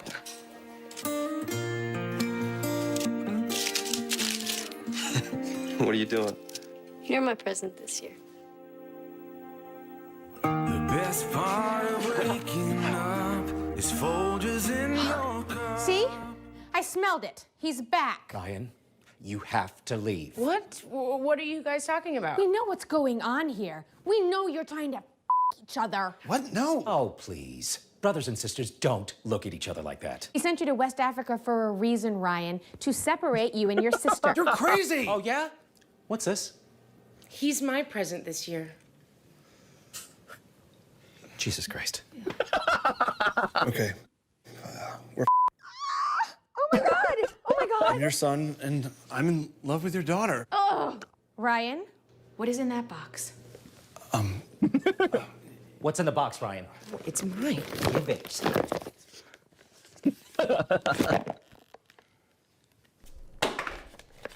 Unbelievable. Holy shit. Emily, I love that we have so much in common because we grew up together.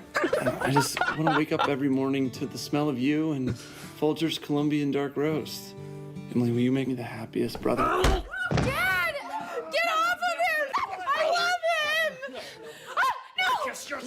Stop it! No! I just want my brother. It's Folgers in your cup. Go remake that advert, Coring, and all is forgiven, okay? Fucking Kino. No one should ever do that. But it is dumb. There's no there, as Dan Bongino famously said. The truth is... Oh, yeah, somebody KJ just reminded me that the Quartering stole his fucking, even stole his label. This dude hasn't got a creative bone in his body. Arcadi with the 2, Roll Tide. True. Dude. Look at the fucking state of this. He couldn't even make his own fucking logo. Yeah, I outsourced my graphics. I bet you do, fucking asshole. Unbelievable shit. These people are dumb. And they don't like me. They don't want me to succeed. By the way, you can pick up some of my coffee at buycbc.com. It takes you directly to our Amazon store. You can't get my flavors anywhere else. You can't get my roasts anywhere else. Now, you might argue, well, I can get Colombian beans from whatever. Sure, you can. Won't be exactly the same as mine. Did you know every bean tastes slightly different, and that's why my beans are unique, okay? No two beans are completely identical, therefore, I actually haven't lied, okay? Baron with the 5. Can you play the Rubicon spring water ad? No, I don't know if I know that one. Tweet it at me, Baron. I'll go on the list. We'll do fucking weird adverts. I need to do another one, another stream with Rags doing that shit. Will Chrissy play the Quartering sister? Oh, dude, Wookie with the 2. That is dark, bro. And here's another big gotcha. So this past week, these morons. So I showed a shipping label by accident on my live stream, and what happened next was exactly what's been happening for the last year to every partner that's worked with me, because these people who are supposedly against life ruination and messing with people's money, they're all frauds and liars. Failed race car drivers, failed, comic book. Is that a reference to fucking Cameron? I suppose that's a reference to Cam, isn't it? Books aren't how I want them. They're all failures in life. And they think they want everyone else to fail. It's the crabs in a bucket kind of mentality. But I've said this many times, but it bears repeating. The only reason the Quartering survived as long as he did is because he wasn't interesting enough to take down at the end of the Skeptic period. He just was too boring a person. He had a fight with Keemstar, he had a fight with Metica, and that was pretty much it. But Beckett reference? No, I don't think there's any Beckett reference in there. But watching Jeremy sort of struggle through things is his success. His success is largely down to being the last man standing, and basically playing the algorithm, which is fine. But no one cared until he started taking down channels. It was just Kino trying to fuck with him.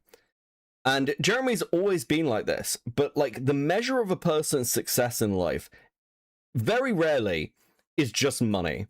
Jeremy has made his money. He still feels like a fucking failure, because if he didn't, he'd just check out. He clearly is not enjoying doing this content anymore. If he was like, fuck it, I'm gonna go and do something else, he'd just go and do something else, right? He can make all the money in the world, but what Jeremy wants, what he craves, is respect and adoration. That's what he's always wanted. He's wanted to be seen as the cool in-person that people listen to. And because he can't get that, Jeremy can make $1 million, $2 million to $20 million. He will still be a failure in his own personal goals. And it's it throws this stuff out as crabs in a bucket. It's like pulling people down. Bro, you were all in on this kind of shit for years. For years. It's just now it's happening to you. Now you're sad about it, okay? Because you're on the outside, and that's what hurts you. Kick him with a 20. Becky, I want the sibling love song. What the fuck, bro? Dude. Jeremy never did things that are worthy of respect. True.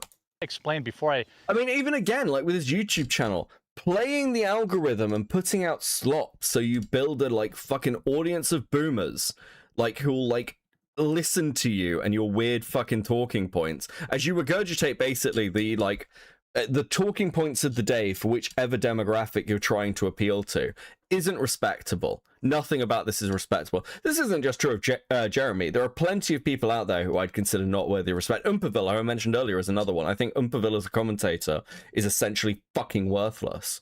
But it's again, Jeremy, to be a respectable person, needed to actually have a stake in something, and he's never ever done that. Building an audience that will be dead in 5 years, bold strategy. Oh, fuck. Explain the big expose that happened. And then I've got a little tip later in the video to share that I think is pretty fun. Just some of what these people who just want the truth have been doing. They've been going through my garbage cans. They've showed up at my partners' places of business. They've showed up at their businesses and harassed employees. They've called the FDA. Of course, the FDA laughed at them because, again, there's no there there. They've called local food companies. I'm sorry, there's no what? Employees. They've called the FDA. Of course, the FDA laughed at them because, again, there's no there there. What the fuck does that mean? Like, I actually, as far as anyone can tell, the FDA didn't laugh at them, but you're a white labeling company, so the FDA doesn't, like, cover you, is my understanding. I don't know what you mean by this. There's no there? What the fuck does that mean? They've called local food companies or whatever. They have harassed my partners, the people that make my bags, the people that roast my beans, harassed them, showed up at their places of work. People investigating your business which you have made claims about is not harassment. You have made claims and asked for money from your audience. This is an investigation into your business done by essentially internet journalism. That is what Luther is doing. Partners plural, listen back to that. Yes. Yeah. Well, he's already sort of said that he's got like the roaster and the graphics and like, it says like partners' place of work. These are like, again, these are public places, like public businesses.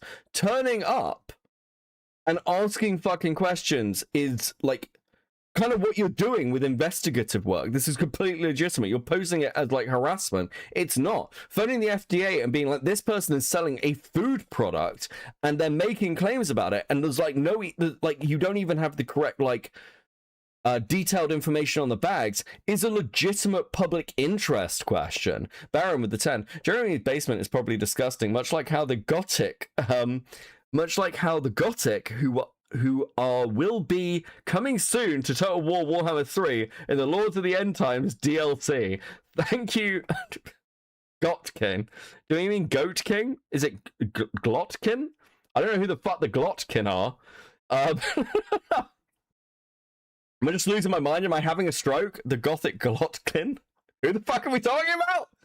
Dude, I can't wait for the End Times DLC. Nurgle followers. Oh, okay. Are we getting Nurgle followers in the new fucking expansion? Listen, I'm just obsessed with the rats, okay? I just care about the rats. Why? I don't know. It's extremely weird. It's just like, I don't understand. Like, there's a lot of things you could criticize me on. A lot. Okay? We know. But this is like the dumbest thing, and they've really picked on it. So when they say they care about the truth and when they care, they just really want transparency. No, they don't. They want to harass people, emails, phone calls. I mean, Bro, even now, you're not being transparent. You're like saying you white label for other people. You've described your business basically as white labeling without saying it's white labeling. All anybody wants you to admit is that you ask for a ton of money from your audience for a machine that apparently you don't fucking use. That's it. Like, maybe it doesn't exist. That's most of what people care about with this coffee shit. People just want you to stop LARPing as a coffee brand owner. Security footage of these idiots showing up at one of our facilities. People say, Jeremy, why don't you just sue them? It's not worth it. So one of the reasons people white label is because it offsets the burden inspections with the FDA as well as keeps the sources anonymous for the most part. Yeah, because you're like, basically, you've got all the benefits of like looking like you have a brand without having to do any of the background work of having a brand and make it like you are not responsible. You are just a reseller. That's what it is. It's not quite drop shipping, but you are a reseller. Up at one of our facilities. People say, Jeremy, why don't you just sue them? It's not worth it. These people have nothing. I can't take it from them, and there's no point. But the fact of the matter is, my business model is very simple. I mean, not that I want to encourage Jeremy or anything, but this is obvious bullshit. Like, some of the people who are talking about this absolutely have money that you could sue for. Absolutely have money that you could sue for. Or you could, like, sue for a low amount just to disprove the claims. You could be like, I'm going to sue you for $1 because we're going to go to court and talk about this, and then you're going to have to apologize or give me your fucking channel. Like, there's multiple ways you could fucking do this. Simple. There's really nothing complicated about it, but it's not drop ship. Simply not. Every other YouTuber that you're thinking of is drop shipping for the most part. But that's not what I do. I made the decision that I wanted to build a brand. It's the same reason I didn't call my coffee. He won't because of Discovery, yeah. You liberal tears coffee or coffee coffee or something stupid like that, because I wanted to build an actual. Oh, I didn't want to call my coffee brand anything stupid, so I call it stupid. I called it Coffee Brand Coffee. You know, a real inspired fucking choice. Holy shit, bro. Does this man listen back to his own content? Brand. We're close to being into Walmart, and it's. I don't know why they want to destroy this business. You know, we have employees. They're trying to ruin their lives, and it's pathetic. And the people that are viewing this and like partaking in this and acting like they just care about transparency, they're lying, because I see the emails from my partners when they're harassing them. They forward them to me. I see the security footage when you idiots show up at our facilities. I see your. Yeah, he ruined the life of Kino's editor. True. YouTube videos when you're talking about going through my trash cans. All of this to do what exactly? Discover the truth? The facts of the matter is, this is a very dedicated group of people with nothing better to do, and I respect that. Hey, people get bored, right? I'm going to check this other one now. People get bored. I understand that. Ugh. But there's nothing there. The level of... I mean, in one respect, this is maybe the first true thing he's said. There is nothing there because you white label your coffee. Like, he's like, oh, this is my coffee brand. Bro, you're a glorified reseller. Just say that. Just be like, he's like, it's about the prestige. I want to be in Walmart. I want to be on store shelves. He's said this all the way through. And nobody would give a shit if you just said that it was white labeled. Yeah, like, look, there's another coffee company that I work with. They have a really good brand. I think it's really great. Mine is like a selection of their best beans that I've worked through, and I've got the best stuff that they're producing, and it's all curated by me, Jeremy Hambley. I know coffee. This is the best coffee that you're going to get from one of the best like coffee roasters in the state. That you could say that. You could sell this if Jeremy wasn't like a talentless fucking hack loser. You'd be able to sell this shit real fucking easily, actually. Harassment. And I'm talking about, like I said, showing up. I have you idiots on security cameras. Showing up and harassing some random employee of a neighboring business. Is that normal? How did you think that was going to go? It is just funny how he keeps saying he'll be in Walmart and it never fucking happens. Yeah, I mean, how long's he been saying that he wants to be in Walmart? What is it, like 5 years? Must be. It must be years and years now. I remember him saying this right when it started. Also, he fucked up on the channel name. Brother could have called his channel Quarter Vlogs. Oh, Quarter Vlogs is good, actually. Quarter Vlogs is good. The dumbest post the video. Yeah, I mean, he did this with like, oh, a red car's turned up and it turned out to be fucking bullshit. He says like, I'm getting death threats to my family. No fucking evidence for any of this shit. Now, if that's true, like you shouldn't be sending death threats. I would argue you probably should be showing up to his house, showing up to like partnered businesses and things to like to investigate what the fuck is going on with a food product. I think is completely fine. I've got no issues with that. But like, yeah, you shouldn't be turning up his house. But he made the claim that some red car turned up outside his house, and it turned out to be bollocks. Like, it was a picture from like years ago. So, and this is the other thing. Jeremy just lies through his fucking teeth about everything. You can't trust a word of this shit as he cries on the internet about how hard life is for him while like driving over his like hundreds of acres or whatever the fuck it is. It can't be both, Jeremy. Either shit is really difficult for you or you're a success. And it depends on what you're doing, depends on how you frame yourself. Oh, guys, money's so tough right now. It's so hard. I don't know how we're gonna make it through the month. To I've got millions of dollars. These people are fucking losers. Pick a fucking struggle, bro. Most like the biggest problem is the hypocrisy. To be honest with you. Sure, yeah. These people don't care. Are you doing the meme? The biggest problem I have is the hypocrisy. Okay, buddy. Please go on about the hypocrisy. Care about transparency. They don't care about the truth. They don't care about anything. They're not my customers.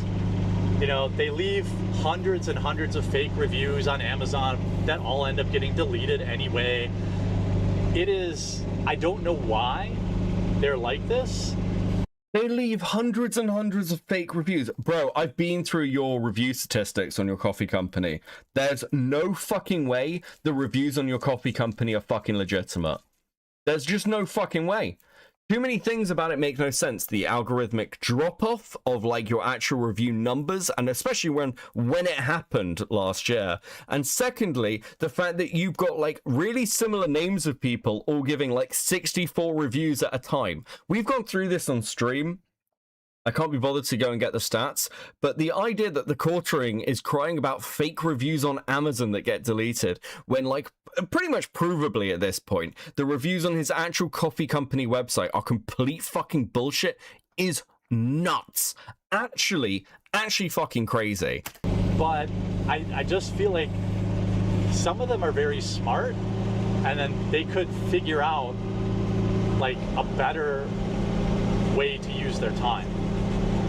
You know, like a more productive way to use their time, but they're not actually interested in that. They're only interested, check another station here. They're only interested in trying to hurt my business and my staff. So when these like failed race car truck drivers and dork anime avatar YouTubers and maybe that is a reference to me. Who else who's like a vaguely anime style avatar YouTuber has really talked about this? I feel like I'm the most like cutesy avatar character. Is it me? Is it me? Jeremy, do you watch me? Jeremy, come have a chat, buddy. Oh, Yellow Flash. Fuck, it's Yellow Flash. Yeah, it's Yellow Flash. I mean, that's Marvel. It's Marvel. Maybe it's Yellow Flash. Fuck, it's probably Yellow Flash. I'm only joking. I know it's not me. I'm not important enough for Jeremy to notice me. I'll get that one day. That's my dream. Fake staff. What staff? Yeah. Investigators from the Midwest, anime avatar YouTubers, and fake investigators from the Midwest act like they're really out there doing something. They're not hurting me at all. Every time they do something stupid, I just turn it into more sales. But what they're doing is they're harassing. What? Bro, we can see your fucking review statistics. That's obvious fucking bullshit. Harassing people that have nothing to do with me. I mean, like, just some random employee at a neighboring business. I can't imagine a situation, like, how are you even going to claim that? Yeah, you know this massive controversy that's been, like, ripping apart my career? I've actually made more sales because of it. Is a fucking absurd lie to tell. That's actually fucking crazy that you'd say that. Business had some fat loser like grilling him about coffee. You know, like that's what these people are doing. That's what these dork YouTubers are promoting, and it really doesn't affect me at all. It affects people who don't even know me, people who just have an account number. They don't know anything about me, anything about my YouTube videos, anything about anything. They don't know anything about it. And it's funny because obviously, as you figured out by now, this video is bait for those idiots who are just helping me monetize this channel. Thanks to them, this channel will be monetized in only 2 weeks because they are furious. Thanks to them, you are a multi-million sub YouTuber. You can't... What the fuck are you talking about? If most multi-million sub YouTubers open a channel, their current audience will flock to it. The fact that it's been open for weeks and you can't clear 10k on your sub count is crazy. The fact that these videos have are averaging around 12k is fucking crazy, and it's entirely hater content. Now look, for those of you who don't know about the monetization stuff on YouTube, like, getting 12k on a stream or video or whatever is fuck all. It is pennies. It is pennies. It's fuck all. Most people have Prime, and like even then the ad revenue is like fucked these days. So you're talking about monetizing the channel, unless you were doing super chats, who gives a fuck? And if you were looking at it from the perspective of getting monetized for sponsorships, you need way more fucking viewership and a longer grouping for that. So like I don't know what the fuck you're talking about from like a monetized point of view. What cope is this? Trying to get some sort of information or get some sort of gotcha. Thanks for your help, morons. Keep tuning in. Here's the other big thing, the other big gotcha that I have made more watching this stream and like doing this stream. I have made more money this stream from doing Jeremy content than Jeremy has on this channel. I can almost guarantee it. I have made more money doing just this than Jeremy has. With these watch time numbers, unless he is like piling this shit with ads, I have made more money than Jeremy has this stream.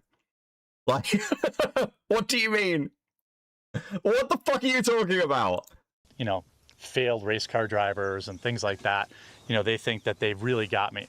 So there was a shipping label that was shown, okay? And so everyone thought, wow, this confirms that his coffee's drop shipped. Which, by the way, if it was, no big deal. But I have made it a point to say it isn't, because it isn't. If it was, I'd be making a lot more money. If it was, I would have made quadruple what I have now. If it was, I wouldn't have to pay staff to pack orders. Like, we did our own fulfillment out of Arizona. Hold on. How the fuck are you paying staff to pack Where the fuck are you paying staff to pack orders if every section of your business is made by other people? If the packaging is made somewhere else, if the beans are roasted somewhere else, where the fuck is this? Is Jeremy claiming that he owns the packaging plant? Because that's a claim that's been made essentially by saying that he needed to buy the machine for the like coffee pods. But if that's true, where the fuck are you packaging this shit? That would answer the question. Just be like, here's my packaging plant, guys. Here's a tour of my packaging plant. That would actually win. That would own the haters. You just have to show the fucking packaging plant. Where is it? I wouldn't have to pay staff to pack orders. Like, we did our own fulfillment out of Arizona with my business partner. We paid staff to fill our orders. We paid for customer service. We're not drop ship, right? So that's one of the dumbest labels that have stuck around. But last week, these morons found a shipping label and they thought, ooh, I got them. It's my biggest lie exposed right here. Okay. Ooh, they got me. Well, the fact of the matter is, all they found was a shipping label from the company that I used to put my coffee into K-Cups. That's it. All they found was a packaging label for the company I used to put my coffee into K-Cups. Huh. No. Jeremy, if you use a company to put your coffee into K-Cups, why did you need to beg for money for a K-Cup machine? Why would that be being packaged separately? I thought you had to buy a machine for this. Isn't that what the money was for?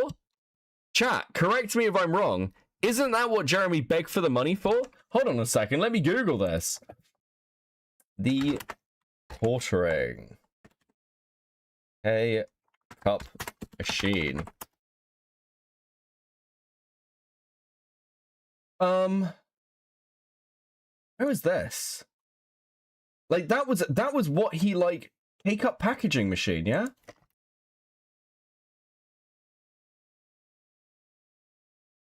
That's what he was trying to buy. Like, that was, can someone send me this? Like, if you have it, if you have it to hand, where is the quartering video where he talks about this? He bought access to a K-Cup machine, I guess. That was not what he fucking said. Like, what the fuck are you talking, like, what? I'm sure he said, don't worry, I'm still getting the K-Cup machine. It was just harder than I thought. I roast 900 pounds at a time for a specific run. I send it to somebody who has a professional K-Cup machine that puts it in the K-Cup and labels it and puts the boxes all together. That's it. That's the big exposed. I hope it was worth it, dorks. Not my regular viewers, but the people that thought it was a big exposed thing. Yes, I pay somebody to put my coffee into K-Cups. And people say, but you were raising money to put your own K-Cup machine together. You were going to get your equipment. You're right. We did raise money for that. And we were going to buy a K-Cup machine. There's basically only one manufacturer, maybe two, and they both come out of China. I talked to the guys at Black Rifle specifically about buying one of their old K-Cup machines. I talked to other people I won't name. No, this is, what the fuck? That's what everyone has been saying for years now. It's been years, Jeremy. This is the own. You fucking idiot. Like, everyone's been saying, yes, he doesn't have a K-Cup machine. He doesn't package his own stuff. He sends it to somebody to be packaged and then have his label put on it. That's the fucking claim, retard. Like, holy fuck, bro. I can't believe this is where we are. Okay, cool. I'm glad that we've finally done this. Like, dude. Oh my god. About what they did for K-Cup production. And the fact of the matter is, the machine itself, the cost, was only a small part of it. The machine, it was only a small part of it. Okay, so are you going to return that money to backers? Like, are you going to do any of that shit? Or are you just going to keep it and buy more fucking dog toys that you can use to, like, explode your knee or some shit? What the fuck is this, bro? I'm actually annoyed. I'm actually annoyed that you're saying it so nonchalantly. Like, all that shit you guys said about me, actually, you were totally right. But actually, somehow I still win. Fuck off, Jeremy. Turns out, once we got further down the process, you have to pay somebody to come from the machine's manufacturer, train your team, and then if it breaks, you know, you have to know how to fix it. And we just decided. Wow, those all sound like issues that people have when they actually run a fucking business. Wow, what you're describing is issues that manufacturers have when they do more than just white label shit. I cannot believe you made this video. I actually cannot believe you made this video. This is fucking unbelievable, absurd, ludicrous. I don't know what the. So Luther is right. You don't have your own coffee company. You white label. Luther was bang on the fucking money. We don't really have the volume to justify spending $200,000. Like buying the machine and then only running K-Cups for us. So then I went to my partners and I said, hey, why don't we sell K-Cup services, you know, to other people? Again, all things that a dropship coffee company could never do, by the way. And so that's something we've been exploring. But in the meantime, it just didn't make financial sense after we got all the extra costs after the machine. So it was the machine, then like some food grade air compressor machine, and then training. Then if it breaks, who knows how you fix it. And we're still strongly considering adding the K-Cup machine to our. But you got money for it, bro. Like the claim is that you scammed your audience for this. And I mean, you're kind of just admitting that you scammed your audience for this. Isn't this just an admission? Whoa, buddy! Yes! This is... Give me a fucking triangle! This is just an admission that what people have been saying about you in this fucking K-Cup machine is completely fucking true. Arsenal, and then selling that service to other people, other YouTubers, for example, to put their coffee in K-Cups, because that costs a few bucks every time you do it. But that was it. And in exchange for that shipping label, these people called and harassed a nice family-run business for days. They called me the next day. They're like, what's going on? These are the same people that are standing on the, I am against life ruination. I'm against all this stuff. They aren't. They say they are, but they aren't. They're happy to run with defamatory statements like some of these idiot YouTubers because it gets them clicks. And that's okay. Good for you. Now, at some point, the issue is they know it's not worth it for me. I'm pretty sure that Jeremy suing somebody for defamation, like, just actually fucked himself. Like they just have to play this video. Yeah, these are the claims that are being made about Jeremy. Oh, yeah, he just admits to it. Okay, cool. Case dismissed. Easy. Done. Great. What the fuck are you talking about? Like, what the fuck are you talking? Bro, but also, you're in America. The bar for this shit is so much higher. Like, when you're a failed race car truck driver, or your YouTube channel's basically dead. Okay, here's like, firstly, I don't think you should be saying anyone else's YouTube channel is basically dead. You can't get 10k subscribers on your fucking blog channel. You're fucked, buddy. But here's like a pro tip. If you're going to vague post about somebody, you can do it once. You can get away with it once. But constantly doing it when you're obviously fucking, like, seriously pressed about this shit, it doesn't work, okay? You look fucking absurd. You know it's not worth it for me to file some sort of lawsuit against you for defamation.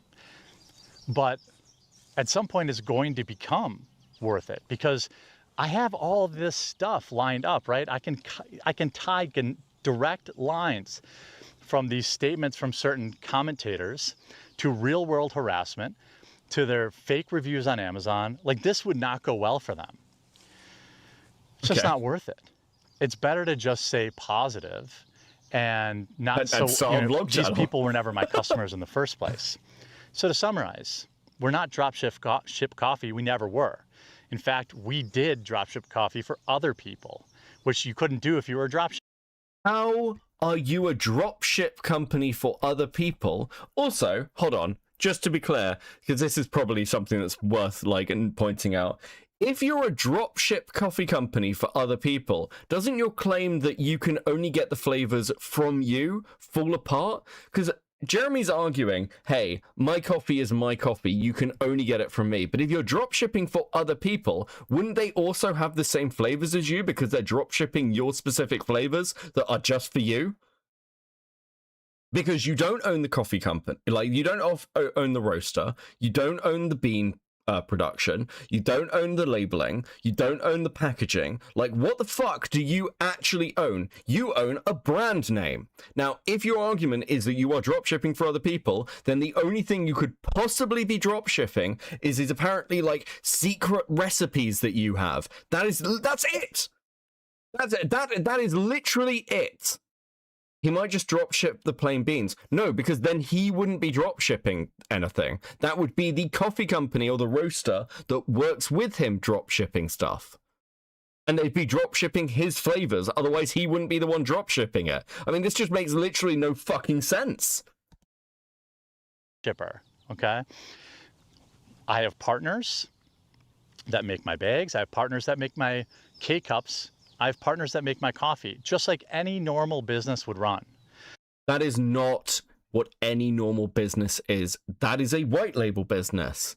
A normal business, a normal coffee business would be a coffee company. Like, or what you talk about, like if you're talking about Nestle, for example, Nestle owns the farms. No, Nestle has has probably control over some of its trade, like actual routes and ways of getting coffee to them from those farms that are at least controlled in some way by them. So they make sure they get their supply in because they're a big company. Then you've got they'll own the production plant, they'll own their their labeling factories, they'll own their packaging factories. They are a full giant coffee business. A normal coffee company controls the water in Africa. Yeah.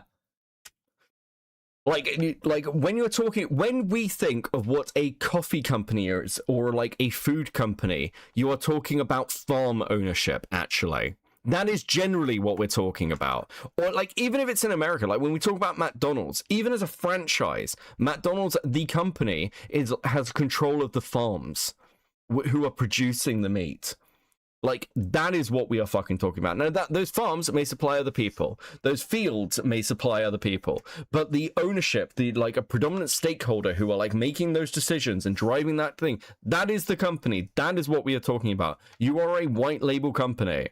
You basically just like fucking, you slap a label on other people's product. That is it.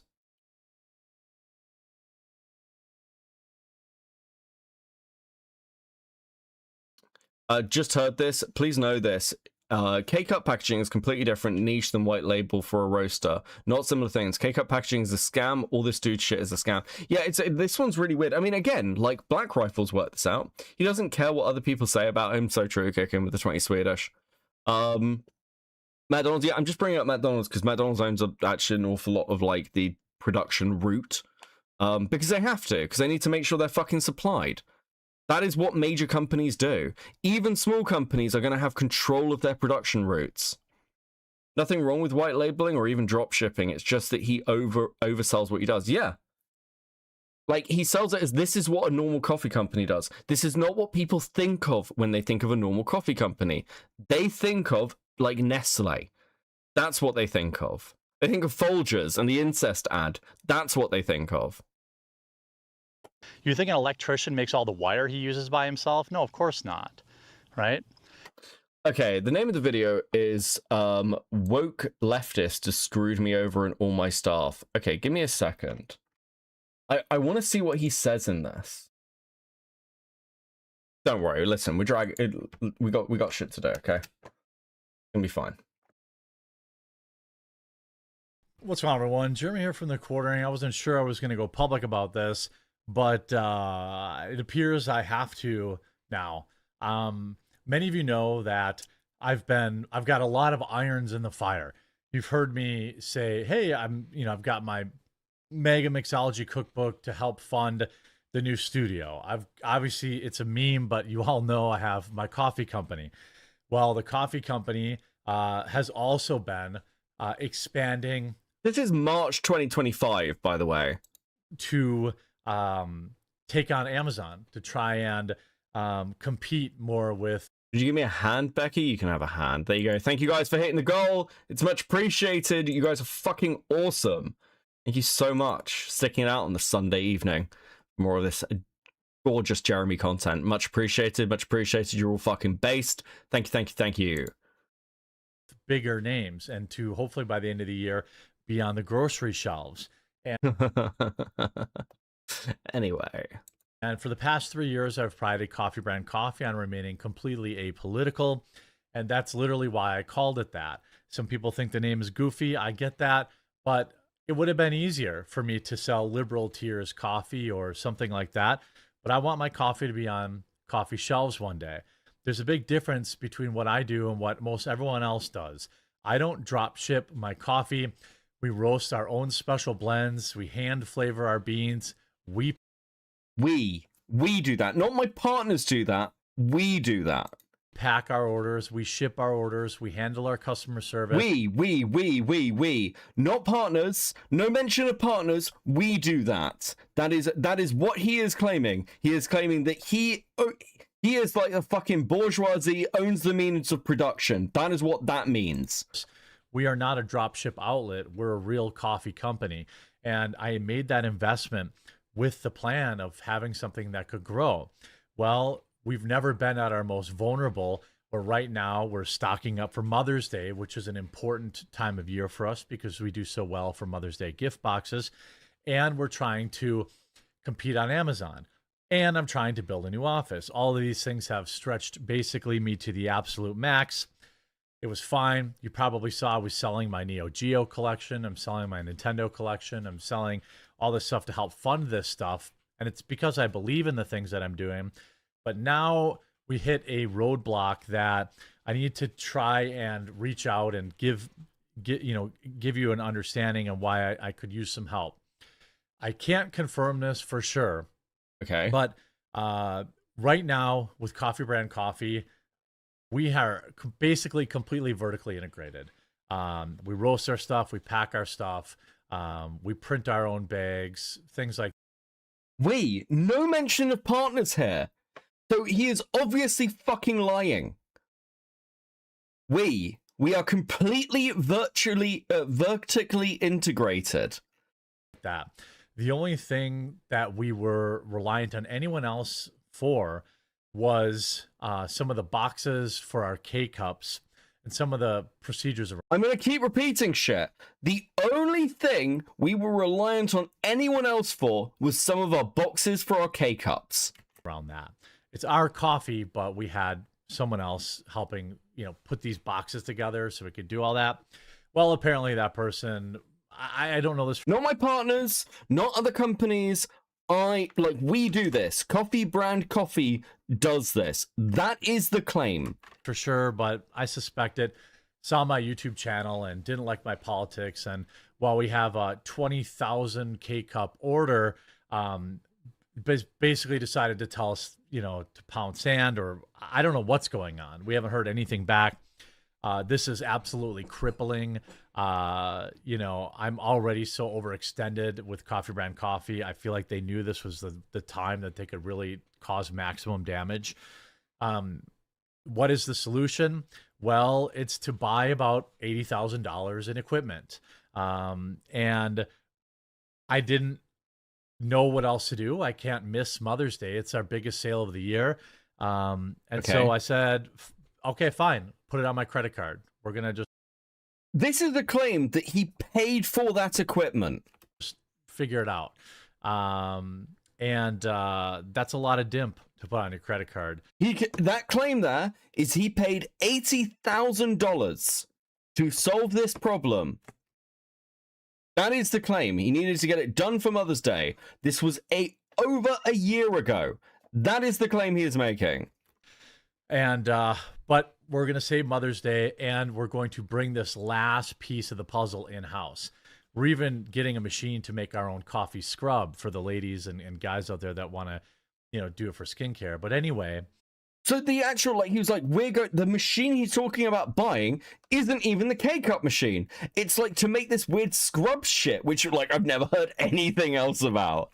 To help pay for it, we've done this one other time before, and what I did was I put together this very cool Founders Vault Pack. There's only 1,000. Didn't this never didn't get delivered on time either? Wasn't there a load of issues with the delivery on this, frozen, fucking floral shit? Of them, and 200 of them are already gone from my live stream earlier today. It includes our freeze-dried strawberries, which are. Bro, you can't lie about this shit when I can just go back to the video where you talked about it and be like, that is a lie. That is a lie. You have lied to your audience. This is what everyone's talking about. By all means, fucking sue somebody. It'll be hilarious. Not available anywhere else and will never be available as far as I'm planning anywhere else. You will also be the very first person to get our exclusive spring flavors, tangerine, which trust me is delicious, and cherry cordial, which is also really good. You also get a Founder's coin and a signed, numbered thank you card from me specifically. I'm be signing them every night. Oh, sorry. Someone just sent me this. I'm not sure they want me to tell you who it is, but someone just was looking into why shit happened. Oh, I figured out why. People found out that CBC was using a private label service from a woke left all-female coffee brand called Mill Creek Roasters. The Roasters got a heap of comments on their Insta. They had to mute the account. This Reddit thread shows the Mill Creek Roasters walk through photos and comparing with the machinery in the video above. Yes, I remember this because he was showing his roasters at one point, being like, "These are my roasters," and everyone was like, "This is Mill Creek." And they just, yes, thank you, person. I don't know if you want me to say your name, but oh, it's Eva. Okay, you're just in chat. Yes, okay, dude, well done, Eva. Based fucking work. Nice to see you, by the way. I hope you're well. For the next 2 weeks. Just so everyone knows, by the way, if you're in my Discord, you will often see me post a little fucking hermit crab with a hoodie on it, or with a beanie hat on it. and holding like a love heart or like doing a little dance. Eva did all of those. Eva's probably like, I think, the first person who ever did commissioned art for me. And I still use those emotes on a regular fucking basis. So it's good to see you even knocking around. Good to see you, hon. Plus, you get a free gift.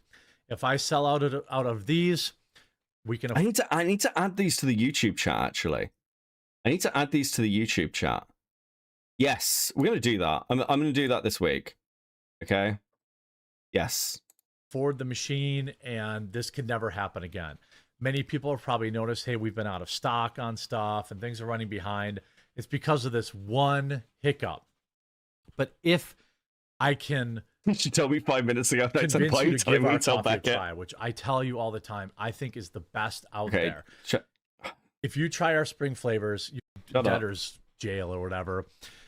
And if you don't like coffee, I still have my Mega Mixology cookbook, which I'll link in the description. Can you even get this anymore? Like, I want to find a copy of this. I want to fucking read it. I might like one day do a stream where I make some of the fucking drinks. Fuck it, dude. Description down below. It's a pre-order that will be shipping around the end of April. It's hilarious. We already have almost 50 recipes done. Tea. We have regular coffee. Our blueberry cobbler is really Diesel good. has a copy. Our ultras like that. We really are at an inflection point where a lot of companies would take on investors. You know, I've got $300,000. A lot of companies would take on investors, bro. $100,000 almost floating right now in debt. I'm just being dead serious because of the huge stock up for Mother's Day. Now I got to buy this machine I wasn't planning. But like, again, this like flies in the face of everything he's saying here, where he's begging his audience for money. This is what people have a fucking issue with, Jeremy. Planning on buying, and but if we come out the other side of this, we will be fully stocked on Amazon. We'll be fully stocked on our website. We'll be fully vertically integrated, so we'll be able to lower prices and lower costs. We are doing so much. We handle our own customer service, by the way. Maggie works full-time covering the customer service for not anymore for our company.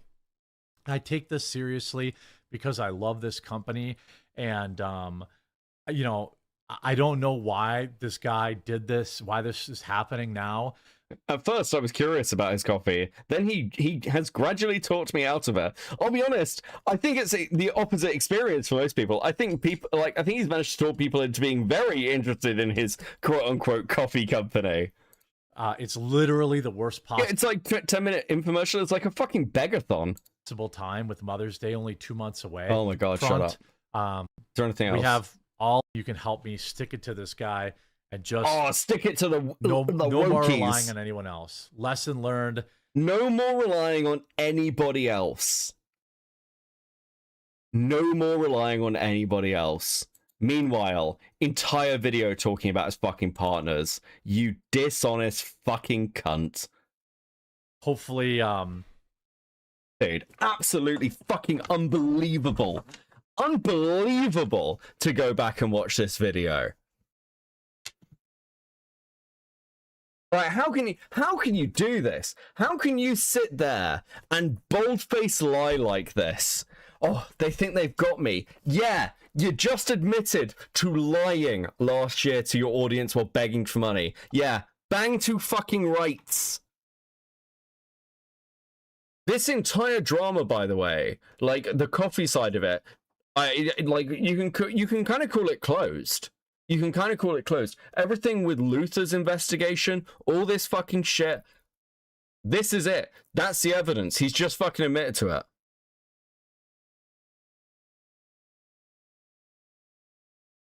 Becky, you don't understand. His partners rely on him. It's why he needs more money. Dude, this is fucking egregious. This business continues to grow, and I think that bothers people.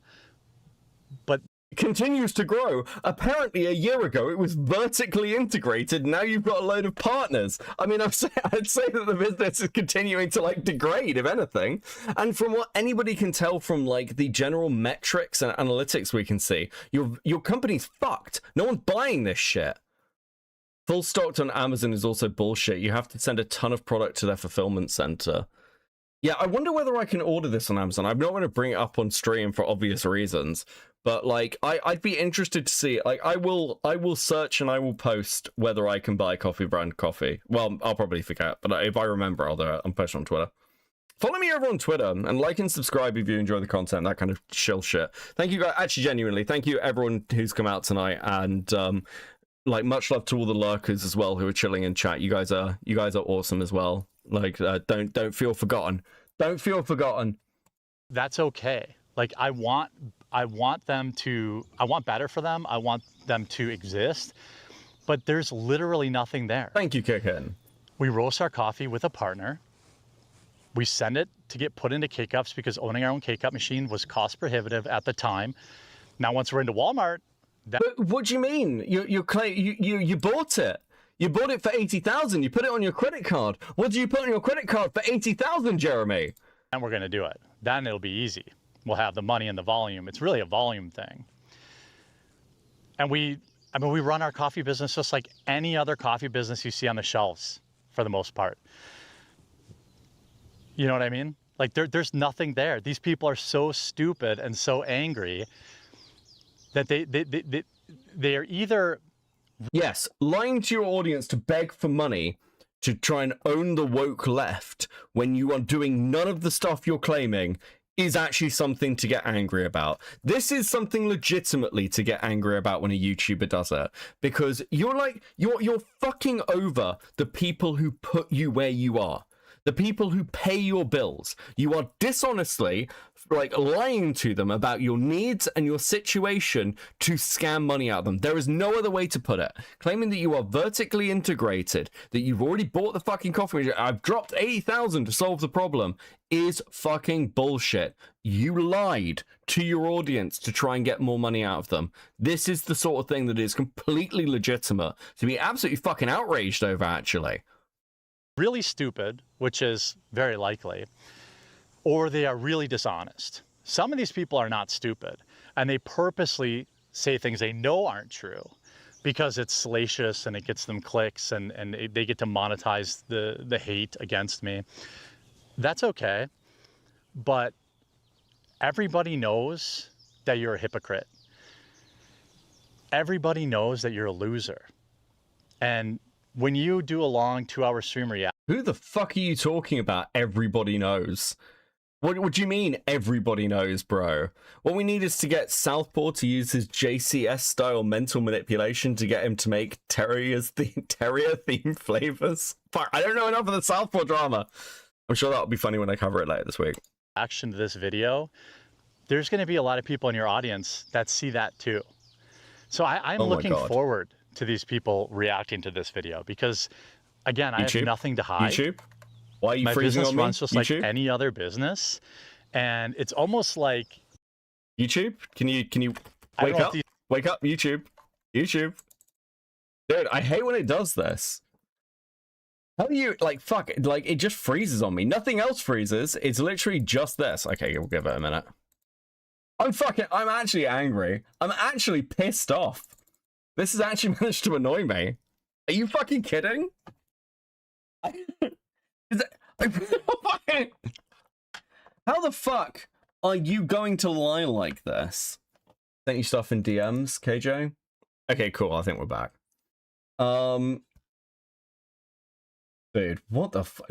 Okay, this is the Trump cookbook shirt. Okay. Thank you, KJ. Dude, what the fuck is wrong with you?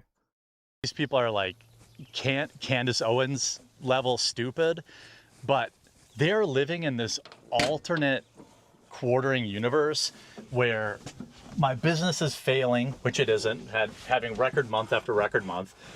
My YouTube channel is dying. It's the dead of summer and probably the slowest time in politics that we've seen in a long time.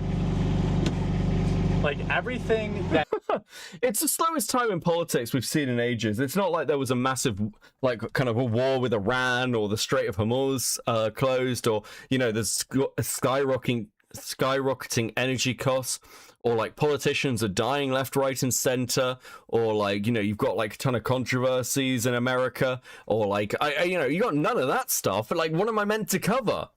What the fuck do you mean? Oh, bro. Graham Planter, yeah. Graham Planter, yeah. This is fucking dire. Yes, also, this record business, like, dude, I don't believe you. I don't believe you. And if it is the case, why did you have to beg for fucking money? A second more with a round? Yeah.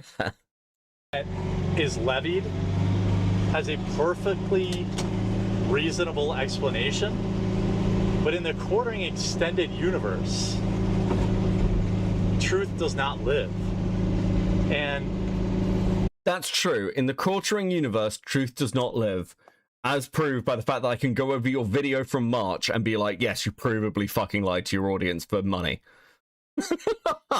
Artemis with the 5. Did he not see they put up a joke candidate against Count Binface? To be fair, that's British politics, and like, listen, the quartering's barely smart enough to cover US politics. I don't think he's smart enough to even know that UK politics is happening. Couldn't find Iran on a map, but let's be honest, I don't think he could find the UK on a map either. they'll call this a crash out or whatever. Yeah. It's not. Yeah. I'm monetizing them. They're tuning into this, hoping to get another gotcha. There just isn't. There just isn't, guys. There's no gotcha. You know, what you've seen on this stream right here is I've gone over Jeremy's video from March last year, where he provably fucking lies. Not a gotcha, guys. I'm monetizing this. It's 9.3k views. I'm gonna be honest with you. If I like a video like that, you make fuck all on. Hold on, let me actually, hold on, let me go to my YouTube channel quickly. I'm just interested, because YouTube's doing this thing now where it'll tell you how much you made on a video. And I can probably, it's difficult, different people are going to have different earning rates, that's like a reasonable assumption to make, but I'll just take it as an average, okay? And it depends on watch time, watch time's going to be a big factor, but I would say off this fucking video, he probably made, maybe with like 9k views, maybe $100.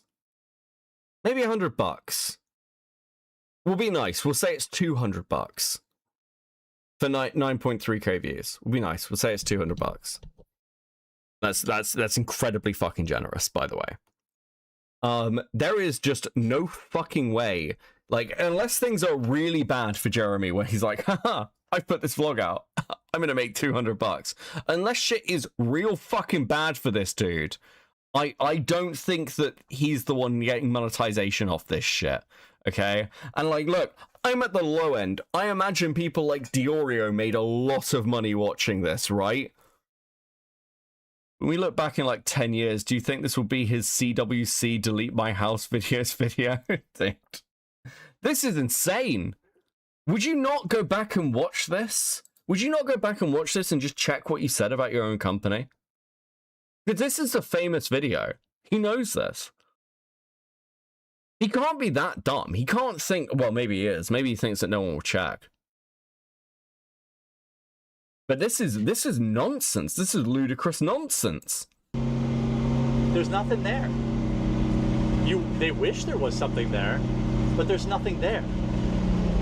And the hilarious part about all of it is that this will do nothing to dispel the defamatory statements or the libelous statements. It will do nothing to curb these morons harassing employees at a coffee roastery. It will do nothing to stop these people from harassing people at my packaging facility that I use, because they're not good people. They want you to think that they are operating on truth and righteousness, and that they're really going to get somebody who's been getting over on you. There isn't a single one of my customers that thinks I have... Exists? There isn't a single one of my customers that exists. I think that's what you mean to say there, Jeremy. Anyway. I have an entire roasting facility sitting in my garage. Wait, what? Hold on. Getting over on you.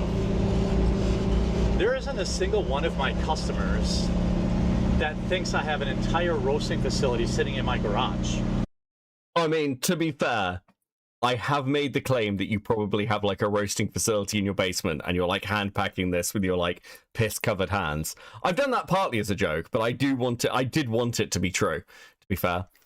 Harassing no one was harassing anyone. Dude, you flat out lied about your business to beg for money. Yes. Yeah, it's fucking, it's insanity. They're caping for people that don't exist and have never existed. It's one of the weirdest, most pathetic, sad. Like, you want to go at my political opinions, you want to go at things I've flip-flopped on, you want to go after things that, like, you know, I'm wrong about. That's all reasonable, fair game stuff. But the idea that, like, these people are having any real effect on our business is hilarious. They really, really, really, really want it to be. When you guys do this... Dude, my YouTube is, like, dying on me tonight. Dude, what is going on? Stuff, my partners laugh at you. These same people, by the way, you know, oh, life ruination's bad. Somebody got deplatformed, that's bad. They tried to get me deplatformed for Rumble. I have all the emails, of course. These same people, oh, going after sponsors is bad. I have their emails to my sponsors. They went after every single one of my sponsors, and I did lose a couple. I've replaced them since, but I did lose some. To be clear, don't we also have, like, your messages to, like, Josh, where you're talking about going after people and being like, I can have them kicked? Wasn't there something about you having, like, Kino kicked from Kick as well? Do you think that he would need to put a liquor license if he did package the beans in his basement if his piss is his majority alcohol by volume? That's a good argument. That's a good argument. All because these same people who have spent the last 4 months building up this quartering extended universe where they're the righteous ones are actually the villains in this story. They're very, very sad people. They're very... Wait, are they affecting your business or not? You just said no and now yes. Yeah, it's like, it's a record months. Everything's fine. But also, they are having impacts. Yeah, okay, sure, Jeremy. Like, it's because he can't work out whether he wants to be winning or play victim. And he's literally just been trying to do both for months. Actually, he's been trying to do both for the whole of his fucking career. That's why everyone hates him. Like, pick a fucking struggle. Very, very empty inside. And it's really depressing. You know, I really want better for them. And, you know, when they react to this video and pretend that there's another kind of gotcha or something like that, there just isn't. They're just mad. They're mad at the world. They're mad that, I don't know, things didn't work out for them the way they wanted. And I get that. But what I don't get is harassing people that I do business with, going after my sponsors. You know, losing sponsors, that's an actionable item. Defamation, right? They were emailing my sponsors saying that I was doing drunk ad reads for them, right? Obviously I wasn't. And obviously, I'm not an alcoholic. I don't know what anyone was talking about. Like me being constantly fucking drunk and drinking on stream. No, not at all. Don't worry about all those videos of me talking about me struggling with my alcoholism. It's fine. Sponsors knew that. Not all of them. Some of them just couldn't deal with the constant barrage of harassment. These are real financial hits that are tied to the defamatory statements. You see what I'm saying? Do you see where I'm going with this? It's sad, but you know what? My goal with Coffee Brand Coffee was to build something that is apolitical, that is a really good product. And I've done that. Do I think I'll ever be Black Rifle? No, of course not. But do I think you used to? I can grow it into a multi-million-dollar business? Yes, I do. There's new people every day who buy my coffee that have never seen one of my YouTube videos, and that really burns these people up. That's okay. I just keep working. And if you take anything away from this, is that you should do the same. If you don't worry about people who are trying to drag you down. So true. Don't worry about the crabs in a bucket, because they have no power. They might get a little win here or there. Sure, they cost me a couple $1,000s on sponsors. I'll replace them, but their lives will still suck. Sure, they can spam negative reviews, but Amazon reviews them. Their lives will still suck. Oh my God. There's nothing here. There's just nothing. There's nothing to disclose. These people are pathetic losers who lie to you for money. It's a total and complete blowout. Anybody who's talking... I can literally sit here and show you in real time where he has fucking lied. Okay? It's really not that difficult. The fact that we've had to do this is almost insulting. Shit about my coffee company is a moron. If you don't like it, that's cool. Don't buy it. If you buy it and you don't like it, that's cool. Leave a bad review. But at least try it if you're a coffee drinker. Well, Mitch is going to, so you've got one new customer. Congratulations. BuyCBC.com will take you directly to our Amazon store. Buy a bag to own the haters. Oh my god. Okay, fuck off, Jeremy. This has been fun. This has been a much longer stream than I intended, but it's been fun. Like 6 a.m. in the morning. Jesus fucking Christ. I need to go and get 3 hours sleep. I'm gonna finish a cigarette and then chat to you guys. How we doing? You guys had fun? What a fucking palaver. I'm gonna send you over to Phineas in a second after this. Get owned, libs. You suck. So true. So true. Crabs in a bucket. Is that a Beckett reference? I'd like to think so. Any plans for the KP retrospective video? Not right now. We might do the Courtney, like Courtney did a stream. I'll probably throw that in. We'll do that as like a warm up. I'll go through and like pick some key parts next stream. That's my plan anyway. Black Rifle Coffee is a $300 million coffee. Why does he keep mentioning them? No similarity at all. Because he's trying to appeal to the audience that already knows it. Support Beckett. I like his stuff. Thank you, Hucklebuck, with the 5. Much appreciated. That is super fucking based. Much appreciated. Thank you, guys. You guys have been really generous tonight. Thank you. This has been fun. I am going to go and probably... I'm going to eat nothing. I'll have breakfast when I get up. I'm going to go and get some rest. I'm going to send you over to Phineas. I will catch you on the next one. We'll probably be streaming probably earlier in the week. I don't know. We'll see what's going on. Depending on... I know I've got a load of fucking work shit to get through before I go on, like, actually have a little holiday and a break. I will catch you soon. Please keep being chill, and I hope you guys have a great fucking week. Thanks very much for tuning in. I will catch you next time. Peace.